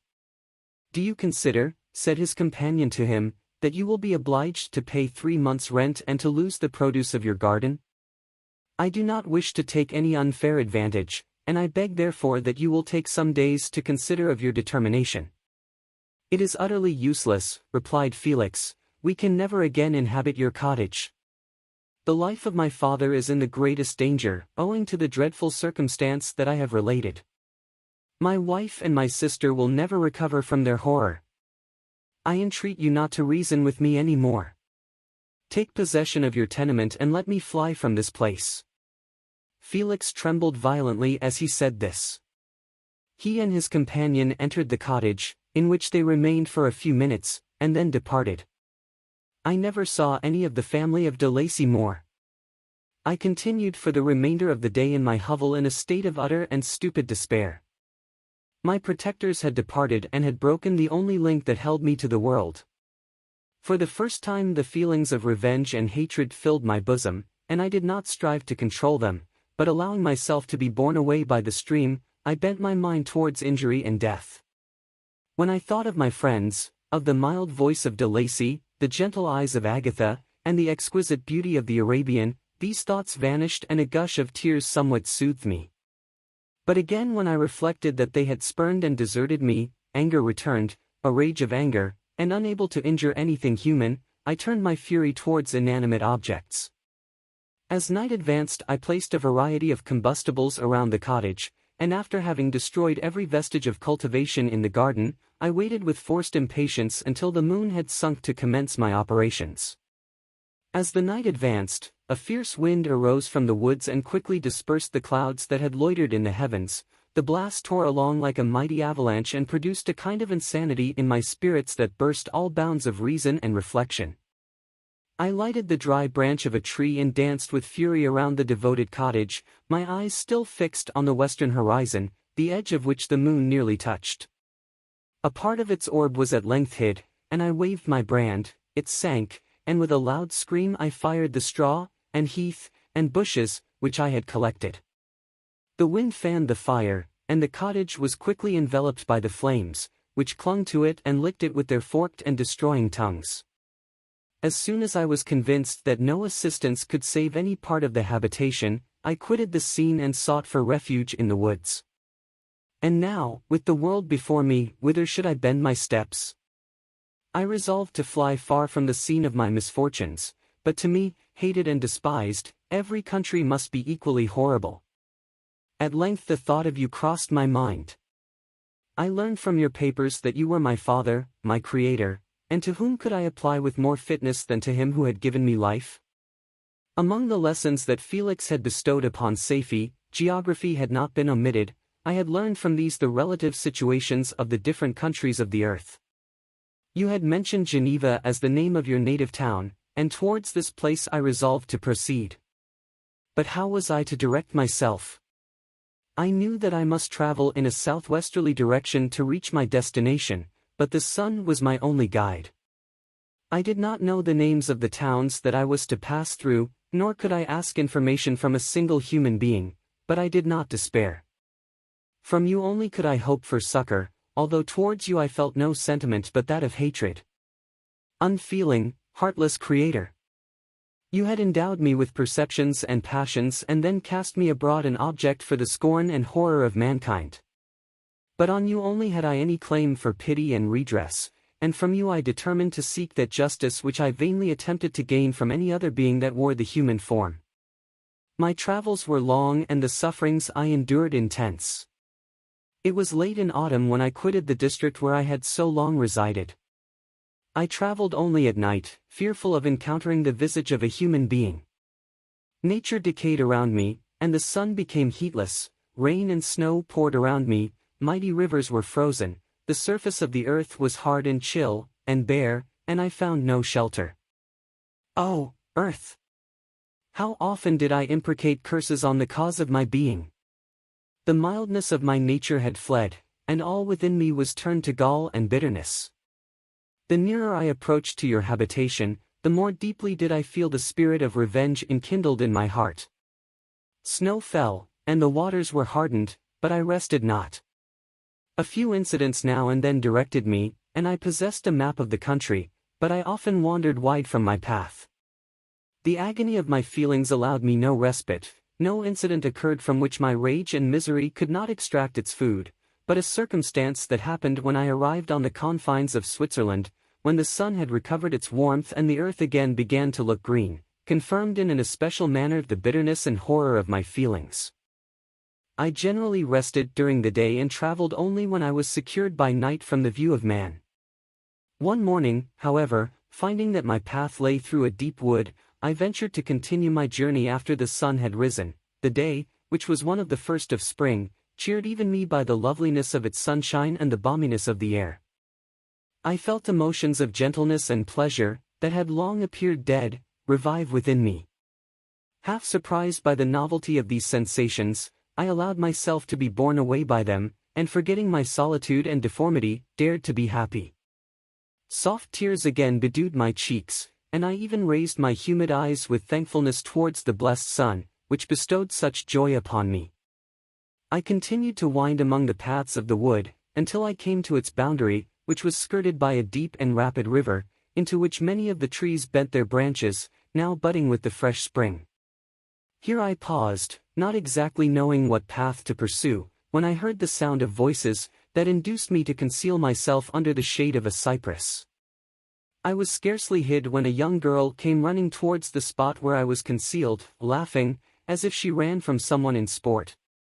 She continued her course along the precipitous sides of the river, when suddenly her foot slipped, and she fell into the rapid stream. I rushed from my hiding place and with extreme labor, from the force of the current, saved her and dragged her to shore. She was senseless, and I endeavored by every means in my power to restore animation, when I was suddenly interrupted by the approach of a rustic, who was probably the person from whom she had playfully fled. On seeing me, he darted towards me, and tearing the girl from my arms, hastened towards the deeper parts of the wood. I followed speedily, I hardly knew why, but when the man saw me draw near, he aimed a gun, which he carried, at my body and fired. I sank to the ground, and my injurer, with increased swiftness, escaped into the wood. This was then the reward of my benevolence. I had saved a human being from destruction, and as a recompense I now writhed under the miserable pain of a wound which shattered the flesh and bone. The feelings of kindness and gentleness which I had entertained but a few moments before gave place to hellish rage and gnashing of teeth. Inflamed by pain, I vowed eternal hatred and vengeance to all mankind. But the agony of my wound overcame me, my pulses paused, and I fainted. For some weeks I led a miserable life in the woods, endeavoring to cure the wound which I had received. The ball had entered my shoulder, and I knew not whether it had remained there or passed through. At any rate I had no means of extracting it. My sufferings were augmented also by the oppressive sense of the injustice and ingratitude of their infliction. My daily vows rose for revenge, a deep and deadly revenge, such as would alone compensate for the outrages and anguish I had endured. After some weeks my wound healed, and I continued my journey. The labors I endured were no longer to be alleviated by the bright sun or gentle breezes of spring. All joy was but a mockery which insulted my desolate state and made me feel more painfully that I was not made for the enjoyment of pleasure. But my toils now drew near a close, and in 2 months from this time I reached the environs of Geneva. It was evening when I arrived, and I retired to a hiding place among the fields that surround it to meditate in what manner I should apply to you. I was oppressed by fatigue and hunger and far too unhappy to enjoy the gentle breezes of evening or the prospect of the sun setting behind the stupendous mountains of Jura. At this time a slight sleep relieved me from the pain of reflection, which was disturbed by the approach of a beautiful child, who came running into the recess I had chosen, with all the sportiveness of infancy. Suddenly, as I gazed on him, an idea seized me that this little creature was unprejudiced and had lived too short a time to have imbibed the horror of deformity. If, therefore, I could seize him and educate him as my companion and friend, I should not be so desolate in this peopled earth. Urged by this impulse, I seized on the boy as he passed and drew him towards me. As soon as he beheld my form, he placed his hands before his eyes and uttered a shrill scream. I drew his hand forcibly from his face and said, "Child, what is the meaning of this? I do not intend to hurt you, listen to me." He struggled violently. "Let me go," he cried, "monster! Ugly wretch! You wish to eat me and tear me to pieces. You are an ogre.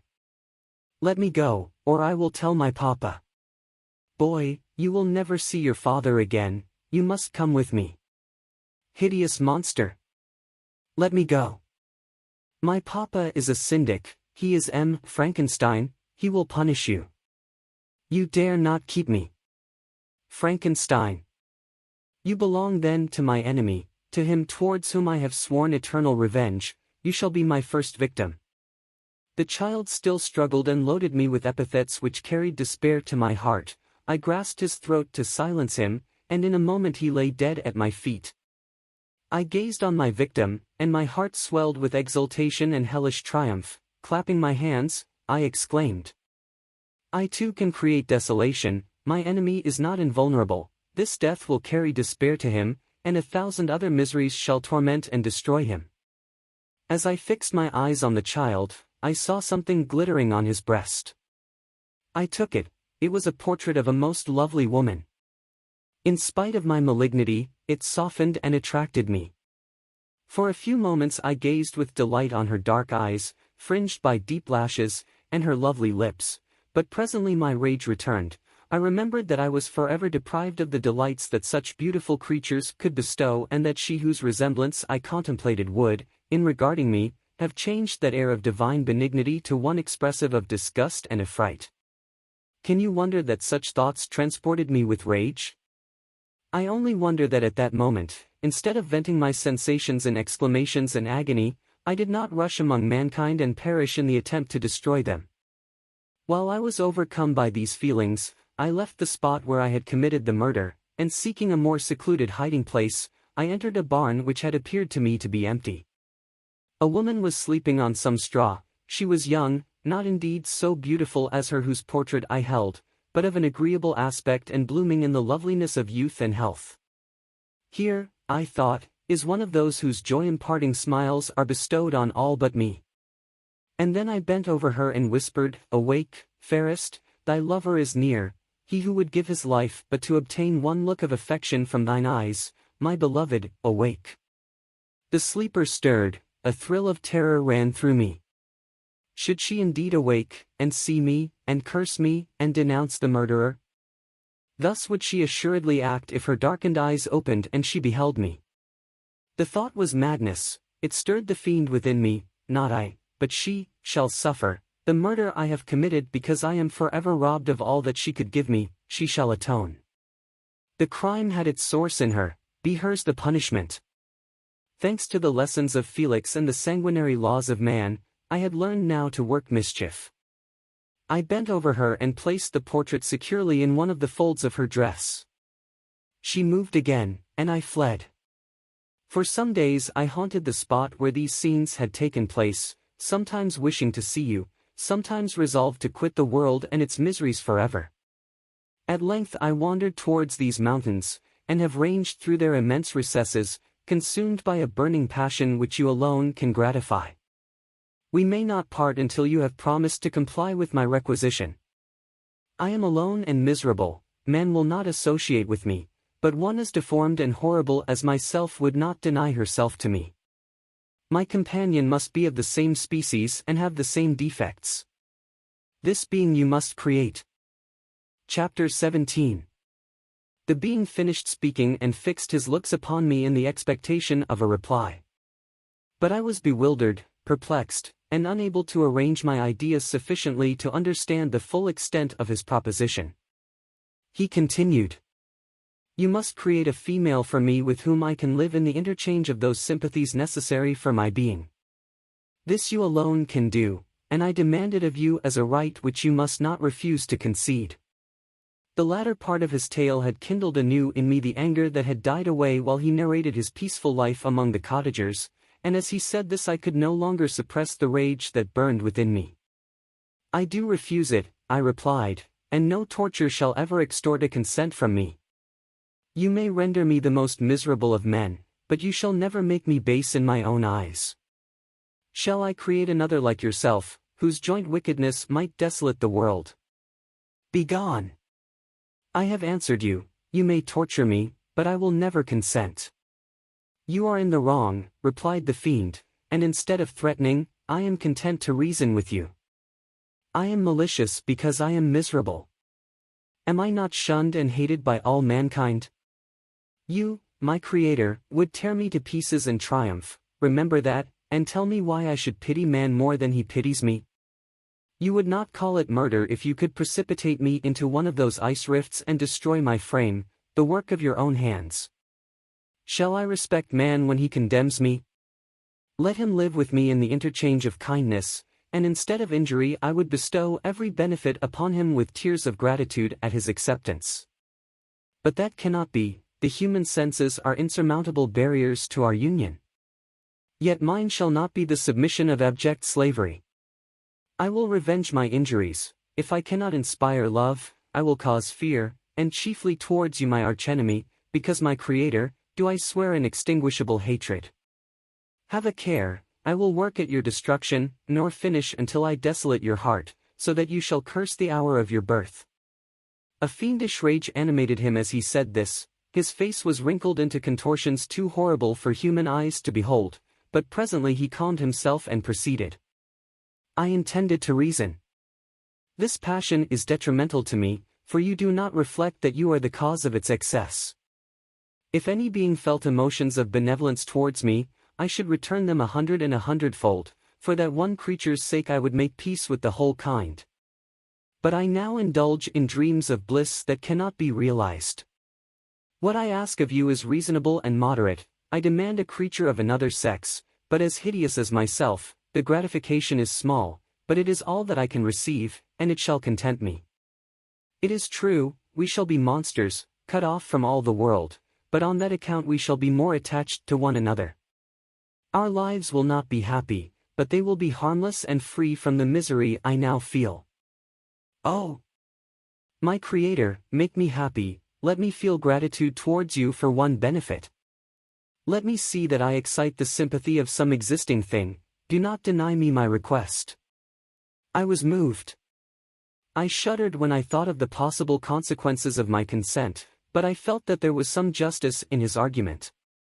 His tale and the feelings he now expressed proved him to be a creature of fine sensations, and did I not as his maker owe him all the portion of happiness that it was in my power to bestow? He saw my change of feeling and continued. "If you consent, neither you nor any other human being shall ever see us again. I will go to the vast wilds of South America. My food is not that of man. I do not destroy the lamb and the kid to glut my appetite. Acorns and berries afford me sufficient nourishment. My companion will be of the same nature as myself and will be content with the same fare. We shall make our bed of dried leaves. The sun will shine on us as on man and will ripen our food. The picture I present to you is peaceful and human, and you must feel that you could deny it only in the wantonness of power and cruelty.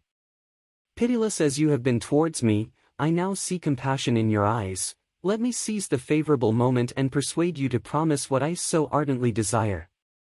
"You propose," replied I, "to fly from the habitations of man, to dwell in those wilds where the beasts of the field will be your only companions. How can you, who long for the love and sympathy of man, persevere in this exile? You will return and again seek their kindness, and you will meet with their detestation. Your evil passions will be renewed, and you will then have a companion to aid you in the task of destruction. This may not be. Cease to argue the point, for I cannot consent. How inconstant are your feelings? But a moment ago you were moved by my representations, and why do you again harden yourself to my complaints? I swear to you, by the earth which I inhabit, and by you that made me, that with the companion you bestow I will quit the neighborhood of man and dwell, as it may chance, in the most savage of places. My evil passions will have fled, for I shall meet with sympathy. My life will flow quietly away, and in my dying moments I shall not curse my Maker. His words had a strange effect upon me. I compassionated him and sometimes felt a wish to console him, but when I looked upon him, when I saw the filthy mass that moved and talked, my heart sickened and my feelings were altered to those of horror and hatred. I tried to stifle these sensations. I thought that as I could not sympathize with him, I had no right to withhold from him the small portion of happiness which was yet in my power to bestow. You swear, I said, to be harmless, but have you not already shown a degree of malice that should reasonably make me distrust you? May not even this be a feint that will increase your triumph by affording a wider scope for your revenge? How is this? I must not be trifled with, and I demand an answer. If I have no ties and no affections, hatred and vice must be my portion, the love of another will destroy the cause of my crimes, and I shall become a thing of whose existence everyone will be ignorant. My vices are the children of a forced solitude that I abhor, and my virtues will necessarily arise when I live in communion with an equal. I shall feel the affections of a sensitive being and become linked to the chain of existence and events from which I am now excluded. I paused some time to reflect on all he had related and the various arguments which he had employed.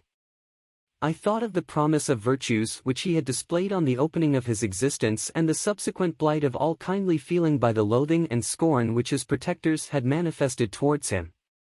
His power and threats were not omitted in my calculations. A creature who could exist in the ice caves of the glaciers and hide himself from pursuit among the ridges of inaccessible precipices was a being possessing faculties it would be vain to cope with.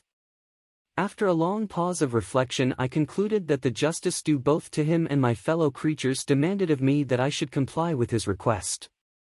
Turning to him, therefore, I said, I consent to your demand, on your solemn oath to quit Europe forever, and every other place in the neighborhood of man, as soon as I shall deliver into your hands a female who will accompany you in your exile. I swear, he cried, by the sun, and by the blue sky of heaven, and by the fire of love that burns my heart, that if you grant my prayer, while they exist you shall never behold me again. Depart to your home and commence your labors, I shall watch their progress with unutterable anxiety, and fear not but that when you are ready I shall appear. Saying this, he suddenly quitted me, fearful, perhaps, of any change in my sentiments. I saw him descend the mountain with greater speed than the flight of an eagle, and quickly lost among the undulations of the sea of ice. His tale had occupied the whole day, and the sun was upon the verge of the horizon when he departed. I knew that I ought to hasten my descent towards the valley, as I should soon be encompassed in darkness, but my heart was heavy, and my steps slow. The labor of winding among the little paths of the mountain and fixing my feet firmly as I advanced perplexed me, occupied as I was by the emotions which the occurrences of the day had produced. Night was far advanced when I came to the halfway resting place and seated myself beside the fountain. The stars shone at intervals as the clouds passed from over them, the dark pines rose before me, and every here and there a broken tree lay on the ground. It was a scene of wonderful solemnity and stirred strange thoughts within me. I wept bitterly, and clasping my hands in agony, I exclaimed, Oh! Stars and clouds and winds, ye are all about to mock me. If ye really pity me, crush sensation and memory, let me become as naught, but if not, depart, depart, and leave me in darkness. These were wild and miserable thoughts, but I cannot describe to you how the eternal twinkling of the stars weighed upon me and how I listened to every blast of wind as if it were a dull ugly siroc on its way to consume me. Morning dawned before I arrived at the village of Chamonix. I took no rest, but returned immediately to Geneva. Even in my own heart I could give no expression to my sensations, they weighed on me with a mountain's weight and their excess destroyed my agony beneath them. Thus I returned home, and entering the house, presented myself to the family. My haggard and wild appearance awoke intense alarm, but I answered no question, scarcely did I speak. I felt as if I were placed under a ban, as if I had no right to claim their sympathies, as if never more might I enjoy companionship with them. Yet even thus I loved them to adoration, and to save them, I resolved to dedicate myself to my most abhorred task. The prospect of such an occupation made every other circumstance of existence pass before me like a dream, and that thought only had to me the reality of life. Chapter 18. Day after day, week after week, passed away on my return to Geneva, and I could not collect the courage to recommence my work. I feared the vengeance of the disappointed fiend, yet I was unable to overcome my repugnance to the task which was enjoined me. I found that I could not compose a female without again devoting several months to profound study and laborious disquisition. I had heard of some discoveries having been made by an English philosopher, the knowledge of which was material to my success, and I sometimes thought of obtaining my father's consent to visit England for this purpose, but I clung to every pretense of delay and shrank from taking the first step in an undertaking whose immediate necessity began to appear less absolute to me. A change indeed had taken place in me. My health, which had hitherto declined, was now much restored, and my spirits, when unchecked by the memory of my unhappy promise, rose proportionably. My father saw this change with pleasure, and he turned his thoughts towards the best method of eradicating the remains of my melancholy, which every now and then would return by fits, and with a devouring blackness overcast the approaching sunshine. At these moments I took refuge in the most perfect solitude. I passed whole days on the lake alone in a little boat, watching the clouds and listening to the rippling of the waves, silent and listless. But the fresh air and bright sun seldom failed to restore me to some degree of composure, and on my return I met the salutations of my friends with a readier smile and a more cheerful heart. It was after my return from one of these rambles that my father, calling me aside, thus addressed me. "I am happy to remark, my dear son, that you have resumed your former pleasures and seem to be returning to yourself. And yet you are still unhappy and still avoid our society." For some time I was lost in conjecture as to the cause of this, but yesterday an idea struck me, and if it is well founded, I conjure you to avow it. Reserve on such a point would be not only useless, but draw down treble misery on us all. I trembled violently at his exordium, and my father continued, "I confess, my son, that I have always looked forward to your marriage with our dear Elizabeth as the tie of our domestic comfort and the stay of my declining years. You were attached to each other from your earliest infancy, you studied together, and appeared, in dispositions and tastes, entirely suited to one another. But so blind is the experience of man that what I conceived to be the best assistance to my plan may have entirely destroyed it. You, perhaps, regard her as your sister, without any wish that she might become your wife. Nay, you may have met with another whom you may love, and considering yourself as bound in honor to Elizabeth, this struggle may occasion the poignant misery which you appear to feel. My dear father, reassure yourself. I love my cousin tenderly and sincerely. I never saw any woman who excited, as Elizabeth does, my warmest admiration and affection. My future hopes and prospects are entirely bound up in the expectation of our union. The expression of your sentiments of this subject, my dear Victor, gives me more pleasure than I have for some time experienced. If you feel thus, we shall assuredly be happy, however present events may cast a gloom over us. But it is this gloom which appears to have taken so strong a hold of your mind that I wish to dissipate. Tell me, therefore, whether you object to an immediate solemnization of the marriage. We have been unfortunate, and recent events have drawn us from that everyday tranquility befitting my years and infirmities. You are younger, yet I do not suppose, possessed as you are of a competent fortune, that an early marriage would at all interfere with any future plans of honor and utility that you may have formed. Do not suppose, however, that I wish to dictate happiness to you or that a delay on your part would cause me any serious uneasiness.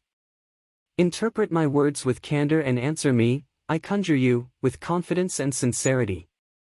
I listened to my father in silence and remained for some time incapable of offering any reply. I revolved rapidly in my mind a multitude of thoughts and endeavored to arrive at some conclusion.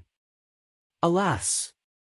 To me the idea of an immediate union with my Elizabeth was one of horror and dismay. I was bound by a solemn promise which I had not yet fulfilled and dared not break, or if I did, What manifold miseries might not impend over me and my devoted family?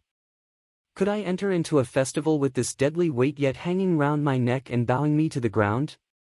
I must perform my engagement and let the monster depart with his mate before I allowed myself to enjoy the delight of a union from which I expected peace. I remembered also the necessity imposed upon me of either journeying to England or entering into a long correspondence with those philosophers of that country whose knowledge and discoveries were of indispensable use to me in my present undertaking. The latter method of obtaining the desired intelligence was dilatory and unsatisfactory. Besides, I had an insurmountable aversion to the idea of engaging myself in my loathsome task in my father's house while in habits of familiar intercourse with those I loved. I knew that 1,000 fearful accidents might occur, the slightest of which would disclose a tale to thrill all connected with me with horror.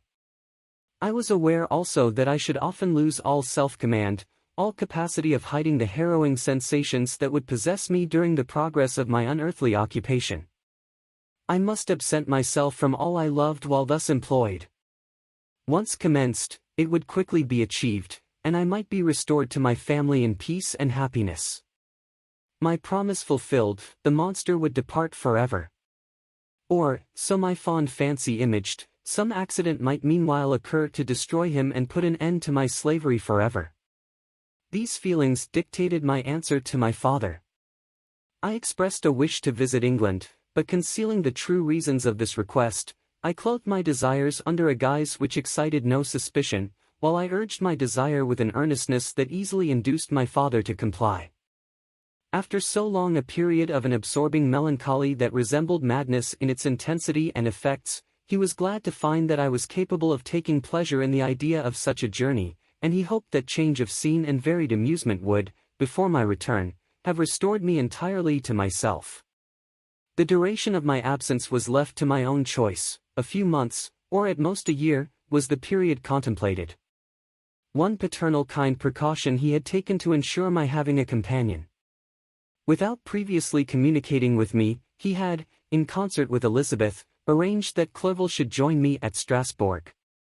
This interfered with the solitude I coveted for the prosecution of my task, yet at the commencement of my journey the presence of my friend could in no way be an impediment, and truly I rejoiced that thus I should be saved many hours of lonely, maddening reflection. Nay, Henry might stand between me and the intrusion of my foe. If I were alone, would he not at times force his abhorred presence on me to remind me of my task or to contemplate its progress? To England, therefore, I was bound, and it was understood that my union with Elizabeth should take place immediately on my return. My father's age rendered him extremely averse to delay. For myself, there was one reward I promised myself from my detested toils, one consolation for my unparalleled sufferings. It was the prospect of that day when, enfranchised from my miserable slavery, I might claim Elizabeth and forget the past in my union with her. I now made arrangements for my journey, but one feeling haunted me which filled me with fear and agitation. During my absence I should leave my friends unconscious of the existence of their enemy and unprotected from his attacks, exasperated as he might be by my departure. But he had promised to follow me wherever I might go, and would he not accompany me to England?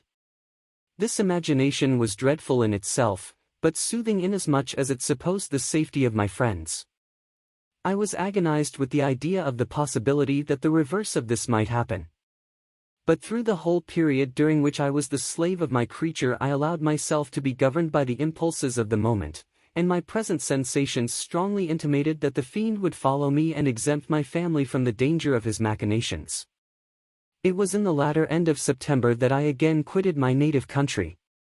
My journey had been my own suggestion, and Elizabeth therefore acquiesced, but she was filled with disquiet at the idea of my suffering, away from her, the inroads of misery and grief.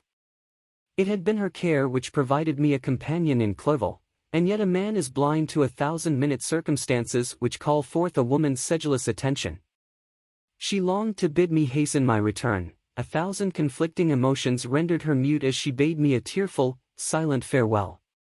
I threw myself into the carriage that was to convey me away, hardly knowing whither I was going, and careless of what was passing around.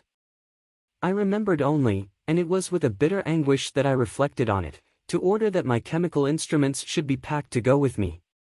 Filled with dreary imaginations, I passed through many beautiful and majestic scenes, but my eyes were fixed and unobserving. I could only think of the bourne of my travels and the work which was to occupy me whilst they endured. After some days spent in listless indolence, during which I traversed many leagues, I arrived at Strasbourg, where I waited 2 days for Clerval. He came. Alas, how great was the contrast between us! He was alive to every new scene, joyful when he saw the beauties of the setting sun, and more happy when he beheld it rise and recommence a new day. He pointed out to me the shifting colors of the landscape and the appearances of the sky. "This is what it is to live," he cried, "how I enjoy existence! But you, my dear Frankenstein, wherefore are you desponding and sorrowful?" In truth, I was occupied by gloomy thoughts and neither saw the descent of the evening star nor the golden sunrise reflected in the Rhine. And you, my friend, would be far more amused with the journal of Clerval, who observed the scenery with an eye of feeling and delight, than in listening to my reflections. I, a miserable wretch, haunted by a curse that shut up every avenue to enjoyment. We had agreed to descend the Rhine in a boat from Strasbourg to Rotterdam, whence we might take shipping for London. During this voyage we passed many willowy islands and saw several beautiful towns. We stayed a day at Mannheim, and on the 5th from our departure from Strasbourg, arrived at Mainz. The course of the Rhine below Mainz becomes much more picturesque. The river descends rapidly and winds between hills, not high, but steep, and of beautiful forms. We saw many ruined castles standing on the edges of precipices, surrounded by black woods, high and inaccessible. This part of the Rhine, indeed, presents a singularly variegated landscape. In one spot you view rugged hills, ruined castles overlooking tremendous precipices, with the dark Rhine rushing beneath, and on the sudden turn of a promontory, flourishing vineyards with green sloping banks and a meandering river and populous towns occupy the scene. We traveled at the time of the vintage and heard the song of the laborers as we glided down the stream. Even I, depressed in mind, and my spirits continually agitated by gloomy feelings, even I was pleased. I lay at the bottom of the boat, and as I gazed on the cloudless blue sky, I seemed to drink in a tranquility to which I had long been a stranger. And if these were my sensations, who can describe those of Henry? He felt as if he had been transported to fairyland and enjoyed a happiness seldom tasted by man. "I have seen," he said, "the most beautiful scenes of my own country. I have visited the lakes of Lucerne and Uri, where the snowy mountains descend almost perpendicularly to the water, casting black and impenetrable shades, which would cause a gloomy and mournful appearance were it not for the most verdant islands that relieve the eye by their gay appearance. I have seen this lake agitated by a tempest, when the wind tore up whirlwinds of water and gave you an idea of what the waterspout must be on the great ocean, and the waves dash with fury the base of the mountain, where the priest and his mistress were overwhelmed by an avalanche and where their dying voices are still said to be heard amid the pauses of the nightly wind. I have seen the mountains of La Valais, and the Pays de Vaud, but this country, Victor, pleases me more than all those wonders. The mountains of Switzerland are more majestic and strange, but there is a charm in the banks of this divine river that I never before saw equaled. Look at that castle which overhangs yon precipice, and that also on the island, almost concealed amongst the foliage of those lovely trees, and now that group of laborers coming from among their vines, and that village half hid in the recess of the mountain. Oh, surely the spirit that inhabits and guards this place has a soul more in harmony with man than those who pile the glacier or retire to the inaccessible peaks of the mountains of our own country. Clerval. Beloved friend. Even now it delights me to record your words and to dwell on the praise of which you are so eminently deserving. He was a being formed in the very poetry of nature. His wild and enthusiastic imagination was chastened by the sensibility of his heart. His soul overflowed with ardent affections, and his friendship was of that devoted and wondrous nature that the world-minded teach us to look for only in the imagination. But even human sympathies were not sufficient to satisfy his eager mind. The scenery of external nature, which others regard only with admiration, he loved with ardor. The sounding cataract haunted him like a passion, the tall rock. The mountain, and the deep and gloomy wood, their colors and their forms, were then to him an appetite, a feeling, and a love, that had no need of a remoter charm, by thought supplied, or any interest unborrowed from the eye. Wordsworth's Tintern Abbey. And where does he now exist? Is this gentle and lovely being lost forever? Has this mind, so replete with ideas, imaginations fanciful and magnificent, which formed a world, whose existence depended on the life of its creator, has this mind perished? Does it now only exist in my memory? No, it is not thus. Your form so divinely wrought, and beaming with beauty, has decayed, but your spirit still visits and consoles your unhappy friend. Pardon this gush of sorrow, these ineffectual words are but a slight tribute to the unexampled worth of Henry, but they soothe my heart, overflowing with the anguish which his remembrance creates. I will proceed with my tale. Beyond Cologne we descended to the plains of Holland, and we resolved to post the remainder of our way, for the wind was contrary and the stream of the river was too gentle to aid us. Our journey here lost the interest arising from beautiful scenery, but we arrived in a few days at Rotterdam, whence we proceeded by sea to England. It was on a clear morning, in the latter days of December, that I first saw the white cliffs of Britain. The banks of the Thames presented a new scene. They were flat but fertile, and almost every town was marked by the remembrance of some story. We saw Tilbury Fort and remembered the Spanish Armada, Gravesend, Woolwich, and Greenwich, places which I had heard of even in my country. At length we saw the numerous steeples of London, St. Paul's towering above all, and the tower famed in English history. Chapter 19. London was our present point of rest. We determined to remain several months in this wonderful and celebrated city. Clerval desired the intercourse of the men of genius and talent who flourished at this time, but this was with me a secondary object. I was principally occupied with the means of obtaining the information necessary for the completion of my promise and quickly availed myself of the letters of introduction that I had brought with me, addressed to the most distinguished natural philosophers. If this journey had taken place during my days of study and happiness, it would have afforded me inexpressible pleasure. But a blight had come over my existence, and I only visited these people for the sake of the information they might give me on the subject in which my interest was so terribly profound. Company was irksome to me. When alone, I could fill my mind with the sights of heaven and earth, the voice of Henry soothed me, and I could thus cheat myself into a transitory peace. But busy, uninteresting, joyous faces brought back despair to my heart. I saw an insurmountable barrier placed between me and my fellow men. This barrier was sealed with the blood of William and Justine, and to reflect on the events connected with those names filled my soul with anguish. But in Clerval I saw the image of my former self. He was inquisitive and anxious to gain experience and instruction. The difference of manners which he observed was to him an inexhaustible source of instruction and amusement. He was also pursuing an object he had long had in view. His design was to visit India, in the belief that he had in his knowledge of its various languages, and in the views he had taken of its society, the means of materially assisting the progress of European colonization and trade. In Britain only could he further the execution of his plan. He was forever busy, and the only check to his enjoyments was my sorrowful and dejected mind. I tried to conceal this as much as possible, that I might not debar him from the pleasures natural to one who was entering on a new scene of life, undisturbed by any care or bitter recollection. I often refused to accompany him, alleging another engagement, that I might remain alone. I now also began to collect the materials necessary for my new creation, and this was to me like the torture of single drops of water continually falling on the head.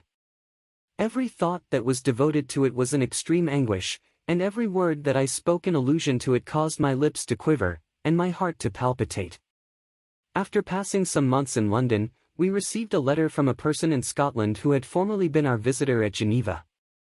He mentioned the beauties of his native country and asked us if those were not sufficient allurements to induce us to prolong our journey as far north as Perth, where he resided. Clerval eagerly desired to accept this invitation, and I, although I abhorred society, wished to view again mountains and streams and all the wondrous works with which nature adorns her chosen dwelling places. We had arrived in England at the beginning of October, and it was now February. We accordingly determined to commence our journey towards the north at the expiration of another month. In this expedition we did not intend to follow the Great Road to Edinburgh, but to visit Windsor, Oxford, Matlock, and the Cumberland Lakes, resolving to arrive at the completion of this tour about the end of July. I packed up my chemical instruments and the materials I had collected, resolving to finish my labors in some obscure nook in the northern Highlands of Scotland. We quitted London on the 27th of March and remained a few days at Windsor, rambling in its beautiful forest. This was a new scene to us mountaineers. The majestic oaks, the quantity of game, and the herds of stately deer were all novelties to us. From thence we proceeded to Oxford. As we entered this city our minds were filled with the remembrance of the events that had been transacted there more than a century and a half before. It was here that Charles I had collected his forces. This city had remained faithful to him, after the whole nation had forsaken his cause to join the standard of Parliament and liberty. The memory of that unfortunate king and his companions, the amiable Falkland, the insolent Goring, his queen, and son, gave a peculiar interest to every part of the city which they might be supposed to have inhabited. The spirit of elder days found a dwelling here, and we delighted to trace its footsteps. If these feelings had not found an imaginary gratification, the appearance of the city had yet in itself sufficient beauty to obtain our admiration. The colleges are ancient and picturesque, the streets are almost magnificent, and the lovely Isis, which flows beside it through meadows of exquisite verdure, is spread forth into a placid expanse of waters, which reflects its majestic assemblage of towers, and spires, and domes, embosomed among aged trees. I enjoyed this scene, and yet my enjoyment was embittered both by the memory of the past and the anticipation of the future. I was formed for peaceful happiness. During my youthful days discontent never visited my mind, and if I was ever overcome by ennui, the sight of what is beautiful in nature or the study of what is excellent and sublime in the productions of man could always interest my heart and communicate elasticity to my spirits. But I am a blasted tree, the bolt has entered my soul, and I felt then that I should survive to exhibit what I shall soon cease to be, a miserable spectacle of wrecked humanity, pitiable to others and intolerable to myself. We passed a considerable period at Oxford, rambling among its environs and endeavoring to identify every spot which might relate to the most animating epoch of English history. Our little voyages of discovery were often prolonged by the successive objects that presented themselves. We visited the tomb of the illustrious Hampden and the field on which that patriot fell. For a moment my soul was elevated from its debasing and miserable fears to contemplate the divine ideas of liberty and self-sacrifice of which these sites were the monuments and the remembrancers. For an instant I dared to shake off my chains and look around me with a free and lofty spirit, but the iron had eaten into my flesh, and I sank again, trembling and hopeless, into my miserable self. We left Oxford with regret and proceeded to Matlock, which was our next place of rest. The country in the neighborhood of this village resembled, to a greater degree, the scenery of Switzerland, but everything is on a lower scale, and the green hills want the crown of distant white Alps which always attend on the piney mountains of my native country. We visited the wondrous cave and the little cabinets of natural history, where the curiosities are disposed in the same manner as in the collections at Servox and Chamonix. The latter name made me tremble when pronounced by Henry, and I hastened to quit Matlock, with which that terrible scene was thus associated. From Derby, still journeying northwards, we passed 2 months in Cumberland and Westmoreland. I could now almost fancy myself among the Swiss mountains. The little patches of snow which yet lingered on the northern sides of the mountains, the lakes, and the dashing of the rocky streams were all familiar and dear sights to me. Here also we made some acquaintances, who almost contrived to cheat me into happiness. The delight of Clerval was proportionably greater than mine, his mind expanded in the company of men of talent, and he found in his own nature greater capacities and resources than he could have imagined himself to have possessed while he associated with his inferiors. I could pass my life here, said he to me, and among these mountains I should scarcely regret Switzerland and the Rhine. But he found that a traveler's life is one that includes much pain amidst its enjoyments. His feelings are forever on the stretch, and when he begins to sink into repose, he finds himself obliged to quit that on which he rests in pleasure for something new, which again engages his attention, and which also he forsakes for other novelties. We had scarcely visited the various lakes of Cumberland and Westmoreland and conceived an affection for some of the inhabitants when the period of our appointment with our Scotch friend approached, and we left them to travel on. For my own part, one was not sorry. I had now neglected my promise for some time, and I feared the effects of the demon's disappointment. He might remain in Switzerland and wreak his vengeance on my relatives. This idea pursued me and tormented me at every moment from which I might otherwise have snatched repose and peace. I waited for my letters with feverish impatience. If they were delayed, I was miserable and overcome by 1,000 fears, and when they arrived and I saw the superscription of Elizabeth or my father, I hardly dared to read and ascertain my fate. Sometimes I thought that the fiend followed me and might expedite my remissness by murdering my companion. When these thoughts possessed me, I would not quit Henry for a moment, but followed him as his shadow, to protect him from the fancied rage of his destroyer. I felt as if I had committed some great crime, the consciousness of which haunted me. I was guiltless, but I had indeed drawn down a horrible curse upon my head, as mortal as that of crime. I visited Edinburgh with languid eyes and mind, and yet that city might have interested the most unfortunate being. Clerval did not like it so well as Oxford, for the antiquity of the latter city was more pleasing to him. But the beauty and regularity of the new town of Edinburgh, its romantic castle and its environs, the most delightful in the world, Arthur's Seat, St. Bernard's Well, and the Pentland Hills compensated him for the change and filled him with cheerfulness and admiration. But I was impatient to arrive at the termination of my journey. We left Edinburgh in a week, passing through Cupar, St. Andrews, and along the banks of the Tay, to Perth, where our friend expected us. But I was in no mood to laugh and talk with strangers or enter into their feelings or plans with the good humor expected from a guest, and accordingly I told Clerval that I wished to make the tour of Scotland alone.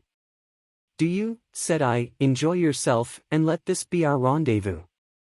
I may be absent a month or two, but do not interfere with my motions, I entreat you, leave me to peace and solitude for a short time, and when I return, I hope it will be with a lighter heart, more congenial to your own temper." Henry wished to dissuade me, but seeing me bent on this plan, ceased to remonstrate. He entreated me to write often. "I had rather be with you," he said, "in your solitary rambles, than with these Scotch people, whom I do not know. Hasten, then, my dear friend, to return, that I may again feel myself somewhat at home, which I cannot do in your absence." Having parted from my friend, I determined to visit some remote spot of Scotland and finish my work in solitude. I did not doubt but that the monster followed me and would discover himself to me when I should have finished, that he might receive his companion. With this resolution I traversed the northern highlands and fixed on one of the remotest of the Orkneys as the scene of my labors. It was a place fitted for such a work, being hardly more than a rock whose high sides were continually beaten upon by the waves. The soil was barren, scarcely affording pasture for a few miserable cows, and oatmeal for its inhabitants, which consisted of 5 persons, whose gaunt and scraggy limbs gave tokens of their miserable fare. Vegetables and bread, when they indulged in such luxuries, and even fresh water, was to be procured from the mainland, which was about 5 miles distant. On the whole island there were but 3 miserable huts, and one of these was vacant when I arrived. This I hired. It contained but 2 rooms, and these exhibited all the squalidness of the most miserable penury. The thatch had fallen in, the walls were unplastered, and the door was off its hinges. I ordered it to be repaired, bought some furniture, and took possession, an incident which would doubtless have occasioned some surprise had not all the senses of the cottagers been benumbed by want and squalid poverty. As it was, I lived ungazed at and unmolested, hardly thanked for the pittance of food and clothes which I gave, so much does suffering blunt even the coarsest sensations of men. In this retreat I devoted the morning to labor, but in the evening, when the weather permitted, I walked on the stony beach of the sea to listen to the waves as they roared and dashed at my feet. It was a monotonous yet ever-changing scene. I thought of Switzerland. It was far different from this desolate and appalling landscape. Its hills are covered with vines, and its cottages are scattered thickly in the plains. Its fair lakes reflect a blue and gentle sky, and when troubled by the winds, their tumult is but as the play of a lively infant when compared to the roarings of the giant ocean. In this manner I distributed my occupations when I first arrived, but as I proceeded in my labor, it became every day more horrible and irksome to me. Sometimes I could not prevail on myself to enter my laboratory for several days, and at other times I toiled day and night in order to complete my work. It was, indeed, a filthy process in which I was engaged. During my first experiment, a kind of enthusiastic frenzy had blinded me to the horror of my employment. My mind was intently fixed on the consummation of my labor, and my eyes were shut to the horror of my proceedings. But now I went to it in cold blood, and my heart often sickened at the work of my hands. Thus situated, employed in the most detestable occupation, immersed in a solitude where nothing could for an instant call my attention from the actual scene in which I was engaged, my spirits became unequal, I grew restless and nervous. Every moment I feared to meet my persecutor. Sometimes I sat with my eyes fixed on the ground, fearing to raise them lest they should encounter the object which I so much dreaded to behold. I feared to wander from the sight of my fellow creatures lest when alone he should come to claim his companion. In the meantime I worked on, and my labor was already considerably advanced. I looked towards its completion with a tremulous and eager hope, which I dared not trust myself to question but which was intermixed with obscure forebodings of evil that made my heart sicken in my bosom. Chapter 20. I sat one evening in my laboratory, the sun had set, and the moon was just rising from the sea. I had not sufficient light for my employment, and I remained idle, in a pause of consideration of whether I should leave my labor for the night or hasten its conclusion by an unremitting attention to it. As I sat, a train of reflection occurred to me which led me to consider the effects of what I was now doing. 3 years before, I was engaged in the same manner and had created a fiend whose unparalleled barbarity had desolated my heart and filled it forever with the bitterest remorse. I was now about to form another being of whose dispositions I was alike ignorant. She might become 10,000 times more malignant than her mate and delight, for its own sake, in murder and wretchedness. He had sworn to quit the neighborhood of man and hide himself in deserts, but she had not, and she, who in all probability was to become a thinking and reasoning animal, might refuse to comply with a compact made before her creation. They might even hate each other. The creature who already lived loathed his own deformity, and might he not conceive a greater abhorrence for it when it came before his eyes in the female form? She also might turn with disgust from him to the superior beauty of man. She might quit him, and he be again alone, exasperated by the fresh provocation of being deserted by one of his own species. Even if they were to leave Europe and inhabit the deserts of the New World, yet one of the first results of those sympathies for which the demon thirsted would be children, and a race of devils would be propagated upon the earth who might make the very existence of the species of man a condition precarious and full of terror. Had I right, for my own benefit, to inflict this curse upon everlasting generations? I had before been moved by the sophisms of the being I had created, I had been struck senseless by his fiendish threats, but now, for the first time, the wickedness of my promise burst upon me. I shuddered to think that future ages might curse me as their pest, whose selfishness had not hesitated to buy its own peace at the price, perhaps, of the existence of the whole human race. I trembled and my heart failed within me, when, on looking up, I saw by the light of the moon the demon at the casement. A ghastly grin wrinkled his lips as he gazed on me, where I sat fulfilling the task which he had allotted to me. Yes, he had followed me in my travels, he had loitered in forests, hid himself in caves, or taken refuge in wide and desert heaths, and he now came to mark my progress and claimed the fulfillment of my promise. As I looked on him, his countenance expressed the utmost extent of malice and treachery. I thought with a sensation of madness on my promise of creating another like to him, and trembling with passion, tore to pieces the thing on which I was engaged. The wretch saw me destroy the creature on whose future existence he depended for happiness, and with a howl of devilish despair and revenge, withdrew. I left the room, and locking the door, made a solemn vow in my own heart never to resume my labors, and then, with trembling steps, I sought my own apartment. I was alone, none were near me to dissipate the gloom and relieve me from the sickening oppression of the most terrible reveries. Several hours passed, and I remained near my window gazing on the sea. It was almost motionless, for the winds were hushed, and all nature reposed under the eye of the quiet moon. A few fishing vessels alone specked the water, and now and then the gentle breeze wafted the sound of voices as the fishermen called to one another. I felt the silence, although I was hardly conscious of its extreme profundity, until my ear was suddenly arrested by the paddling of oars near the shore, and a person landed close to my house. In a few minutes after, I heard the creaking of my door, as if someone endeavored to open it softly. I trembled from head to foot. I felt a presentiment of who it was and wished to rouse one of the peasants who dwelt in a cottage not far from mine, but I was overcome by the sensation of helplessness, so often felt in frightful dreams, when you in vain endeavor to fly from an impending danger, and was rooted to the spot. Presently I heard the sound of footsteps along the passage, the door opened, and the wretch whom I dreaded appeared. Shutting the door, he approached me and said in a smothered voice, "You have destroyed the work which you began. What is it that you intend? Do you dare to break your promise? I have endured toil and misery. I left Switzerland with you. I crept along the shores of the Rhine, among its willow islands and over the summits of its hills. I have dwelt many months in the heats of England and among the deserts of Scotland.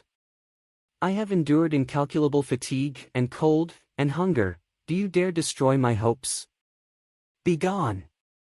I do break my promise. Never will I create another like yourself, equal in deformity and wickedness. Slave, I before reasoned with you, but you have proved yourself unworthy of my condescension. Remember that I have power. You believe yourself miserable, but I can make you so wretched that the light of day will be hateful to you. You are my creator, but I am your master. Obey. The hour of my irresolution is past, and the period of your power is arrived. Your threats cannot move me to do an act of wickedness, but they confirm me in a determination of not creating you a companion in vice. Shall I, in cool blood, set loose upon the earth a demon whose delight is in death and wretchedness? Begone! I am firm, and your words will only exasperate my rage. The monster saw my determination in my face and gnashed his teeth in the impotence of anger. Shall each man, cried he, find a wife for his bosom, and each beast have his mate, and I be alone? I had feelings of affection, and they were requited by detestation and scorn. Man! You may hate, but beware. Your hours will pass in dread and misery, and soon the bolt will fall which must ravish from you your happiness forever. Are you to be happy while I grovel in the intensity of my wretchedness? You can blast my other passions, but revenge remains, revenge, henceforth dearer than light or food. I may die, but first you, my tyrant and tormentor, shall curse the sun that gazes on your misery. Beware, for I am fearless and therefore powerful. I will watch with the weariness of a snake, that I may sting with its venom. Man, you shall repent of the injuries you inflict. Devil, cease, and do not poison the air with these sounds of malice. I have declared my resolution to you, and I am no coward to bend beneath words. Leave me, I am inexorable. It is well. I go, but remember, I shall be with you on your wedding night. I started forward and exclaimed, Villain! Before you sign my death warrant, be sure that you are yourself safe. I would have seized him, but he eluded me and quitted the house with precipitation. In a few moments I saw him in his boat, which shot across the waters with an arrowy swiftness and was soon lost amidst the waves. All was again silent, but his words rang in my ears. I burned with rage to pursue the murderer of my peace and precipitate him into the ocean. I walked up and down my room hastily and perturbed, while my imagination conjured up 1,000 images to torment and sting me. Why had I not followed him and closed with him in mortal strife? But I had suffered him to depart, and he had directed his course towards the mainland. I shuddered to think who might be the next victim sacrificed to his insatiate revenge. And then I thought again of his words, I will be with you on your wedding night. That, then, was the period fixed for the fulfillment of my destiny. In that hour I should die and at once satisfy and extinguish his malice. The prospect did not move me to fear, yet when I thought of my beloved Elizabeth, of her tears and endless sorrow, when she should find her lover so barbarously snatched from her, tears, the first I had shed for many months, streamed from my eyes, and I resolved not to fall before my enemy without a bitter struggle. The night passed away, and the sun rose from the ocean. My feelings became calmer, if it may be called calmness when the violence of rage sinks into the depths of despair. I left the house, the horrid scene of the last night's contention, and walked on the beach of the sea, which I almost regarded as an insuperable barrier between me and my fellow creatures. Nay, a wish that such should prove the fact stole across me.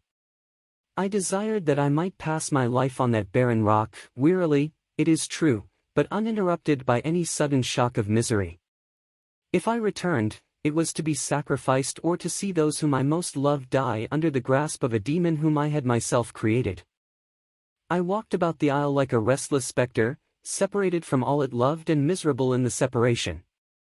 When it became noon, and the sun rose higher, I lay down on the grass and was overpowered by a deep sleep. I had been awake the whole of the preceding night, my nerves were agitated, and my eyes inflamed by watching and misery. The sleep into which I now sank refreshed me, and when I awoke, I again felt as if I belonged to a race of human beings like myself, and I began to reflect upon what had passed with greater composure, yet still the words of the fiend rang in my ears like a death knell. They appeared like a dream, yet distinct and oppressive as a reality. The sun had far descended, and I still sat on the shore, satisfying my appetite, which had become ravenous, with an oaten cake, when I saw a fishing boat land close to me, and one of the men brought me a packet. It contained letters from Geneva, and one from Clerval entreating me to join him.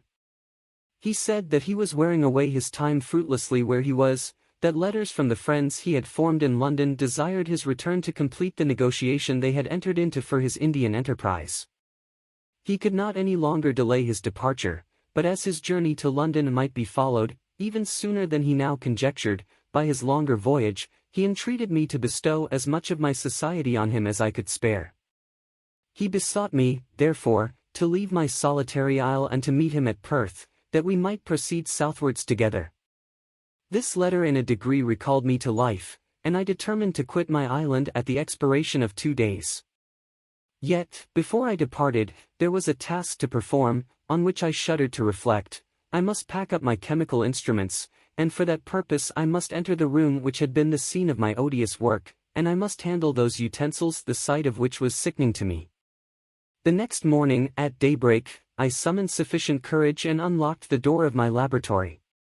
The remains of the half-finished creature, whom I had destroyed, lay scattered on the floor, and I almost felt as if I had mangled the living flesh of a human being.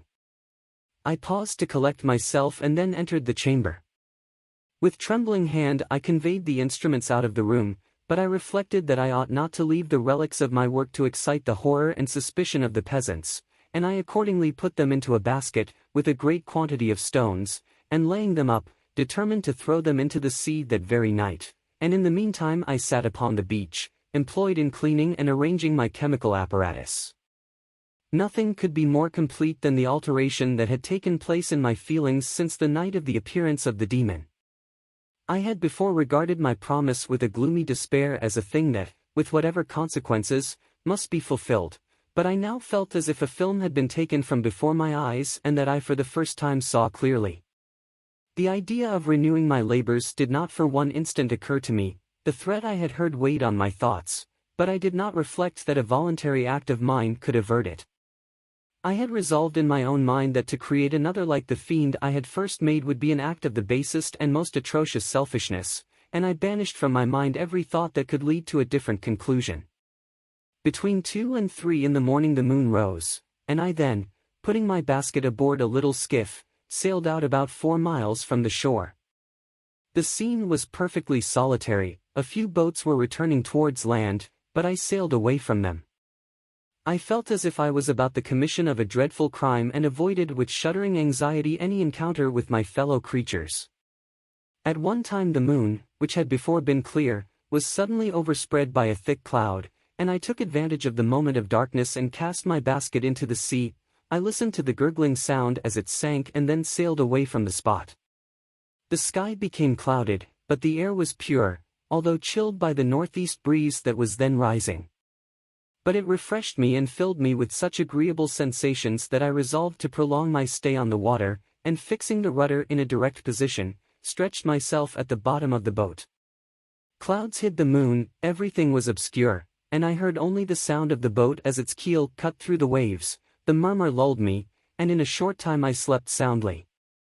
I do not know how long I remained in this situation, but when I awoke I found that the sun had already mounted considerably. The wind was high, and the waves continually threatened the safety of my little skiff. I found that the wind was northeast and must have driven me far from the coast from which I had embarked.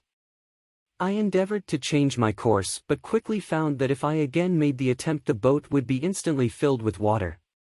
Thus situated, my only resource was to drive before the wind. I confess that I felt a few sensations of terror.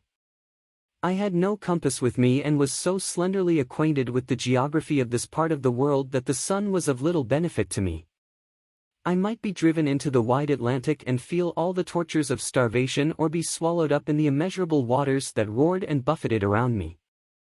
I had already been out many hours and felt the torment of a burning thirst, a prelude to my other sufferings. I looked on the heavens, which were covered by clouds that flew before the wind, only to be replaced by others. I looked upon the sea, it was to be my grave. "Fiend," I exclaimed, "your task is already fulfilled." I thought of Elizabeth, of my father, and of Clerval, all left behind, on whom the monster might satisfy his sanguinary and merciless passions. This idea plunged me into a reverie so despairing and frightful that even now, when the scene is on the point of closing before me forever, I shudder to reflect on it. Some hours passed thus, but by degrees, as the sun declined towards the horizon, the wind died away into a gentle breeze and the sea became free from breakers. But these gave place to a heavy swell. I felt sick and hardly able to hold the rudder, when suddenly I saw a line of high land towards the south. Almost spent, as I was, by fatigue and the dreadful suspense I endured for several hours, this sudden certainty of life rushed like a flood of warm joy to my heart, and tears gushed from my eyes. How mutable are our feelings, and how strange is that clinging love we have of life even in the excess of misery. I constructed another sail with a part of my dress and eagerly steered my course towards the land. It had a wild and rocky appearance, but as I approached nearer I easily perceived the traces of cultivation. I saw vessels near the shore and found myself suddenly transported back to the neighborhood of civilized man. I carefully traced the windings of the land and hailed a steeple which I at length saw issuing from behind a small promontory. As I was in a state of extreme debility, I resolved to sail directly towards the town, as a place where I could most easily procure nourishment. Fortunately I had money with me. As I turned the promontory I perceived a small neat town and a good harbor, which I entered, my heart bounding with joy at my unexpected escape. As I was occupied in fixing the boat and arranging the sails, several people crowded towards the spot. They seemed much surprised at my appearance, but instead of offering me any assistance, whispered together with gestures that at any other time might have produced in me a slight sensation of alarm. As it was, I merely remarked that they spoke English, and I therefore addressed them in that language. "My good friends," said I, "will you be so kind as to tell me the name of this town and inform me where I am?" "You will know that soon enough," replied a man with a hoarse voice. "Maybe you are come to a place that will not prove much to your taste, but you will not be consulted as to your quarters, I promise you." I was exceedingly surprised on receiving so rude an answer from a stranger, and I was also disconcerted on perceiving the frowning and angry countenances of his companions. "Why do you answer me so roughly?" I replied. "Surely it is not the custom of Englishmen to receive strangers so inhospitably." "I do not know," said the man, "what the custom of the English may be, but it is the custom of the Irish to hate villains." While this strange dialogue continued, I perceived the crowd rapidly increase. Their faces expressed a mixture of curiosity and anger, which annoyed and in some degree alarmed me. I inquired the way to the inn, but no one replied. I then moved forward, and a murmuring sound arose from the crowd as they followed and surrounded me, when an ill-looking man approaching tapped me on the shoulder and said, "Come, sir, you must follow me to Mr. Kerwin's to give an account of yourself." "Who is Mr. Kerwin? Why am I to give an account of myself? Is not this a free country?"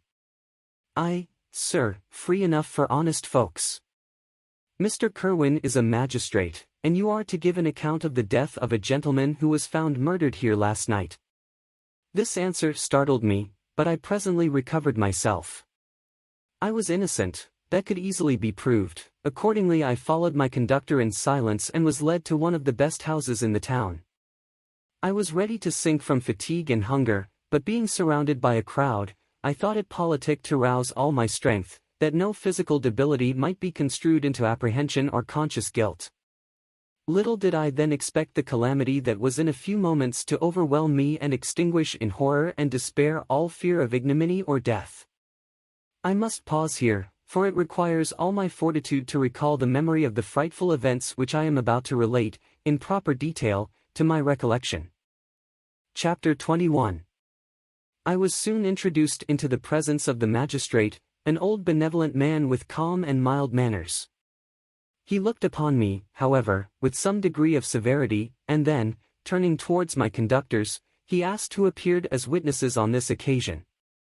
About half a dozen men came forward, and, one being selected by the magistrate, he deposed that he had been out fishing the night before with his son and brother-in-law, Daniel Nugent, when, about 10 o'clock, they observed a strong northerly blast rising, and they accordingly put in for port. It was a very dark night, as the moon had not yet risen. They did not land at the harbor, but, as they had been accustomed, at a creek about 2 miles below. He walked on first, carrying a part of the fishing tackle, and his companions followed him at some distance. As he was proceeding along the sands, he struck his foot against something and fell at his length on the ground. His companions came up to assist him, and by the light of their lantern they found that he had fallen on the body of a man, who was to all appearance dead. Their first supposition was that it was the corpse of some person who had been drowned and was thrown on shore by the waves, but on examination they found that the clothes were not wet and even that the body was not then cold. They instantly carried it to the cottage of an old woman near the spot and endeavored, but in vain, to restore it to life. It appeared to be a handsome young man, about 25 years of age. He had apparently been strangled, for there was no sign of any violence except the black mark of fingers on his neck. The first part of this deposition did not in the least interest me, but when the mark of the fingers was mentioned I remembered the murder of my brother and felt myself extremely agitated. My limbs trembled, and a mist came over my eyes, which obliged me to lean on a chair for support. The magistrate observed me with a keen eye and of course drew an unfavorable augury from my manner. The son confirmed his father's account, but when Daniel Nugent was called he swore positively that just before the fall of his companion, he saw a boat, with a single man in it, at a short distance from the shore, and as far as he could judge by the light of a few stars, it was the same boat in which I had just landed. A woman deposed that she lived near the beach and was standing at the door of her cottage, waiting for the return of the fisherman, about an hour before she heard of the discovery of the body, when she saw a boat with only one man in it push off from that part of the shore where the corpse was afterwards found. Another woman confirmed the account of the fisherman having brought the body into her house. It was not cold. They put it into a bed and rubbed it, and Daniel went to the town for an apothecary, but life was quite gone. Several other men were examined concerning my landing, and they agreed that, with the strong north wind that had arisen during the night, it was very probable that I had beaten about for many hours and had been obliged to return nearly to the same spot from which I had departed. Besides, they observed that it appeared that I had brought the body from another place, and it was likely that as I did not appear to know the shore, I might have put into the harbor ignorant of the distance of the town from the place where I had deposited the corpse. Mr. Kerwin, on hearing this evidence, desired that I should be taken into the room where the body lay for interment, that it might be observed what effect the sight of it would produce upon me. This idea was probably suggested by the extreme agitation I had exhibited when the mode of the murder had been described. I was accordingly conducted, by the magistrate and several other persons, to the inn.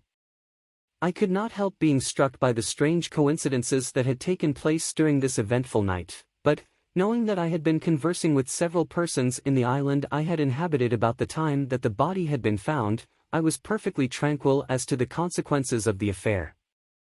I entered the room where the corpse lay and was led up to the coffin. How can I describe my sensations on beholding it? I feel yet parched with horror, nor can I reflect on that terrible moment without shuddering and agony. The examination, the presence of the magistrate and witnesses, passed like a dream from my memory when I saw the lifeless form of Henry Clevel stretched before me. I gasped for breath, and throwing myself on the body, I exclaimed, "Have my murderous machinations deprived you also, my dearest Henry, of life? 2 I have already destroyed, other victims await their destiny, but you, Clevel, my friend, my benefactor." The human frame could no longer support the agonies that I endured, and I was carried out of the room in strong convulsions. A fever succeeded to this. I lay for 2 months on the point of death. My ravings, as I afterwards heard, were frightful. I called myself the murderer of William, of Justine, and of Clevel. Sometimes I entreated my attendants to assist me in the destruction of the fiend by whom I was tormented, and at others I felt the fingers of the monster already grasping my neck, and screamed aloud with agony and terror. Fortunately, as I spoke my native language, Mr. Kerwin alone understood me, but my gestures and bitter cries were sufficient to affright the other witnesses. Why did I not die? More miserable than man ever was before, why did I not sink into forgetfulness and rest? Death snatches away many blooming children, the only hopes of their doting parents. How many brides and youthful lovers have been one day in the bloom of health and hope, and the next a prey for worms and the decay of the tomb? Of what materials was I made that I could thus resist so many shocks, which, like the turning of the wheel, continually renewed the torture? But I was doomed to live, and in 2 months found myself as awaking from a dream, in a prison, stretched on a wretched bed, surrounded by jailers, turnkeys, bolts, and all the miserable apparatus of a dungeon. It was morning, I remember, when I thus awoke to understanding. I had forgotten the particulars of what had happened and only felt as if some great misfortune had suddenly overwhelmed me, but when I looked around and saw the barred windows and the squalidness of the room in which I was, all flashed across my memory and I groaned bitterly. This sound disturbed an old woman who was sleeping in a chair beside me. She was a hired nurse, the wife of one of the turnkeys, and her countenance expressed all those bad qualities which often characterize that class. The lines of her face were hard and rude, like that of persons accustomed to see without sympathizing in sights of misery. Her tone expressed her entire indifference. She addressed me in English, and the voice struck me as one that I had heard during my sufferings. "Are you better now, sir?" said she. I replied in the same language, with a feeble voice, "I believe I am. But if it be all true, if indeed I did not dream, I am sorry that I am still alive to feel this misery and horror."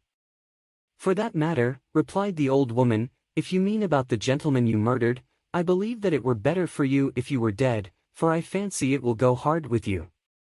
However, that's none of my business. I am sent to nurse you and get you well. I do my duty with a safe conscience. It were well if everybody did the same." I turned with loathing from the woman who could utter so unfeeling a speech to a person just saved, on the very edge of death, but I felt languid and unable to reflect on all that had passed. The whole series of my life appeared to me as a dream. I sometimes doubted if indeed it were all true, for it never presented itself to my mind with the force of reality. As the images that floated before me became more distinct, I grew feverish, a darkness pressed around me. No one was near me who soothed me with the gentle voice of love, no dear hand supported me. The physician came and prescribed medicines, and the old woman prepared them for me, but utter carelessness was visible in the first, and the expression of brutality was strongly marked in the visage of the second. Who could be interested in the fate of a murderer but the hangman who would gain his fee? These were my first reflections, but I soon learned that Mr. Kerwin had shown me extreme kindness. He had caused the best room in the prison to be prepared for me. Wretched indeed was the best, and it was he who had provided a physician and a nurse. It is true, he seldom came to see me, for although he ardently desired to relieve the sufferings of every human creature, he did not wish to be present at the agonies and miserable ravings of a murderer. He came, therefore, sometimes to see that I was not neglected, but his visits were short and with long intervals. One day, while I was gradually recovering, I was seated in a chair, my eyes half open and my cheeks livid like those in death. I was overcome by gloom and misery and often reflected I had better seek death than desire to remain in a world which to me was replete with wretchedness. At one time I considered whether I should not declare myself guilty and suffer the penalty of the law, less innocent than poor Justine had been. Such were my thoughts when the door of my apartment was opened and Mr. Kerwin entered. His countenance expressed sympathy and compassion. He drew a chair close to mine and addressed me in French. "I fear that this place is very shocking to you. Can I do anything to make you more comfortable?" "I thank you, but all that you mention is nothing to me. On the whole earth there is no comfort which I am capable of receiving. I know that the sympathy of a stranger can be but of little relief to one borne down as you are by so strange a misfortune. But you will, I hope, soon quit this melancholy abode, for doubtless evidence can easily be brought to free you from the criminal charge. That is my least concern. I am, by a course of strange events, become the most miserable of mortals. Persecuted and tortured as I am and have been, can death be any evil to me? Nothing indeed could be more unfortunate and agonizing than the strange chances that have lately occurred. You were thrown, by some surprising accident, on this shore, renowned for its hospitality, seized immediately, and charged with murder. The first sight that was presented to your eyes was the body of your friend, murdered in so unaccountable a manner and placed, as it were, by some fiend across your path. As Mr. Kerwin said this, notwithstanding the agitation I endured on this retrospect of my sufferings, I also felt considerable surprise at the knowledge he seemed to possess concerning me. I suppose some astonishment was exhibited in my countenance, for Mr. Kerwin hastened to say, "Immediately upon your being taken ill, all the papers that were on your person were brought me, and I examined them that I might discover some trace by which I could send to your relations an account of your misfortune and illness. I found several letters, and, among others, one which I discovered from its commencement to be from your father. I instantly wrote to Geneva. Nearly 2 months have elapsed since the departure of my letter. But you are ill, even now you tremble, you are unfit for agitation of any kind. This suspense is 1,000 times worse than the most horrible event. Tell me what new scene of death has been acted, and whose murder I am now to lament." "Your family is perfectly well," said Mr. Kerwin with gentleness, "and someone, a friend, is come to visit you." I know not by what chain of thought the idea presented itself, but it instantly darted into my mind that the murderer had come to mock at my misery and taunt me with the death of Clerval, as a new incitement for me to comply with his hellish desires. I put my hand before my eyes, and cried out in agony, "Oh! Take him away! I cannot see him, for God's sake, do not let him enter." Mr. Kerwin regarded me with a troubled countenance. He could not help regarding my exclamation as a presumption of my guilt and said in rather a severe tone, "I should have thought, young man, that the presence of your father would have been welcome instead of inspiring such violent repugnance." "My father," cried I, while every feature and every muscle was relaxed from anguish to pleasure. "Is my father indeed come? How kind, how very kind! But where is he? Why does he not hasten to me?" My change of manner surprised and pleased the magistrate. Perhaps he thought that my former exclamation was a momentary return of delirium, and now he instantly resumed his former benevolence. He rose and quitted the room with my nurse, and in a moment my father entered it. Nothing, at this moment, could have given me greater pleasure than the arrival of my father. I stretched out my hand to him and cried, "Are you, then, safe, and Elizabeth, and Ernest?" My father calmed me with assurances of their welfare and endeavored, by dwelling on these subjects so interesting to my heart, to raise my desponding spirits, but he soon felt that a prison cannot be the abode of cheerfulness. "What a place is this that you inhabit, my son," said he, looking mournfully at the barred windows and wretched appearance of the room. "You traveled to seek happiness, but a fatality seems to pursue you. And poor Clerval! The name of my unfortunate and murdered friend was an agitation too great to be endured in my weak state. I shed tears. Alas! Yes, my father, replied I, some destiny of the most horrible kind hangs over me, and I must live to fulfill it, or surely I should have died on the coffin of Henry. We were not allowed to converse for any length of time, for the precarious state of my health rendered every precaution necessary that could ensure tranquility. Mr. Kerwin came in and insisted that my strength should not be exhausted by too much exertion. But the appearance of my father was to me like that of my good angel, and I gradually recovered my health. As my sickness quitted me, I was absorbed by a gloomy and black melancholy that nothing could dissipate. The image of Clerval was forever before me, ghastly and murdered. More than once the agitation into which these reflections threw me made my friends dread a dangerous relapse. Alas! Why did they preserve so miserable and detested a life? It was surely that I might fulfill my destiny, which is now drawing to a close. Soon, oh, very soon, will death extinguish these throbbings and relieve me from the mighty weight of anguish that bears me to the dust, and, in executing the award of justice, I shall also sink to rest. Then the appearance of death was distant, although the wish was ever present to my thoughts, and I often sat for hours motionless and speechless, wishing for some mighty revolution that might bury me and my destroyer in its ruins. The season of the assizes approached. I had already been 3 months in prison, and although I was still weak and in continual danger of a relapse, I was obliged to travel nearly 100 miles to the country town where the court was held. Mr. Kerwin charged himself with every care of collecting witnesses and arranging my defense. I was spared the disgrace of appearing publicly as a criminal, as the case was not brought before the court that decides on life and death. The grand jury rejected the bill, on its being proved that I was on the Orkney Islands at the hour the body of my friend was found, and a fortnight after my removal I was liberated from prison. My father was enraptured on finding me freed from the vexations of a criminal charge, that I was again allowed to breathe the fresh atmosphere and permitted to return to my native country. I did not participate in these feelings, for to me the walls of a dungeon or a palace were alike hateful. The cup of life was poisoned forever, and although the sun shone upon me, as upon the happy and gay of heart, I saw around me nothing but a dense and frightful darkness, penetrated by no light but the glimmer of 2 eyes that glared upon me. Sometimes they were the expressive eyes of Henry, languishing in death, the dark orbs nearly covered by the lids and the long black lashes that fringed them. Sometimes it was the watery, clouded eyes of the monster, as I first saw them in my chamber at Ingolstadt.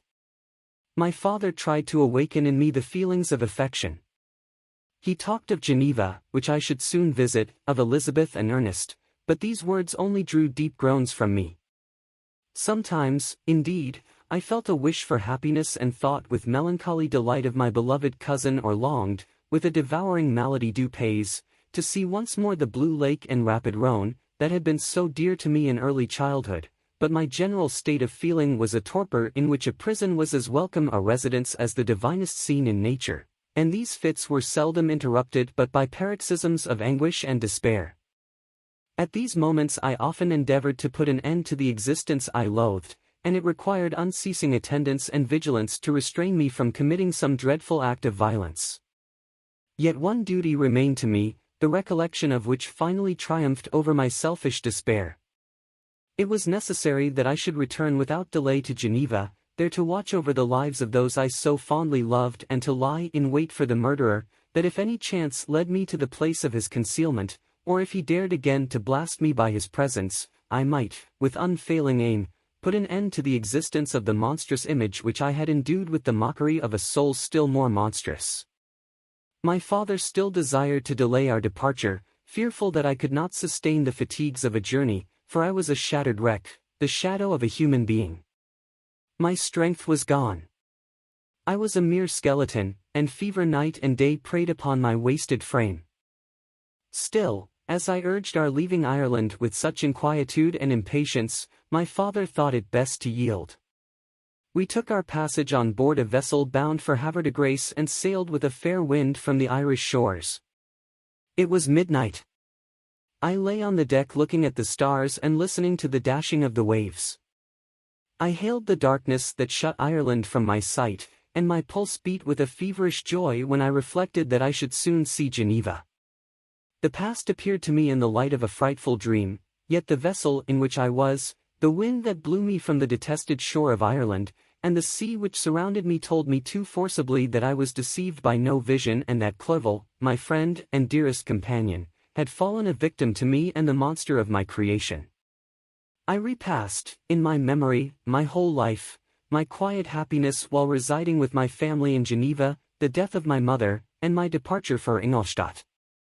I remembered, shuddering, the mad enthusiasm that hurried me on to the creation of my hideous enemy, and I called to mind the night in which he first lived. I was unable to pursue the train of thought, 1,000 feelings pressed upon me, and I wept bitterly. Ever since my recovery from the fever I had been in the custom of taking every night a small quantity of laudanum, for it was by means of this drug only that I was enabled to gain the rest necessary for the preservation of life. Oppressed by the recollection of my various misfortunes, I now swallowed double my usual quantity and soon slept profoundly. But sleep did not afford me respite from thought and misery, my dreams presented 1,000 objects that scared me. Towards morning I was possessed by a kind of nightmare, I felt the fiend's grasp in my neck and could not free myself from it, groans and cries rang in my ears. My father, who was watching over me, perceiving my restlessness, awoke me. The dashing waves were around, the cloudy sky above, the fiend was not here, a sense of security, a feeling that a truce was established between the present hour and the irresistible, disastrous future imparted to me a kind of calm forgetfulness, of which the human mind is by its structure peculiarly susceptible. Chapter 22. The voyage came to an end. We landed, and proceeded to Paris. I soon found that I had overtaxed my strength and that I must repose before I could continue my journey. My father's care and attentions were indefatigable, but he did not know the origin of my sufferings and sought erroneous methods to remedy the incurable ill. He wished me to seek amusement in society. I abhorred the face of man. Oh, not abhorred. They were my brethren, my fellow beings, and I felt attracted even to the most repulsive among them, as to creatures of an angelic nature and celestial mechanism. But I felt that I had no right to share their intercourse. I had unchained an enemy among them whose joy it was to shed their blood and to revel in their groans. How they would, each and all, abhor me and hunt me from the world did they know my unhallowed acts and the crimes which had their source in me. My father yielded at length to my desire to avoid society and strove by various arguments to banish my despair. Sometimes he thought that I felt deeply the degradation of being obliged to answer a charge of murder, and he endeavored to prove to me the futility of pride. Alas! My father, said I, how little do you know me? Human beings, their feelings and passions, would indeed be degraded if such a wretch as I felt pride. Justine, poor unhappy Justine, was as innocent as I, and she suffered the same charge, she died for it, and I am the cause of this, I murdered her. William, Justine, and Henry, they all died by my hands. My father had often, during my imprisonment, heard me make the same assertion. When I thus accused myself, he sometimes seemed to desire an explanation, and at others he appeared to consider it as the offspring of delirium, and that, during my illness, some idea of this kind had presented itself to my imagination, the remembrance of which I preserved in my convalescence. I avoided explanation and maintained a continual silence concerning the wretch I had created. I had a persuasion that I should be supposed mad, and this in itself would forever have chained my tongue. But, besides, I could not bring myself to disclose a secret which would fill my hearer with consternation and make fear and unnatural horror the inmates of his breast. I checked, therefore, my impatient thirst for sympathy and was silent when I would have given the world to have confided the fatal secret. Yet, still, words like those I have recorded would burst uncontrollably from me. I could offer no explanation of them, but their truth in part relieved the burden of my mysterious woe. Upon this occasion my father said, with an expression of unbounded wonder, "My dearest Victor, what infatuation is this? My dear son, I entreat you never to make such an assertion again." "I am not mad," I cried energetically, the sun and the heavens, who have viewed my operations, can bear witness of my truth. I am the assassin of those most innocent victims, they died by my machinations. 1,000 times would I have shed my own blood, drop by drop, to have saved their lives, but I could not, my father, indeed I could not sacrifice the whole human race. The conclusion of this speech convinced my father that my ideas were deranged, and he instantly changed the subject of our conversation and endeavored to alter the course of my thoughts.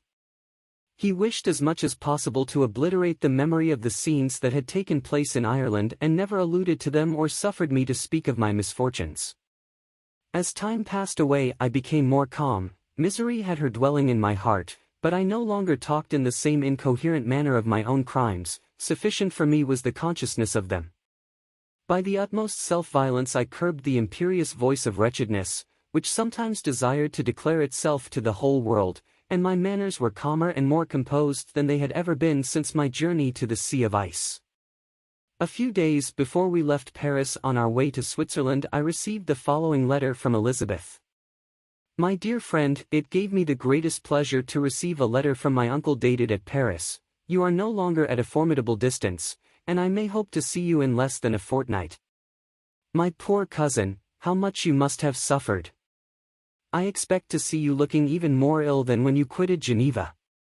This winter has been passed most miserably, tortured as I have been by anxious suspense, yet I hope to see peace in your countenance and to find that your heart is not totally void of comfort and tranquility. Yet I fear that the same feelings now exist that made you so miserable a year ago, even perhaps augmented by time. I would not disturb you at this period, when so many misfortunes weigh upon you, but a conversation that I had with my uncle previous to his departure renders some explanation necessary before we meet. Explanation. You may possibly say, what can Elizabeth have to explain? If you really say this, my questions are answered and all my doubts satisfied. But you are distant from me, and it is possible that you may dread and yet be pleased with this explanation, and in a probability of this being the case, I dare not any longer postpone writing what, during your absence, I have often wished to express to you but have never had the courage to begin. You well know, Victor, that our union had been the favorite plan of your parents ever since our infancy. We were told this when young, and taught to look forward to it as an event that would certainly take place. We were affectionate playfellows during childhood, and, I believe, dear and valued friends to one another as we grew older.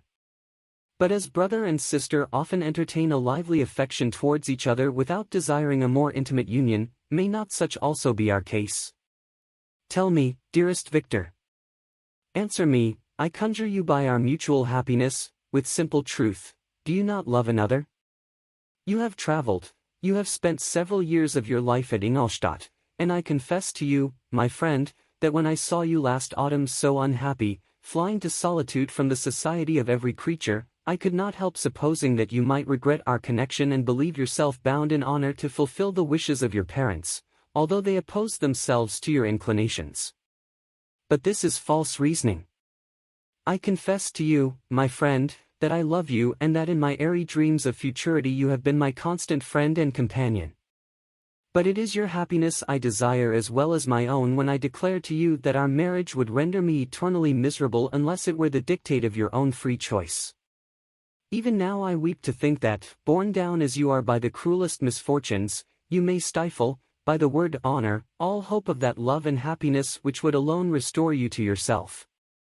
I, who have so disinterested an affection for you, may increase your miseries tenfold by being an obstacle to your wishes.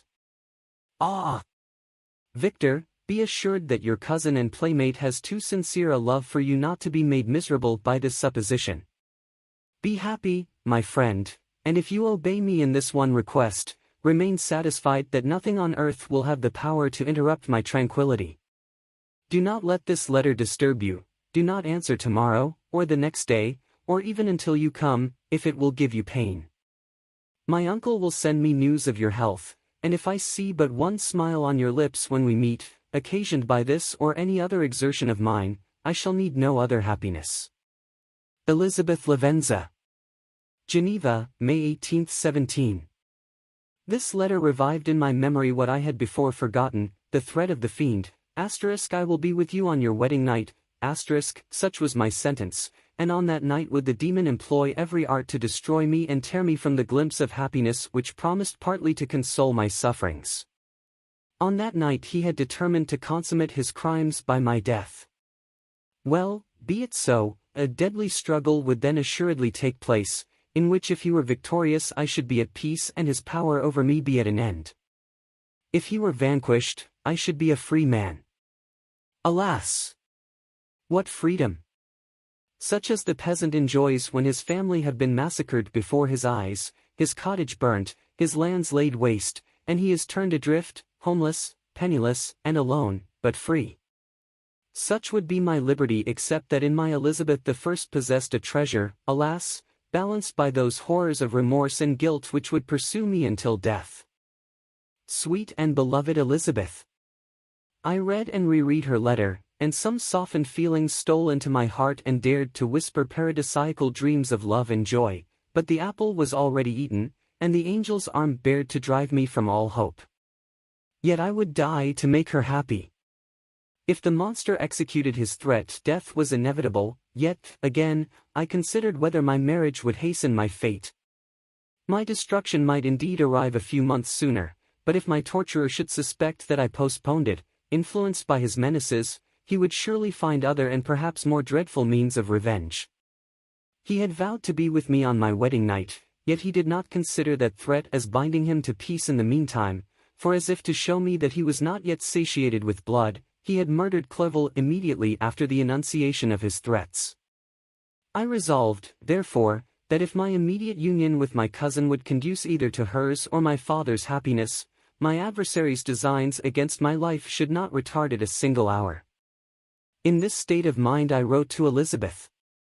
My letter was calm and affectionate. I fear, my beloved girl, I said, little happiness remains for us on earth, yet all that I may one day enjoy is centered in you. Chase away your idle fears, to you alone do I consecrate my life and my endeavors for contentment. I have one secret, Elizabeth, a dreadful one. When revealed to you, it will chill your frame with horror, and then, far from being surprised at my misery, you will only wonder that I survive what I have endured. I will confide this tale of misery and terror to you the day after our marriage shall take place, for, my sweet cousin, there must be perfect confidence between us. But until then, I conjure you, do not mention or allude to it. This I most earnestly entreat, and I know you will comply. In about a week after the arrival of Elizabeth's letter we returned to Geneva. The sweet girl welcomed me with warm affection, yet tears were in her eyes as she beheld my emaciated frame and feverish cheeks. I saw a change in her also. She was thinner and had lost much of that heavenly vivacity that had before charmed me, but her gentleness and soft looks of compassion made her a more fit companion for one blasted and miserable as I was. The tranquility which I now enjoyed did not endure.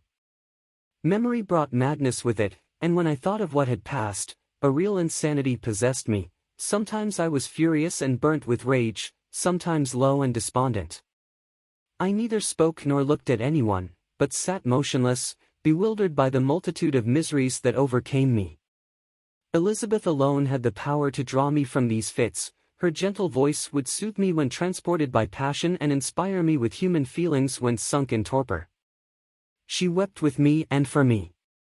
When reason returned, she would remonstrate and endeavor to inspire me with resignation. Ah! It is well for the unfortunate to be resigned, but for the guilty there is no peace. The agonies of remorse poison the luxury there is otherwise sometimes found in indulging the excess of grief. Soon after my arrival my father spoke of my immediate marriage with Elizabeth. I remained silent. Have you, then, some other attachment? None on earth. I love Elizabeth and look forward to our union with delight. Let the day therefore be fixed, and on it I will consecrate myself, in life or death, to the happiness of my cousin. My dear Victor, do not speak thus. Heavy misfortunes have befallen us, but let us only cling closer to what remains and transfer our love for those whom we have lost to those who yet live. Our circle will be small but bound close by the ties of affection and mutual misfortune. And when time shall have softened your despair, new and dear objects of care will be born to replace those of whom we have been so cruelly deprived. Such were the lessons of my father. But to me the remembrance of the threat returned, nor can you wonder that, omnipotent as the fiend had yet been in his deeds of blood, I should almost regard him as invincible, and that when he had pronounced the words, *I shall be with you on your wedding night*, I should regard the threatened fate as unavoidable. But death was no evil to me if the loss of Elizabeth were balanced with it, and I therefore, with a contented and even cheerful countenance, agreed with my father that if my cousin would consent, the ceremony should take place in 10 days, and thus put, as I imagined, the seal to my fate. Great God! If for one instant I had thought what might be the hellish intention of my fiendish adversary, I would rather have banished myself forever from my native country and wandered a friendless outcast over the earth than have consented to this miserable marriage. But, as if possessed of magic powers, the monster had blinded me to his real intentions, and when I thought that I had prepared only my own death, I hastened that of a far dearer victim. As the period fixed for our marriage drew nearer, whether from cowardice or a prophetic feeling, I felt my heart sink within me. But I concealed my feelings by an appearance of hilarity that brought smiles and joy to the countenance of my father, but hardly deceived the ever-watchful and nicer eye of Elizabeth. She looked forward to our union with placid contentment, not unmingled with a little fear, which past misfortunes had impressed, that what now appeared certain and tangible happiness might soon dissipate into an airy dream and leave no trace but deep and everlasting regret. Preparations were made for the event, congratulatory visits were received, and all wore a smiling appearance. I shut up, as well as I could, in my own heart the anxiety that preyed there and entered with seeming earnestness into the plans of my father, although they might only serve as the decorations of my tragedy. Through my father's exertions a part of the inheritance of Elizabeth had been restored to her by the Austrian government. A small possession on the shores of Como belonged to her. It was agreed that, immediately after our union, we should proceed to Villa Lavenza and spend our first days of happiness beside the beautiful lake near which it stood. In the meantime I took every precaution to defend my person in case the fiend should openly attack me. I carried pistols and a dagger constantly about me and was ever on the watch to prevent artifice, and by these means gained a greater degree of tranquillity. Indeed, as the period approached, the threat appeared more as a delusion, not to be regarded as worthy to disturb my peace, while the happiness I hoped for in my marriage wore a greater appearance of certainty as the day fixed for its solemnization drew nearer and I heard it continually spoken of as an occurrence which no accident could possibly prevent. Elizabeth seemed happy, my tranquil demeanor contributed greatly to calm her mind. But on the day that was to fulfill my wishes and my destiny, she was melancholy, and a presentiment of evil pervaded her. And perhaps also she thought of the dreadful secret which I had promised to reveal to her on the following day. My father was in the meantime overjoyed and in the bustle of preparation only recognized in the melancholy of his niece the diffidence of a bride. After the ceremony was performed a large party assembled at my father's, but it was agreed that Elizabeth and I should commence our journey by water, sleeping that night at Evian and continuing our voyage on the following day. The day was fair, the wind favorable, all smiled on our nuptial embarkation. Those were the last moments of my life during which I enjoyed the feeling of happiness.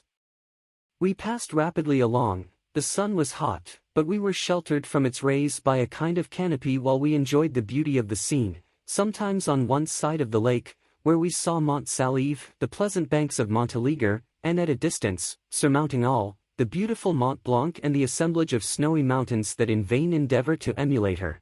Sometimes coasting the opposite banks, we saw the mighty Jura opposing its dark side to the ambition that would quit its native country, and an almost insurmountable barrier to the invader who should wish to enslave it. I took the hand of Elizabeth. "You are sorrowful, my love. Ah! If you knew what I have suffered and what I may yet endure, you would endeavor to let me taste the quiet and freedom from despair that this one day at least permits me to enjoy." "Be happy, my dear Victor," replied Elizabeth, "there is, I hope, nothing to distress you, and be assured that if a lively joy is not painted in my face, my heart is contented. Something whispers to me not to depend too much on the prospect that is opened before us, But I will not listen to such a sinister voice.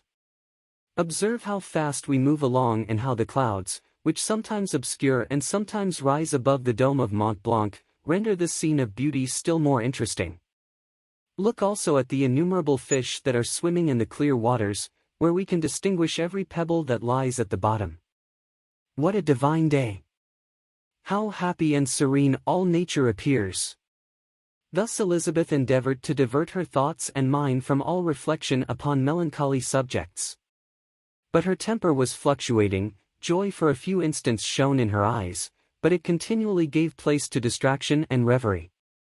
The sun sank lower in the heavens, we passed the river Drance and observed its path through the chasms of the higher and the glens of the lower hills.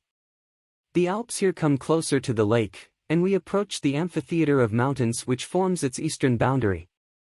The spire of Evian shone under the woods that surrounded it and the range of mountain above mountain by which it was overhung.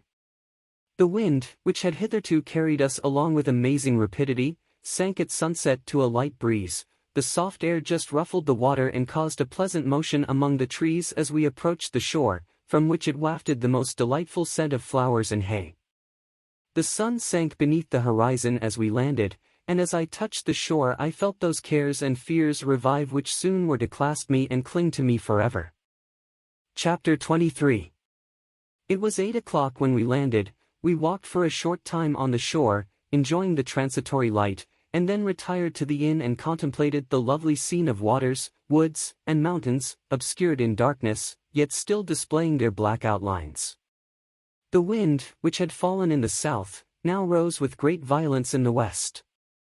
The moon had reached her summit in the heavens and was beginning to descend. The clouds swept across it swifter than the flight of the vulture and dimmed her rays, while the lake reflected the scene of the busy heavens, rendered still busier by the restless waves that were beginning to rise.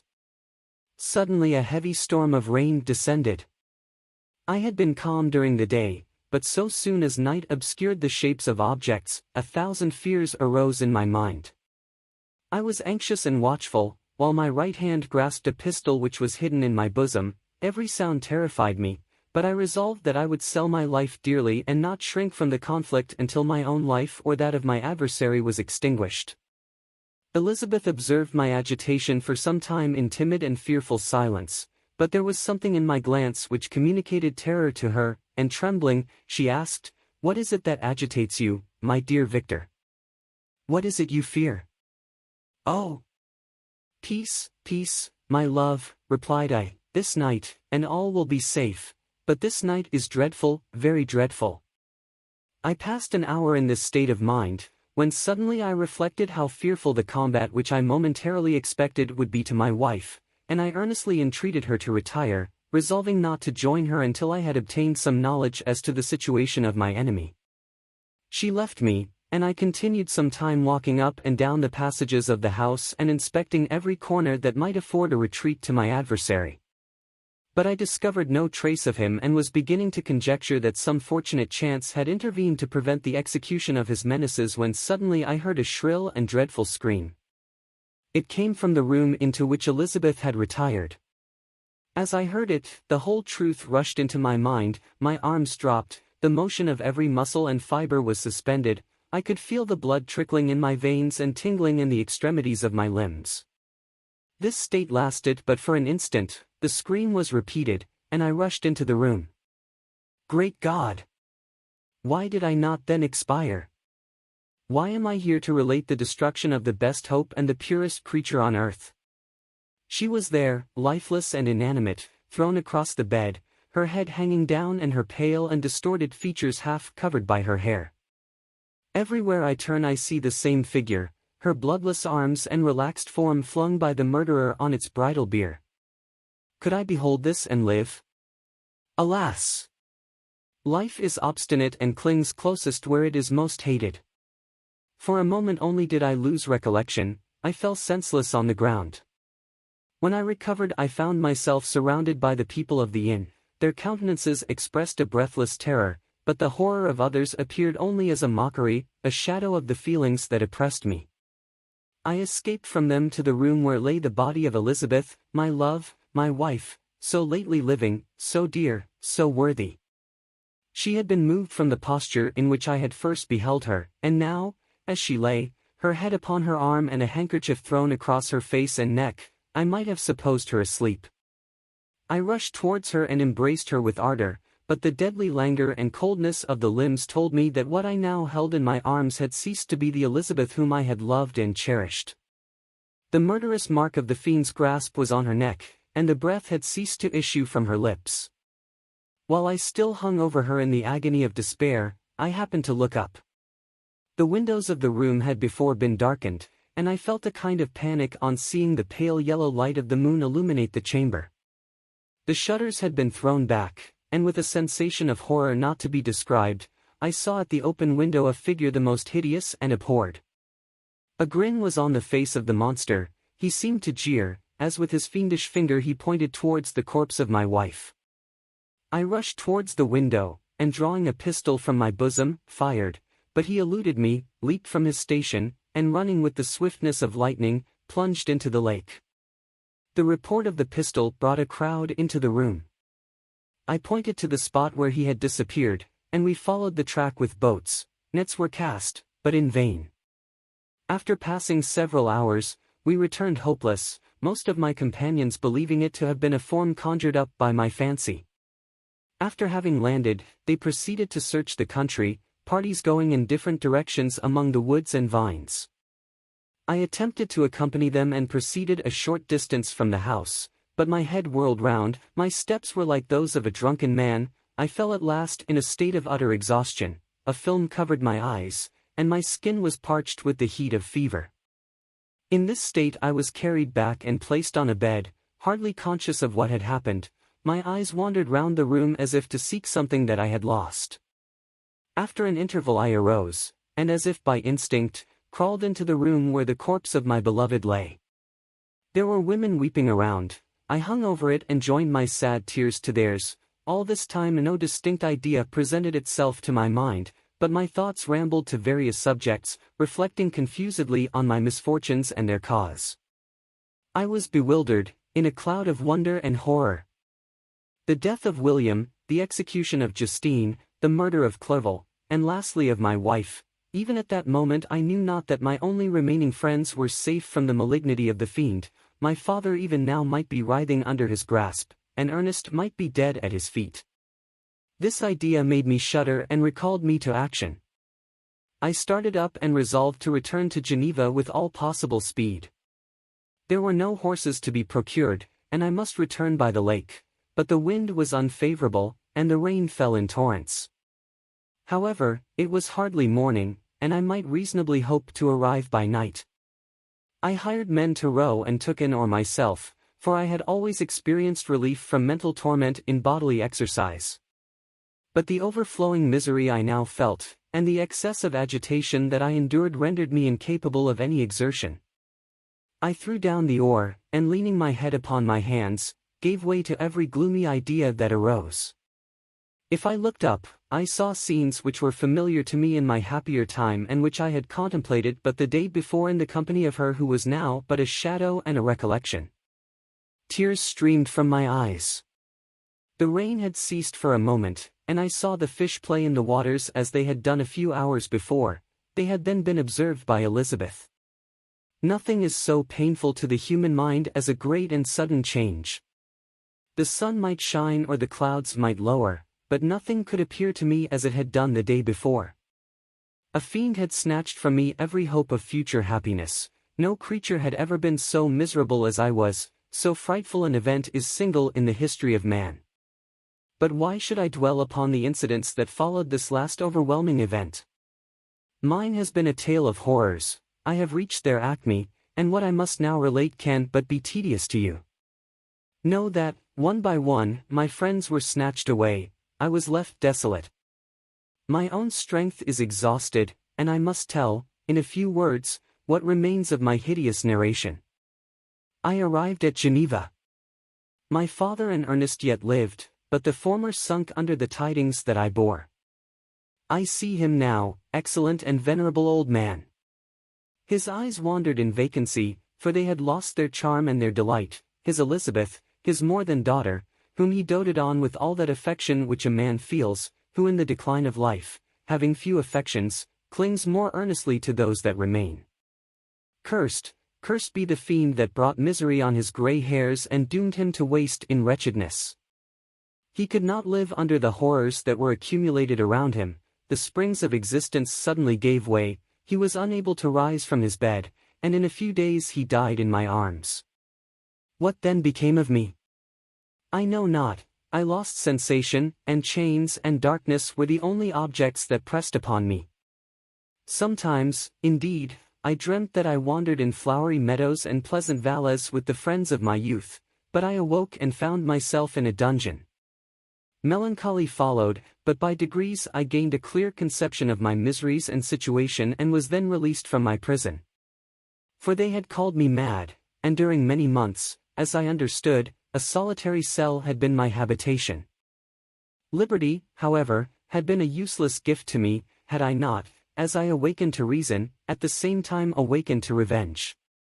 As the memory of past misfortunes pressed upon me, I began to reflect on their cause, the monster whom I had created, the miserable demon whom I had sent abroad into the world for my destruction.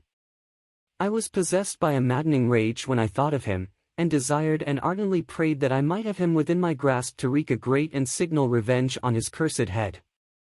Nor did my hate long confine itself to useless wishes. I began to reflect on the best means of securing him, and for this purpose, about a month after my release, I repaired to a criminal judge in the town and told him that I had an accusation to make, that I knew the destroyer of my family, and that I required him to exert his whole authority for the apprehension of the murderer. The magistrate listened to me with attention and kindness. "Be assured, sir," said he, "no pains or exertions on my part shall be spared to discover the villain." "I thank you," replied I. "Listen, therefore, to the deposition that I have to make. It is indeed a tale so strange that I should fear you would not credit it were there not something in truth which, however wonderful, forces conviction. The story is too connected to be mistaken for a dream, and I have no motive for falsehood." My manner as I thus addressed him was impressive but calm. I had formed in my own heart a resolution to pursue my destroyer to death, and this purpose quieted my agony and for an interval reconciled me to life. I now related my history briefly but with firmness and precision, marking the dates with accuracy and never deviating into invective or exclamation. The magistrate appeared at first perfectly incredulous, but as I continued he became more attentive and interested. I saw him sometimes shudder with horror, at others a lively surprise, unmingled with disbelief, was painted on his countenance. When I had concluded my narration I said, "This is the being whom I accuse and for whose seizure and punishment I call upon you to exert your whole power. It is your duty as a magistrate, and I believe and hope that your feelings as a man will not revolt from the execution of those functions on this occasion." This address caused a considerable change in the physiognomy of my own auditor. He had heard my story with that half kind of belief that is given to a tale of spirits and supernatural events, but when he was called upon to act officially in consequence, the whole tide of his incredulity returned. He, however, answered mildly, "I would willingly afford you every aid in your pursuit, but the creature of whom you speak appears to have powers which would put all my exertions to defiance. Who can follow an animal which can traverse the sea of ice and inhabit caves and dens where no man would venture to intrude? Besides, some months have elapsed since the commission of his crimes, and no one can conjecture to what place he has wandered or what region he may now inhabit. I do not doubt that he hovers near the spot which I inhabit, and if he has indeed taken refuge in the Alps, he may be hunted like the chamois and destroyed as a beast of prey. But I perceive your thoughts. You do not credit my narrative and do not intend to pursue my enemy with the punishment which is his desert." As I spoke, rage sparkled in my eyes. The magistrate was intimidated. "You are mistaken," said he. "I will exert myself, and if it is in my power to seize the monster, be assured that he shall suffer punishment proportionate to his crimes. But I fear, from what you have yourself described to be his properties, that this will prove impracticable, and thus, while every proper measure is pursued, you should make up your mind to disappointment. That cannot be, but all that I can say will be of little avail. My revenge is of no moment to you, yet, while I allow it to be a vice, I confess that it is the devouring and only passion of my soul. My rage is unspeakable when I reflect that the murderer, whom I have turned loose upon society, still exists. You refuse my just demand. I have but one resource, and I devote myself, either in my life or death, to his destruction. I trembled with excessive agitation as I said this. There was a frenzy in my manner, and something, I doubt not, of that haughty fierceness which the martyrs of old are said to have possessed. But to a Jean Van magistrate, whose mind was occupied by far other ideas than those of devotion and heroism, this elevation of mind had much the appearance of madness. He endeavored to soothe me as a nurse does a child and reverted to my tale as the effects of delirium. Man, I cried, how ignorant art thou in thy pride of wisdom! Cease, you know not what it is you say. I broke from the house angry and disturbed and retired to meditate on some other mode of action. Chapter 24. My present situation was one in which all voluntary thought was swallowed up and lost. I was hurried away by fury. Revenge alone endowed me with strength and composure. It molded my feelings and allowed me to be calculating and calm at periods when otherwise delirium or death would have been my portion. My first resolution was to quit Geneva forever, my country, which, when I was happy and beloved, was dear to me, now, in my adversity, became hateful. I provided myself with a sum of money, together with a few jewels which had belonged to my mother, and departed. And now my wanderings began, which are to cease but with life.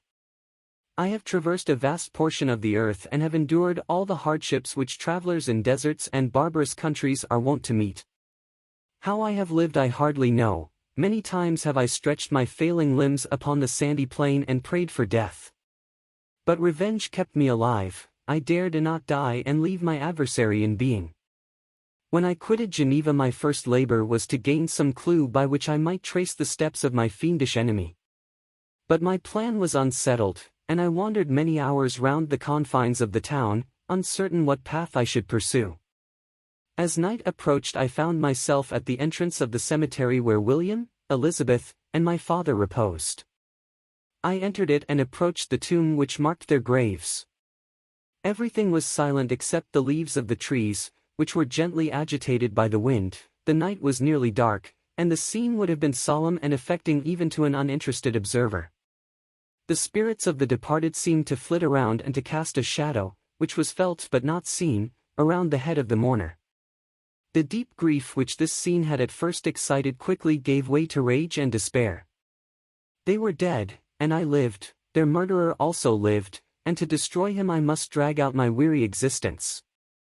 I knelt on the grass and kissed the earth, and with quivering lips exclaimed, "By the sacred earth on which I kneel, by the shades that wander near me, by the deep and eternal grief that I feel, I swear, and by thee, O night, and the spirits that preside over thee, to pursue the demon who caused this misery, until he or I shall perish in mortal conflict.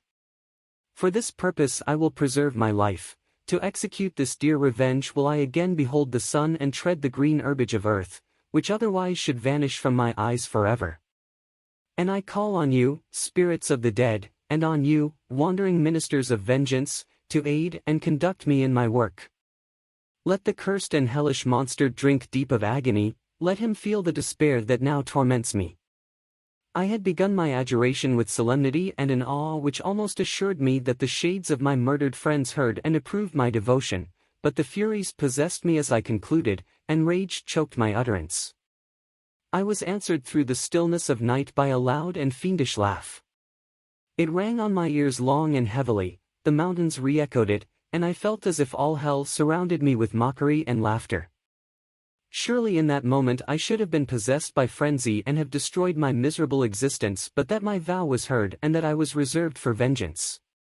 The laughter died away, when a well-known and abhorred voice, apparently close to my ear, addressed me in an audible whisper, "I am satisfied, miserable wretch. You have determined to live, and I am satisfied." I darted towards the spot from which the sound proceeded, but the devil eluded my grasp. Suddenly the broad disk of the moon arose and shone full upon his ghastly and distorted shape as he fled with more than mortal speed. I pursued him, and for many months this has been my task. Guided by a slight clue, I followed the windings of the Rhône, but vainly. The blue Mediterranean appeared, and by a strange chance, I saw the fiend enter by night and hide himself in a vessel bound for the Black Sea. I took my passage in the same ship, but he escaped, I know not how. Amidst the wilds of Tartary and Russia, although he still evaded me, I have ever followed in his track. Sometimes the peasants, scared by this horrid apparition, informed me of his path. Sometimes he himself, who feared that if I lost all trace of him I should despair and die, left some mark to guide me. The snows descended on my head, and I saw the print of his huge step on the white plain. To you first entering on life, to whom care is new and agony unknown, how can you understand what I have felt and still feel? Cold, want, and fatigue were the least pains which I was destined to endure. I was cursed by some devil and carried about with me my eternal hell, yet still a spirit of good followed and directed my steps, and when I most murmured would suddenly extricate me from seemingly insurmountable difficulties. Sometimes, when nature, overcome by hunger, sank under the exhaustion, a repast was prepared for me in the desert that restored and inspirited me. The fare was, indeed, coarse, such as the peasants of the country ate, but I will not doubt that it was set there by the spirits that I had invoked to aid me.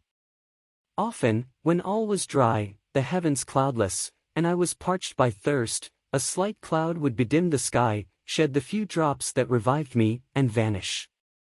I followed, when I could, the courses of the rivers, but the demon generally avoided these, as it was here that the population of the country chiefly collected. In other places human beings were seldom seen, and I generally subsisted on the wild animals that crossed my path. I had money with me and gained the friendship of the villagers by distributing it, or I brought with me some food that I had killed, which, after taking a small part, I always presented to those who had provided me with fire and utensils for cooking. My life, as it passed thus, was indeed hateful to me, and it was during sleep alone that I could taste joy. Oh, blessed sleep! Often, when most miserable, I sank to repose, and my dreams lulled me even to rapture. The spirits that guarded me had provided these moments, or rather hours, of happiness that I might retain strength to fulfill my pilgrimage.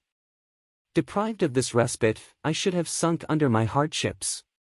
During the day I was sustained and inspirited by the hope of night, for in sleep I saw my friends, my wife, and my beloved country. Again I saw the benevolent countenance of my father, heard the silver tones of my Elizabeth's voice, and beheld Clovel enjoying health and youth. Often, when wearied by a toilsome march, I persuaded myself that I was dreaming until night should come and that I should then enjoy reality in the arms of my dearest friends. What agonizing fondness did I feel for them!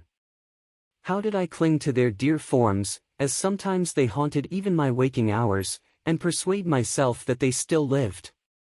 At such moments vengeance, that burned within me, died in my heart, and I pursued my path towards the destruction of the demon more as a task enjoined by heaven, as the mechanical impulse of some power of which I was unconscious, than as the ardent desire of my soul.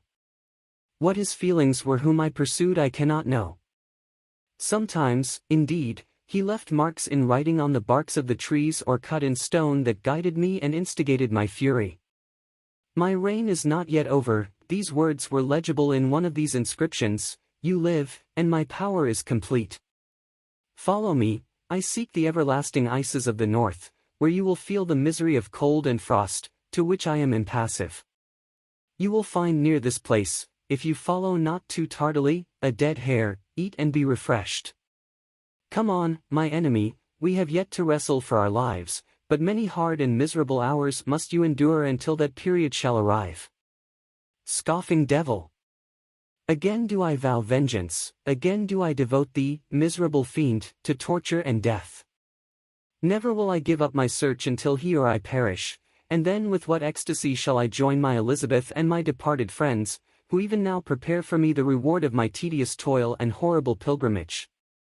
As I still pursued my journey to the northward, the snows thickened and the cold increased in a degree almost too severe to support. The peasants were shut up in their hovels, and only a few of the most hardy ventured forth to seize the animals whom starvation had forced from their hiding places to seek for prey. The rivers were covered with ice, and no fish could be procured, and thus I was cut off from my chief article of maintenance. The triumph of my enemy increased with the difficulty of my labors. One inscription that he left was in these words: "Prepare.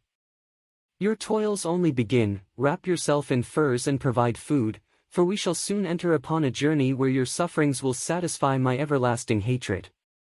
My courage and perseverance were invigorated by these scoffing words.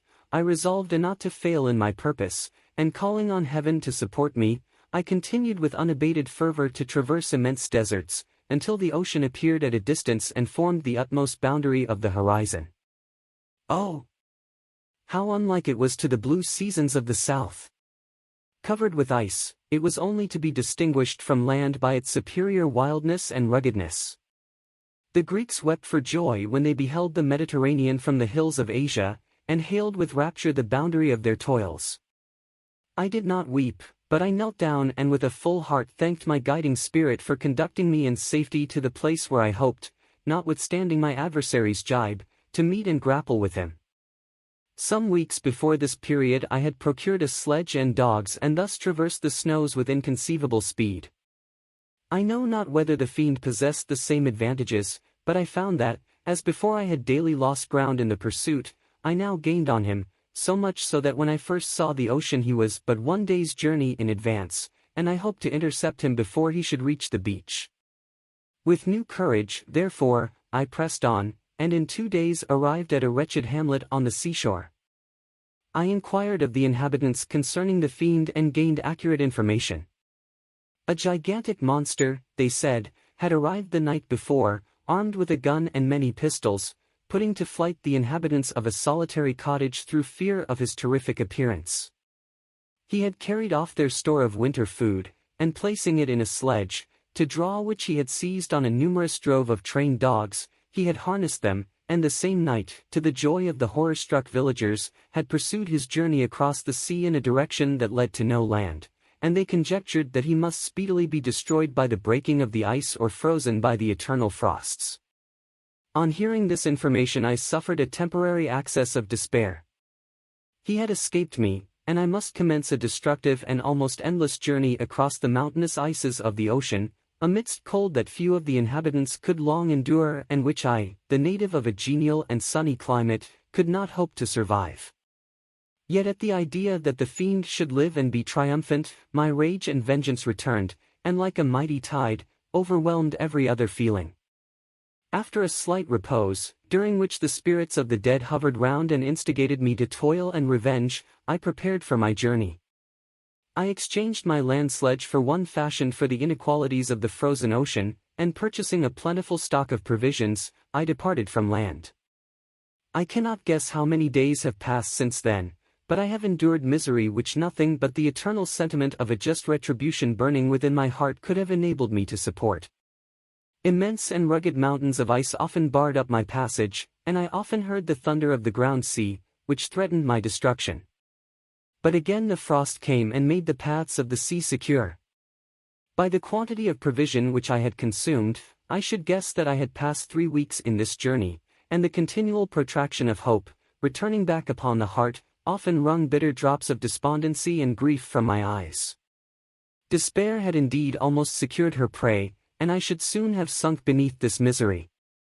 Once, after the poor animals that conveyed me had with incredible toil gained the summit of a sloping ice mountain, and one, sinking under his fatigue, died, I viewed the expanse before me with anguish, when suddenly my eye caught a dark speck upon the dusky plain.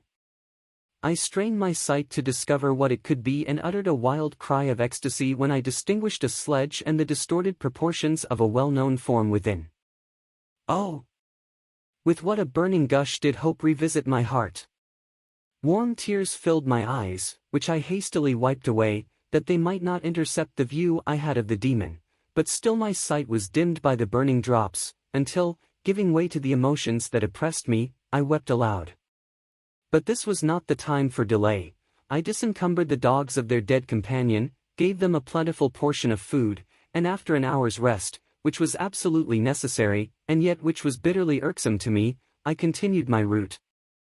The sledge was still visible, nor did I again lose sight of it except at the moments when for a short time some ice rock concealed it with its intervening crags. I indeed perceptibly gained on it, and when, after nearly 2 days' journey, I beheld my enemy at no more than a mile distant, my heart bounded within me. But now, when I appeared almost within grasp of my foe, my hopes were suddenly extinguished, and I lost all trace of him more utterly than I had ever done before. A ground sea was heard, the thunder of its progress, as the waters rolled and swelled beneath me, became every moment more ominous and terrific. I pressed on, but in vain. The wind arose, the sea roared, and, as with the mighty shock of an earthquake, it split and cracked with a tremendous and overwhelming sound. The work was soon finished. In a few minutes a tumultuous sea rolled between me and my enemy, and I was left drifting on a scattered piece of ice that was continually lessening and thus preparing for me a hideous death. In this manner many appalling hours passed, several of my dogs died, and I myself was about to sink under the accumulation of distress when I saw your vessel riding at anchor and holding forth to me hopes of succor and life. I had no conception that vessels ever came so far north and was astounded at the sight. I quickly destroyed part of my sledge to construct oars, and by these means was enabled, with infinite fatigue, to move my ice raft in the direction of your ship.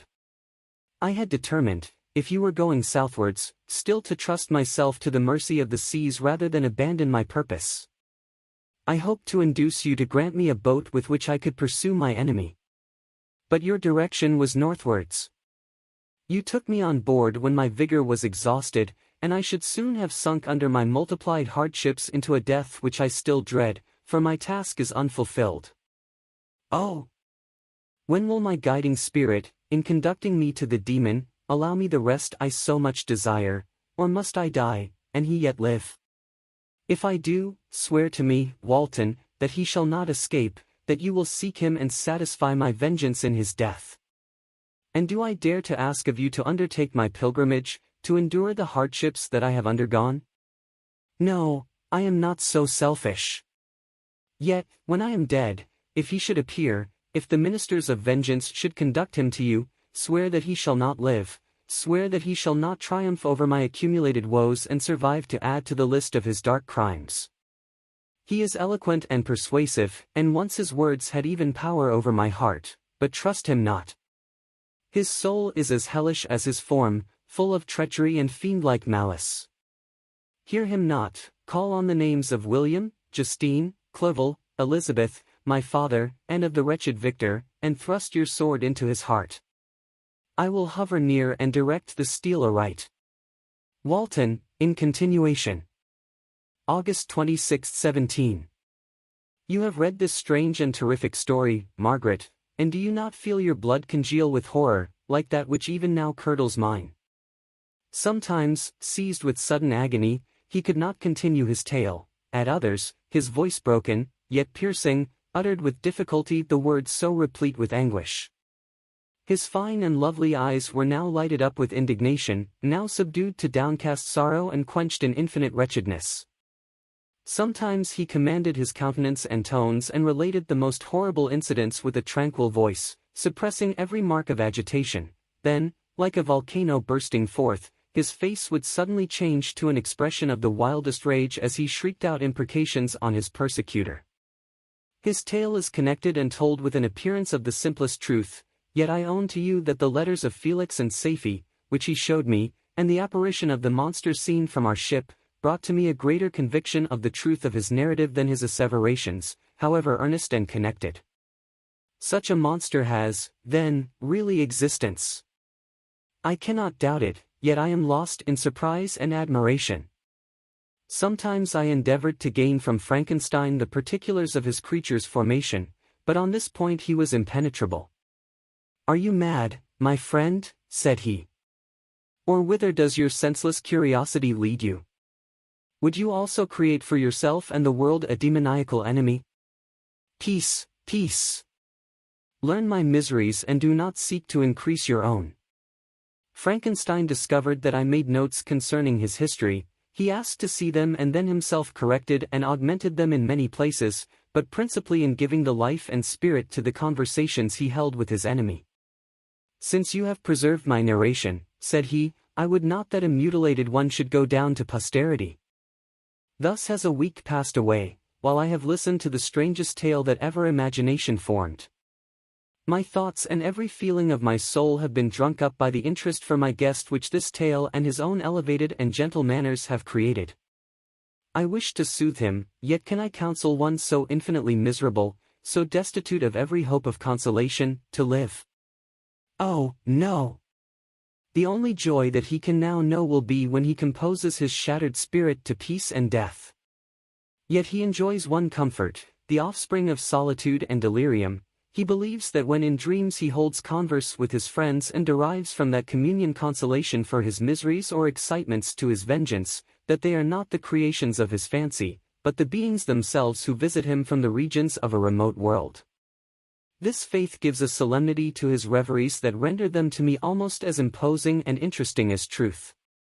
Our conversations are not always confined to his own history and misfortunes. On every point of general literature he displays unbounded knowledge and a quick and piercing apprehension. His eloquence is forcible and touching, nor can I hear him, when he relates a pathetic incident or endeavors to move the passions of pity or love, without tears. What a glorious creature must he have been in the days of his prosperity, when he is thus noble and godlike in ruin. He seems to feel his own worth and the greatness of his fall. When younger, said he, I believed myself destined for some great enterprise. My feelings are profound, but I possessed a coolness of judgment that fitted me for illustrious achievements. This sentiment of the worth of my nature supported me when others would have been oppressed, for I deemed it criminal to throw away in useless grief those talents that might be useful to my fellow creatures. When I reflected on the work I had completed, no less a one than the creation of a sensitive and rational animal, I could not rank myself with the herd of common projectors. But this thought, which supported me in the commencement of my career, now serves only to plunge me lower in the dust. All my speculations and hopes are as nothing, and like the archangel who aspired to omnipotence, I am chained in an eternal hell. My imagination was vivid, yet my powers of analysis and application were intense. By the union of these qualities I conceived the idea and executed the creation of a man. Even now I cannot recollect without passion my reveries while the work was incomplete. I trod heaven in my thoughts, now exulting in my powers, now burning with the idea of their effects. From my infancy I was imbued with high hopes and a lofty ambition, but how am I sunk? Oh! My friend, if you had known me as I once was, you would not recognize me in this state of degradation. Despondency rarely visited my heart. A high destiny seemed to bear me on, until I fell, never, never again to rise. Must I then lose this admirable being? I have longed for a friend, I have sought one who would sympathize with and love me. Behold, on these desert seas I have found such a one, but I fear I have gained him only to know his value and lose him. I would reconcile him to life, but he repulses the idea. I thank you, Walton, he said, for your kind intentions towards so miserable a wretch, but when you speak of new ties and fresh affections, think you that any can replace those who are gone? Can any man be to me as Clerval was, or any woman another Elizabeth?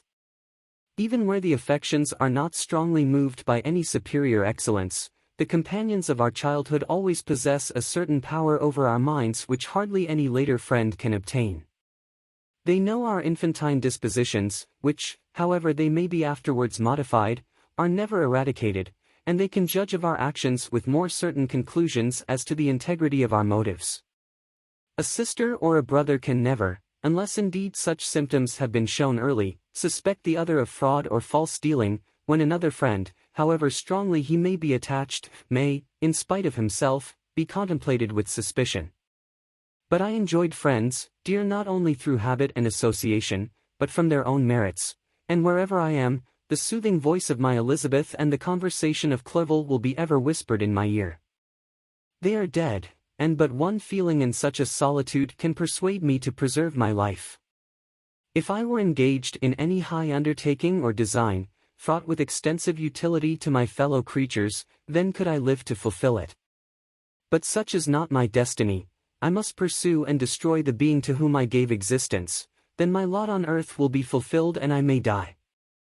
My beloved sister, September 2nd. I write to you, encompassed by peril and ignorant whether I am ever doomed to see again dear England and the dearer friends that inhabit it. I am surrounded by mountains of ice which admit of no escape and threaten every moment to crush my vessel. The brave fellows whom I have persuaded to be my companions look towards me for aid, but I have none to bestow. There is something terribly appalling in our situation, yet my courage and hopes do not desert me. Yet it is terrible to reflect that the lives of all these men are endangered through me. If we are lost, my mad schemes are the cause. And what, Margaret, will be the state of your mind? You will not hear of my destruction, and you will anxiously await my return. Years will pass, and you will have visitings of despair and yet be tortured by hope. Oh! My beloved sister, the sickening failing of your heartfelt expectations is, in prospect, more terrible to me than my own death. But you have a husband and lovely children, you may be happy. Heaven bless you and make you so. My unfortunate guest regards me with the tenderest compassion. He endeavors to fill me with hope and talks as if life were a possession which he valued. He reminds me how often the same accidents have happened to other navigators who have attempted this sea, and in spite of myself, he fills me with cheerful auguries. Even the sailors feel the power of his eloquence. When he speaks, they no longer despair, he rouses their energies, and while they hear his voice they believe these vast mountains of ice are molehills which will vanish before the resolutions of man. These feelings are transitory, each day of expectation delayed fills them with fear, and I almost dread a mutiny caused by this despair. September 5th. A scene has just passed of such uncommon interest that, although it is highly probable that these papers may never reach you, yet I cannot forbear recording it. We are still surrounded by mountains of ice, still in imminent danger of being crushed in their conflict. The cold is excessive, and many of my unfortunate comrades have already found a grave amidst this scene of desolation. Frankenstein has daily declined in health, a feverish fire still glimmers in his eyes, but he is exhausted, and when suddenly roused to any exertion, he speedily sinks again into apparent lifelessness. I mentioned in my last letter the fears I entertained of a mutiny.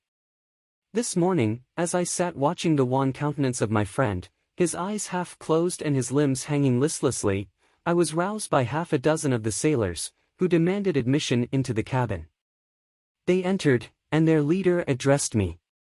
He told me that he and his companions had been chosen by the other sailors to come in deputation to me to make me a requisition which, in justice, I could not refuse. We were immured in ice and should probably never escape, but they feared that if, as was possible, the ice should dissipate and a free passage be opened, I should be rash enough to continue my voyage and lead them into fresh dangers, after they might happily have surmounted this. They insisted, therefore, that I should engage with a solemn promise that if the vessel should be freed I would instantly direct my course southwards. This speech troubled me. I had not despaired, nor had I yet conceived the idea of returning if set free. Yet could I, in justice, or even in possibility, refuse this demand? I hesitated before I answered, when Frankenstein, who had at first been silent, and indeed appeared hardly to have force enough to attend, now roused himself, his eyes sparkled, and his cheeks flushed with momentary vigor. Turning towards the men, he said, "What do you mean? What do you demand of your captain? Are you, then, so easily turned from your design? Did you not call this a glorious expedition? And wherefore was it glorious? Not because the way was smooth and placid as a southern sea, but because it was full of dangers and terror, because at every new incident your fortitude was to be called forth and your courage exhibited, because danger and death surrounded it, and these you were to brave and overcome. For this was it a glorious, for this was it an honorable undertaking. You are hereafter to be hailed as the benefactors of your species, your names adored as belonging to brave men who encountered death for honor and the benefit of mankind. And now, behold, with the first imagination of danger, or, if you will, the first mighty and terrific trial of your courage, you shrink away and are content to be handed down as men who had not strength enough to endure cold and peril, and so, poor souls, they were chilly and returned to their warm firesides. Why, that requires not this preparation, ye need not have come thus far and dragged your captain to the shame of a defeat merely to prove yourselves cowards. Oh! Be men, or be more than men. Be steady to your purposes and firm as a rock. This ice is not made of such stuff as your hearts may be, it is mutable and cannot withstand you if you say that it shall not. Do not return to your families with the stigma of disgrace marked on your brows. Return as heroes who have fought and conquered and who know not what it is to turn their backs on the foe. He spoke this with a voice so modulated to the different feelings expressed in his speech, with an eye so full of lofty design and heroism, that can you wonder that these men were moved? They looked at one another and were unable to reply. I spoke. I told them to retire and consider of what had been said, that I would not lead them farther north if they strenuously desired the contrary, but that I hoped that, with reflection, their courage would return. They retired and I turned towards my friend, but he was sunk in languor and almost deprived of life. How all this will terminate, I know not, but I had rather die than return shamefully, my purpose unfulfilled. Yet I fear such will be my fate. The men, unsupported by ideas of glory and honor, can never willingly continue to endure their present hardships. September 7th. The die is cast, I have consented to return if we are not destroyed. Thus are my hopes blasted by cowardice and indecision, I come back ignorant and disappointed. It requires more philosophy than I possess to bear this injustice with patience. September 12th. It is past, I am returning to England. I have lost my hopes of utility and glory, I have lost my friend.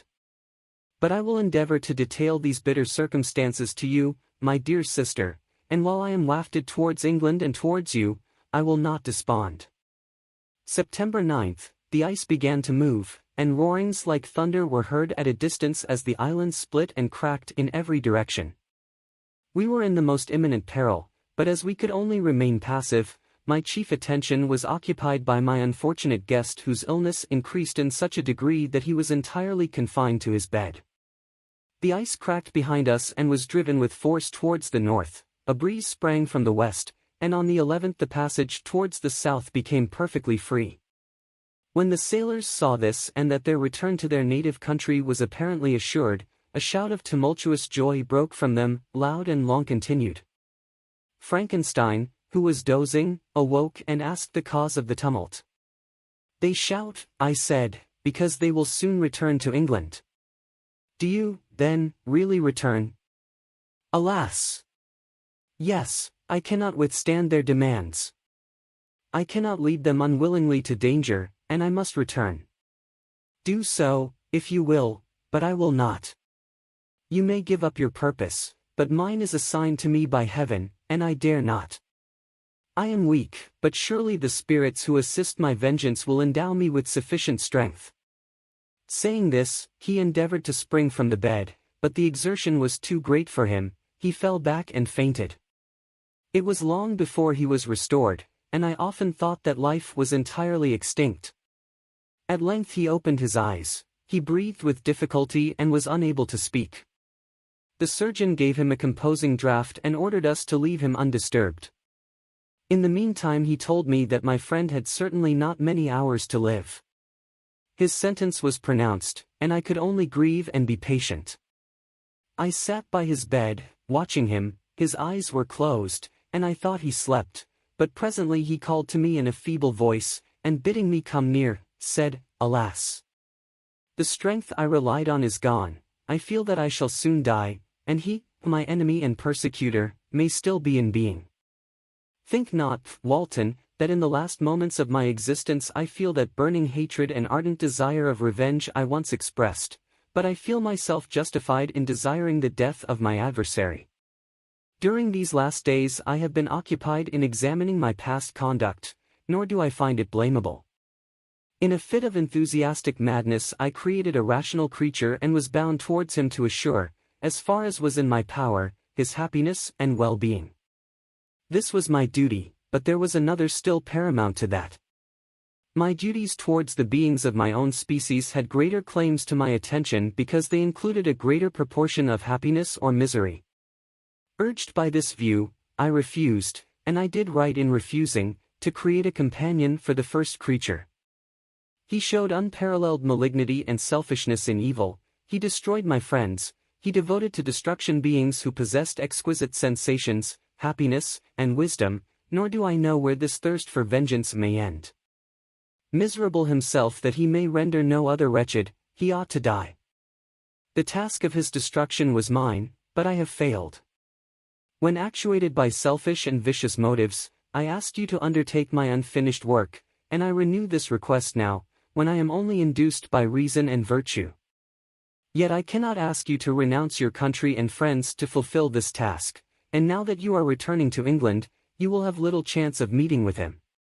But the consideration of these points, and the well-balancing of what you may esteem your duties, I leave to you. My judgment and ideas are already disturbed by the near approach of death. I dare not ask you to do what I think right, for I may still be misled by passion. That he should live to be an instrument of mischief disturbs me. In other respects, this hour, when I momentarily expect my release, is the only happy one which I have enjoyed for several years. The forms of the beloved dead flit before me, and I hasten to their arms. Farewell, Walton. Seek happiness and tranquility and avoid ambition, even if it be only the apparently innocent one of distinguishing yourself in science and discoveries. Yet why do I say this? I have myself been blasted in these hopes, yet another may succeed. His voice became fainter as he spoke, and at length, exhausted by his effort, he sank into silence. About half an hour afterwards he attempted again to speak but was unable. He pressed my hand feebly, and his eyes closed forever, while the irradiation of a gentle smile passed away from his lips.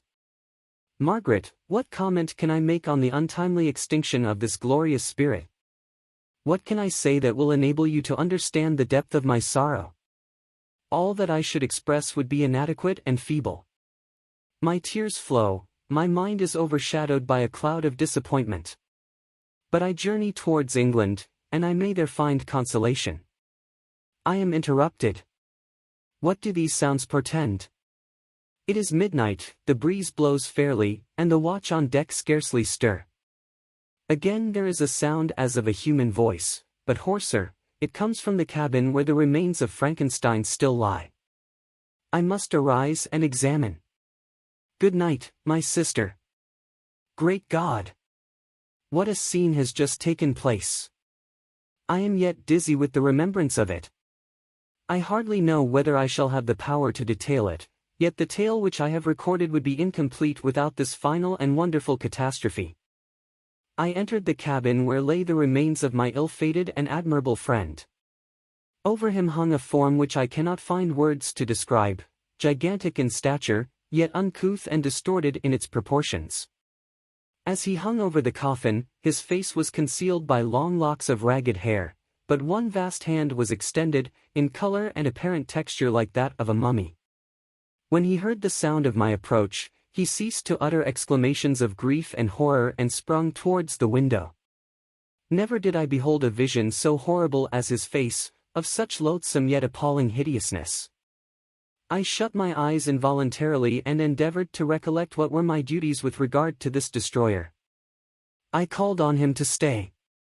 He paused, looking on me with wonder, and again turning towards the lifeless form of his creator. He seemed to forget my presence, and every feature and gesture seemed instigated by the wildest rage of some uncontrollable passion. That is also my victim, he exclaimed. In his murder my crimes are consummated, the miserable series of my being is wound to its close. Oh, Frankenstein! Generous and self-devoted being!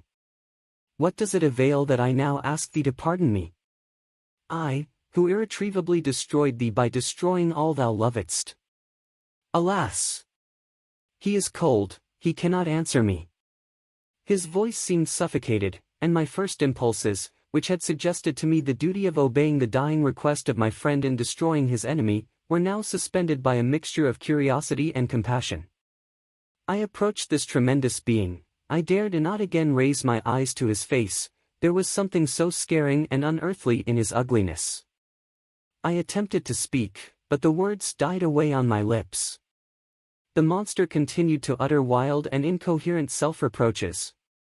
At length I gathered resolution to address him in a pause of the tempest of his passion. "Your repentance," I said, "is now superfluous. If you had listened to the voice of conscience and heeded the stings of remorse before you had urged your diabolical vengeance to this extremity, Frankenstein would yet have lived." "And do you dream?" said the demon. "Do you think that I was then dead to agony and remorse? He continued, pointing to the corpse, "he suffered not in the consummation of the deed. Oh! Not the 10,000th portion of the anguish that was mine during the lingering detail of its execution. A frightful selfishness hurried me on, while my heart was poisoned with remorse. Think you that the groans of Clerval were music to my ears? My heart was fashioned to be susceptible of love and sympathy, and when wrenched by misery to vice and hatred, it did not endure the violence of the change without torture such as you cannot even imagine. After the murder of Clerval I returned to Switzerland, heartbroken and overcome. I pitied Frankenstein, my pity amounted to horror, I abhorred myself. But when I discovered that he, the author at once of my existence and of its unspeakable torments, dared to hope for happiness, that while he accumulated wretchedness and despair upon me he sought his own enjoyment in feelings and passions from the indulgence of which I was forever barred, then impotent envy and bitter indignation filled me with an insatiable thirst for vengeance. I recollected my threat and resolved that it should be accomplished. I knew that I was preparing for myself a deadly torture, but I was the slave, not the master, of an impulse which I detested yet could not disobey. Yet when she died, nay, then I was not miserable. I had cast off all feeling, subdued all anguish, to riot in the excess of my despair. Evil thenceforth became my good. Urged thus far, I had no choice but to adapt my nature to an element which I had willingly chosen. The completion of my demoniacal design became an insatiable passion. And now it is ended, there is my last victim. I was at first touched by the expressions of his misery, yet, when I called to mind what Frankenstein had said of his powers of eloquence and persuasion, and when I again cast my eyes on the lifeless form of my friend, indignation was rekindled within me. "Wretch!" I said. "It is well that you come here to whine over the desolation that you have made. You throw a torch into a pile of buildings, and when they are consumed, you sit among the ruins and lament the fall. Hypocritical fiend! If he whom you mourn still lived, still would he be the object, again would he become the prey, of your accursed vengeance. It is not pity that you feel, you lament only because the victim of your malignity is withdrawn from your power." "Oh, it is not thus, interrupted the being. "Yet such must be the impression conveyed to you by what appears to be the purport of my actions. Yet I seek not a fellow feeling in my misery. No sympathy may I ever find. When I first sought it, it was the love of virtue, the feelings of happiness and affection with which my whole being overflowed, that I wished to be participated. But now that virtue has become to me a shadow, and that happiness and affection are turned into bitter and loathing despair, in what should I seek for sympathy? I am content to suffer alone while my suffering shall endure. When I die, I am well satisfied that abhorrence and opprobrium should load my memory. Once my fancy was soothed with dreams of virtue, of fame, and of enjoyment. Once I falsely hoped to meet with beings who, pardoning my outward form, would love me for the excellent qualities which I was capable of unfolding. I was nourished with high thoughts of honor and devotion. But now crime has degraded me beneath the meanest animal. No guilt, no mischief, no malignity, no misery, can be found comparable to mine. When I run over the frightful catalogue of my sins, I cannot believe that I am the same creature whose thoughts were once filled with sublime and transcendent visions of the beauty and the majesty of goodness. But it is even so, the fallen angel becomes a malignant devil. Yet even that enemy of God and man had friends and associates in his desolation. I am alone. You, who call Frankenstein your friend, seem to have a knowledge of my crimes and his misfortunes. But in the detail which he gave you of them he could not sum up the hours and months of misery which I endured wasting in impotent passions. For while I destroyed his hopes, I did not satisfy my own desires. They were forever ardent and craving, still I desired love and fellowship, and I was still spurned. Was there no injustice in this? Am I to be thought the only criminal, when all humankind sinned against me? Why do you not hate Felix, who drove his friend from his door with contumely? Why do you not execrate the rustic who sought to destroy the Saviour of his child? Nay, these are virtuous and immaculate beings. I, the miserable and the abandoned, am an abortion, to be spurned at, and kicked, and trampled on. Even now my blood boils at the recollection of this injustice. But it is true that I am a wretch. I have murdered the lovely and the helpless, I have strangled the innocent as they slept and grasped to death his throat who never injured me or any other living thing. I have devoted my Creator, the select specimen of all that is worthy of love and admiration among men, to misery. I have pursued him even to that irremediable ruin. There he lies, white and cold in death. You hate me, but your abhorrence cannot equal that with which I regard myself. I look on the hands which executed the deed, I think on the heart in which the imagination of it was conceived and long for the moment when these hands will meet my eyes, when that imagination will haunt my thoughts no more. Fear not that I shall be the instrument of future mischief. My work is nearly complete. Neither yours nor any man's death is needed to consummate the series of my being and accomplish that which must be done, but it requires my own. Do not think that I shall be slow to perform this sacrifice. I shall quit your vessel on the ice raft which brought me thither and shall seek the most northern extremity of the globe. I shall collect my funeral pile and consume to ashes this miserable frame, that its remains may afford no light to any curious and unhallowed wretch who would create such another as I have been. I shall die. I shall no longer feel the agonies which now consume me or be the prey of feelings unsatisfied, yet unquenched. He is dead who called me into being, and when I shall be no more, the very remembrance of us both will speedily vanish. I shall no longer see the sun or stars or feel the winds play on my cheeks. Light, feeling, and sense will pass away, and in this condition must I find my happiness. Some years ago, when the images which this world affords first opened upon me, when I felt the cheering warmth of summer and heard the rustling of the leaves and the warbling of the birds, and these were all to me, I should have wept to die. Now it is my only consolation. Polluted by crimes and torn by the bitterest remorse, where can I find rest but in death? Farewell. I leave you, and in you the last of humankind whom these eyes will ever behold. Farewell, Frankenstein.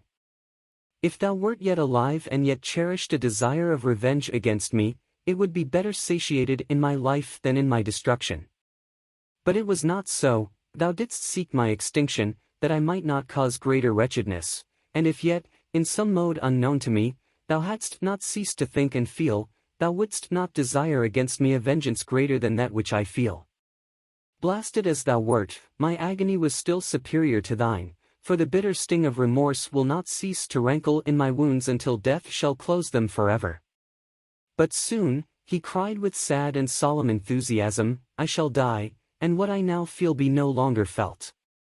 Soon these burning miseries will be extinct. I shall ascend my funeral pile triumphantly and exult in the agony of the torturing flames. The light of that conflagration will fade away, my ashes will be swept into the sea by the winds. My spirit will sleep in peace, or if it thinks, it will not surely think thus. Farewell. He sprang from the cabin window as he said this, upon the ice raft which lay close to the vessel. He was soon borne away by the waves and lost in darkness and distance. The book ended here. Thanks for listening, I hope you enjoyed the book. Don't forget to subscribe to the channel, it's easy and free for you and very important to us. In this way, you support the channel and enable the publication of new videos. Also, remember to press that like button and leave your comment in the comment field. In addition, check out the other all sort of channels. You can find the links in the channel information. Thank you until next time, bye.